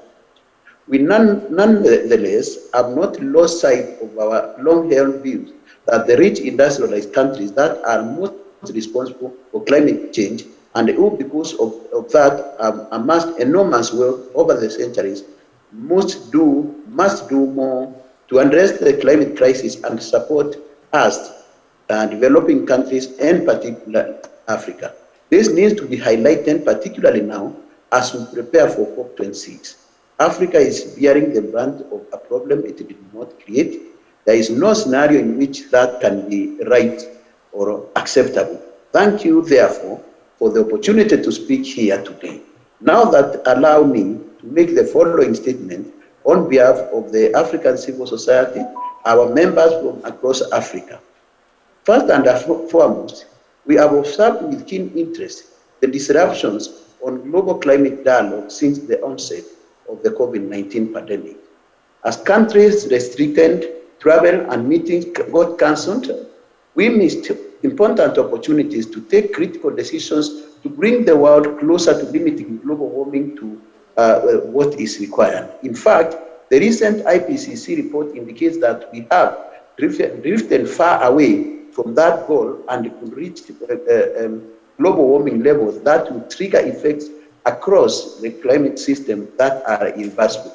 The report notes that the only way to avoid that is if we take decisive action that is commensurate with both the scale and urgency of the climate crisis. In the last 2 years, we also observed the lack of global solidarity in facing today's pressing problems with a deep sense of worry. The amount of money rich countries raised within a few months to tackle the COVID-19, in fact, in trillions, was unbelievable, given that for years, they failed to respond similarly to the threats of climate crisis. There is only one possible explanation for this contradiction. Climate change impacts primarily affect poor countries, whereas wealthy nations were hit the hardest by the COVID-19. Indifference to suffering in the global south, and particularly in Africa, continues to be self-evident in the unequal access to badly needed COVID-19 vaccines in poor countries. It is amazing how poorly veiled the efforts of rich countries to starve Africa and other developing nations of essential doses has been. We have equally learned that despite the accumulation of global wealth in the hands of a few nations this century, we are all ill-prepared to deal with the disruptions beyond certain thresholds. In this interconnected world, therefore, we have learned that our fates are tied together, from hundreds of thousands of COVID deaths to the major floods, storms, and wildfires that have wrecked communities in Europe and America in the past few months. It is safe to conclude that we can no longer frame global problems as matters of concern to rich or poor countries. We are in the same boat, even if on different decks. We will sink together unless we work together to avoid the worst case scenario. Additionally, we have learned that the world's problems can no longer be analyzed and addressed in isolation.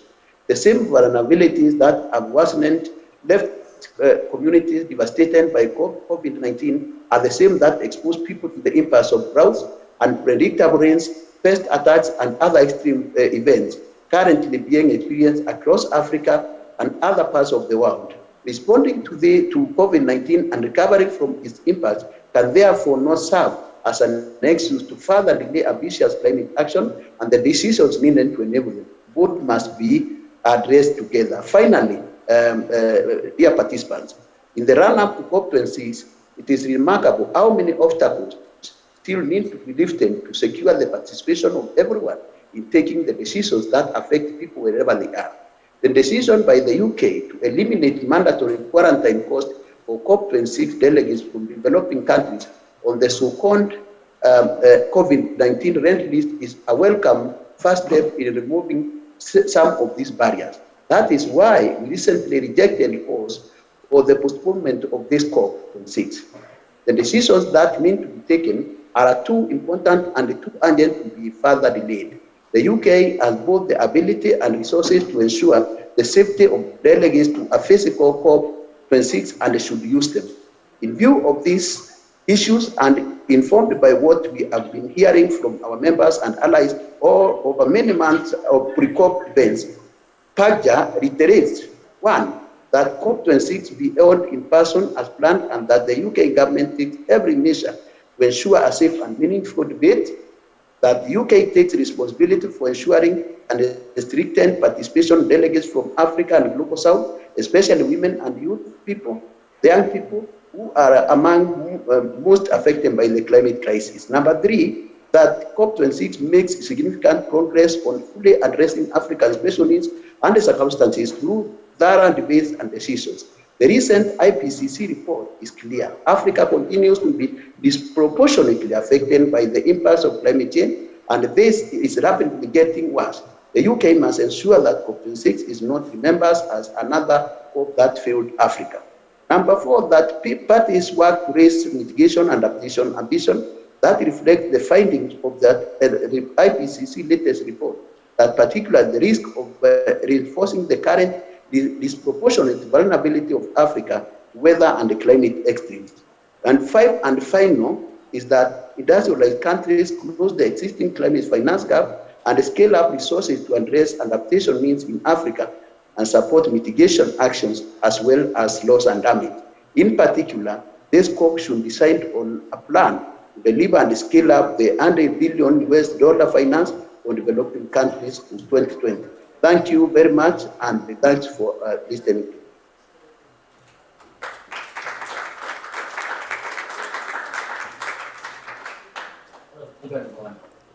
Yes, thank you very much, Dr. Mwenda, for that statement. So Dr. Mwenda calls for an inclusive approach to a global challenge. No actions are irrelevant, no answers are too small. Please, could I ask you to also share your statement with us so that we can make it available to the participants. Thank you once again, Dr. Mwenda. Now, distinguished participants, allow me to call our next panelist. You will recognize that for the first time since this morning, we have a perfectly gender-balanced panel. Also a perfectly age-balanced panel. So one young lady, one old man sitting in front of you here. So I'm going to call upon Ms. Nizreen El Saim, who is the Sudan Youth Leader for Climate Change and also a member of the UN Secretary General's consultation process on climate change. Please share your statement.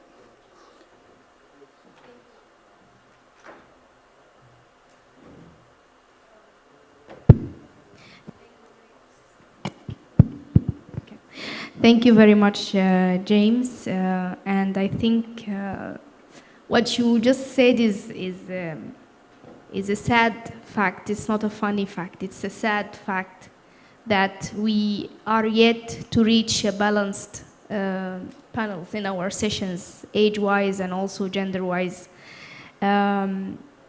Before I read my statement, I just want to say that I feel very overwhelmed because I'm the only young representative, not only in the panel, but I think in the conference in general. And this makes a big burden on us to actually be able to represent young people around Africa, which is the continent with more than 60% of its population young people. So I think ACPC and also ECA and AUC should do better when it comes to youth inclusion.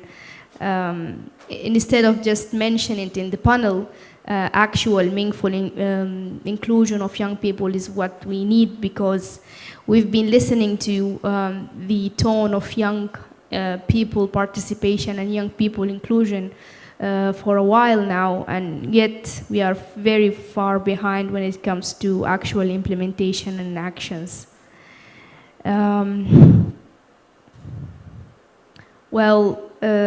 I don't know if my statement is still relevant, but I just want to speak about climate justice and what does climate justice mean for young Africans, and what does intergenerational justice mean for us also.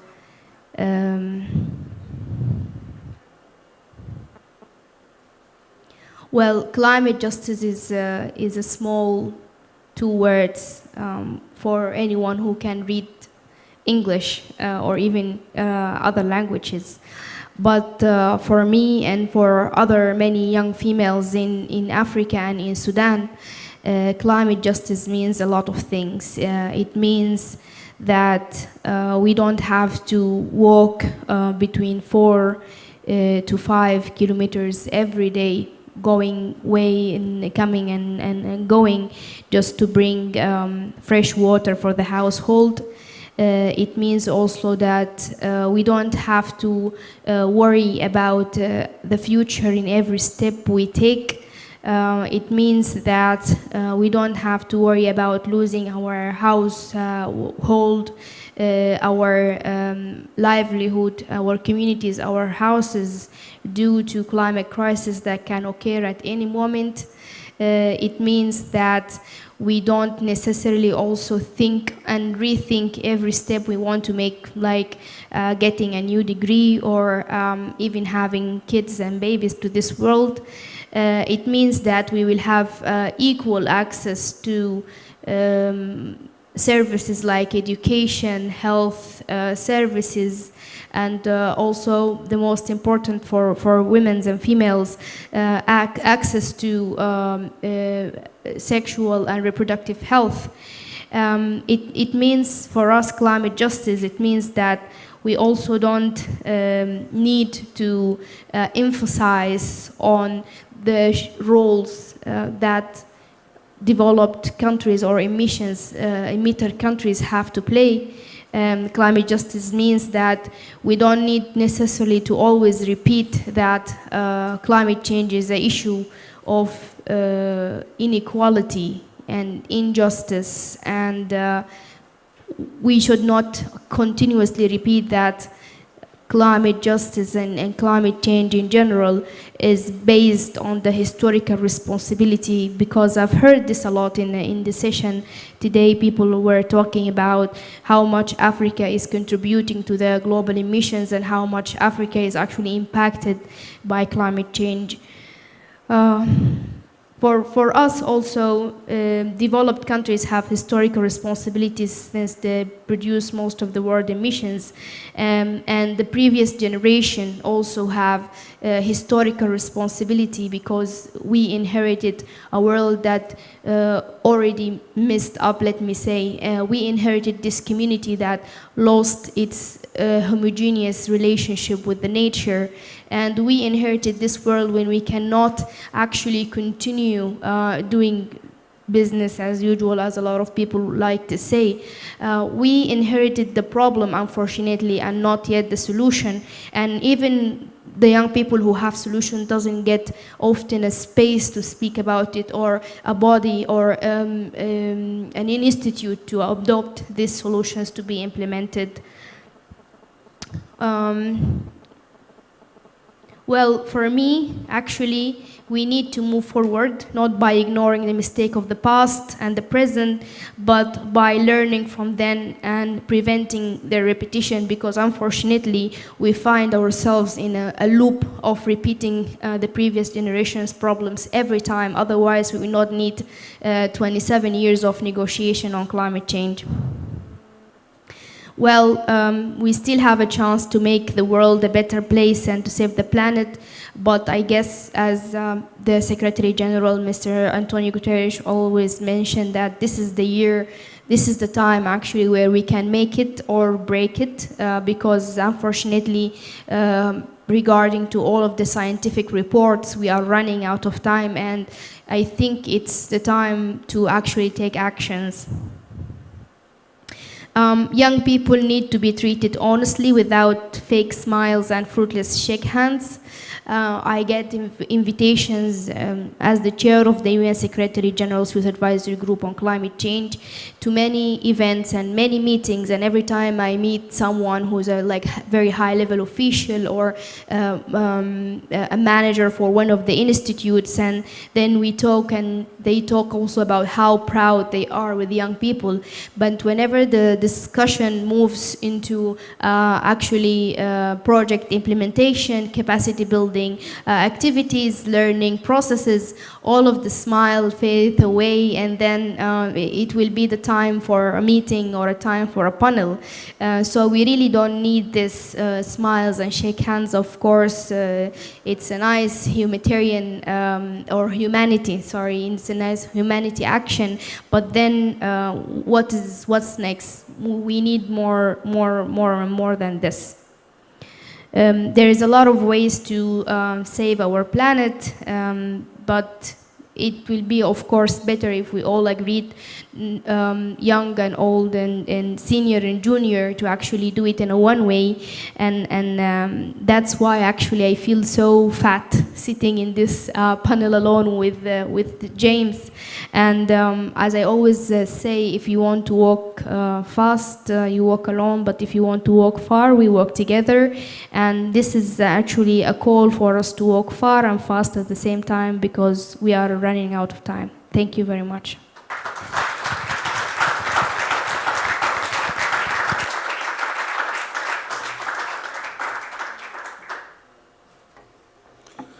Thank you very much, Nazreen, for that statement. So Nazreen calls for greater and more meaningful youth engagement, youth inclusion in the process of defining and implementing climate solutions. Nazreen also adds a gender perspective to the definitions of climate justice that we have heard in the previous sessions today. So Nazreen, once again, if you can also share your statement with us so that we can distribute it widely. I would like to now call upon Mr. Kebu Gerna, if you are online, to please share your statement with us.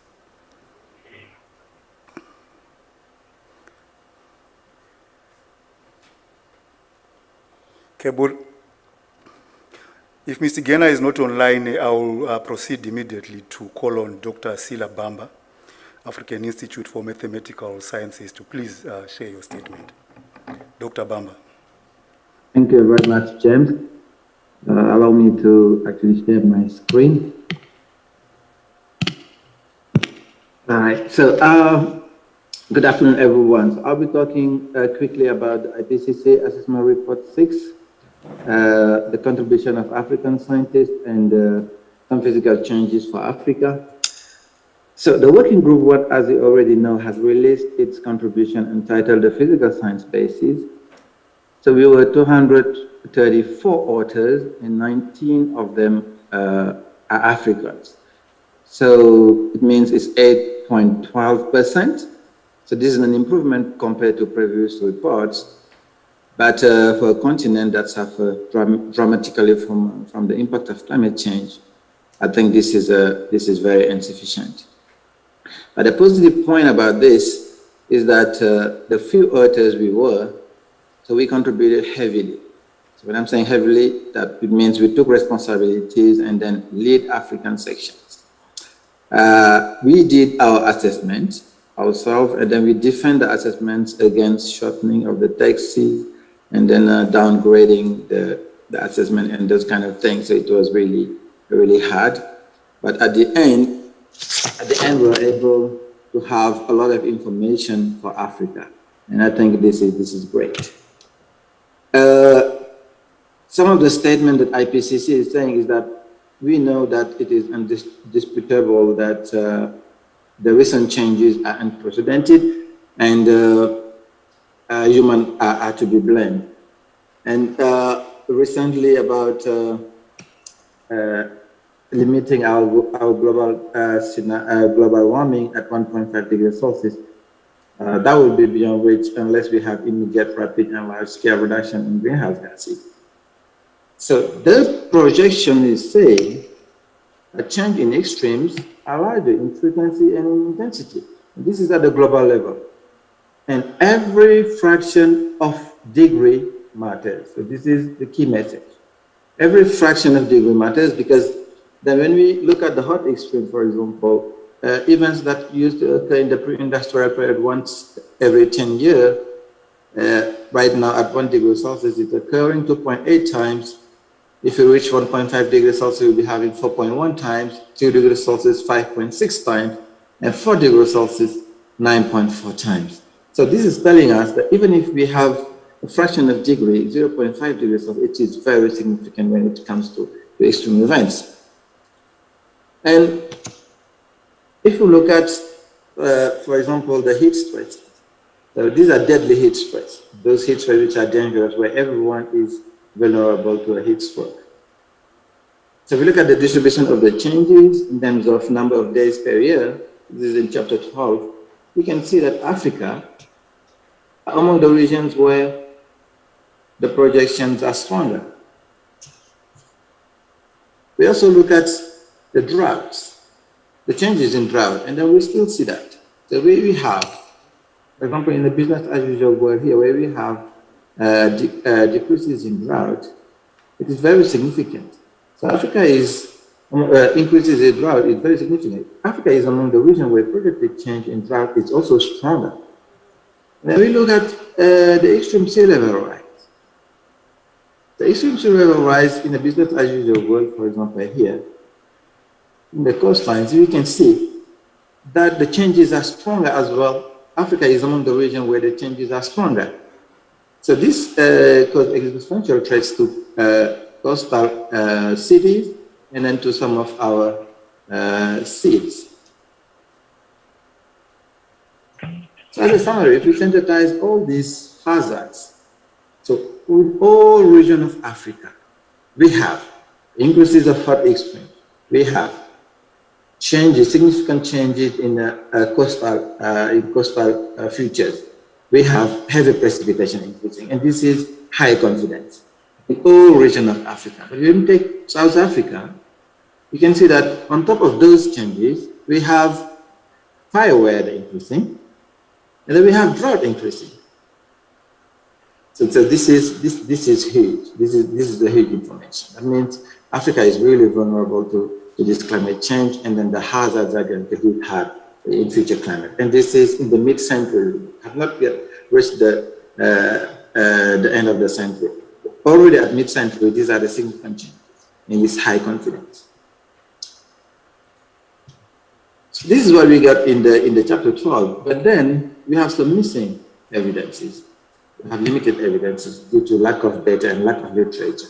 So some of them are landslides. Landslide is very important for East Africa, and we don't have any information on that. We have river flooding, we have fire weather, we have windstorms, we have dust and sandstorms, and we have tropical cyclones. So all these hazards, we did not have any significant information about that. So this information is really lacking for Africa.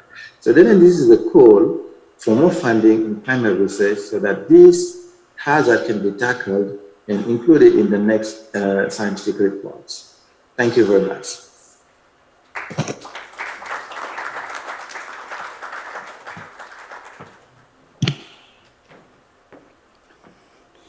Thank you, Dr. Bamba. So Dr. Bamba makes several very significant observations from the IPCC sixth assessment report of Working Group 1. The first significant involvement, of course, is the increasing involvement of African scientists in the actual development of the report itself. You may recall that for the fifth assessment report, we did an assessment of the extent of African involvement in the production of that report. And out of about 1,400 scientists who participated in the writing of the report or were quoted in the report, only about 60, less than 4%, were African. And the majority of those were Africans in the diaspora, and therefore Africans not working on climate issues and questions in Africa. And we concluded then that what we know about the climate system and climate change is really being constructed from outside of the continent. And that therefore this calls for programs that would increase African scientific and policy engagement in the construction of the climate narrative. Dr. Bamba informs us now that the rate of participation has increased to 9% since the fifth assessment report, which was in 2014. So in the last 6-7 years, there has been some slight increase, but I think more still needs to be done to ensure that, in fact, we get a more increased engagement of African science in the understanding of the climate system. But Dr. Bamba also mentions some of the key findings of the IPCC sixth assessment report, focusing particularly on the evidence of increasing climate impacts on temperature and precipitation, and significantly notes that there are in fact regional differences and variations in these impacts, with Africa experiencing generally greater impacts than other regions, and those impacts also possibly happening faster than the other regions as well. This means that really our engagement with the COP process has to be based on this scientific evidence and seek, as Nesrine says, to actually achieve urgent and immediate solutions. Then finally, he also points to gaps in the data, which also call for greater investment in science, including in observation of our climate systems. So, ladies and gentlemen, this brings us to the end of the statements from partners and other distinguished institutions who are also participating in the development of a climate response in our African continent. And I'll hand us back over to the Master of Ceremonies. Thank you very much.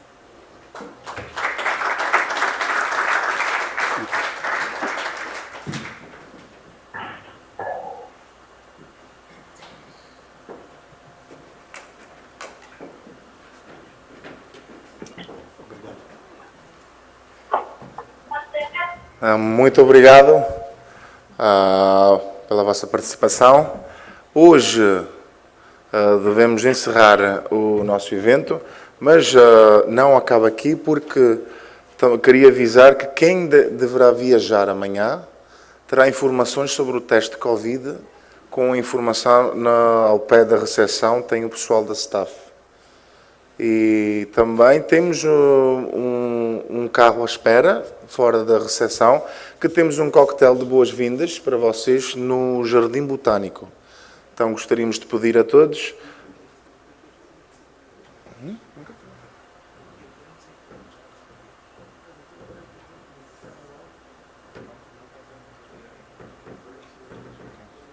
Peço desculpas. Daqui a 45 minutos deveremos partir para o coquetel de boas-vindas, e então gostaria de vos convidar para, quando chegar o momento, de estarem presentes na recepção.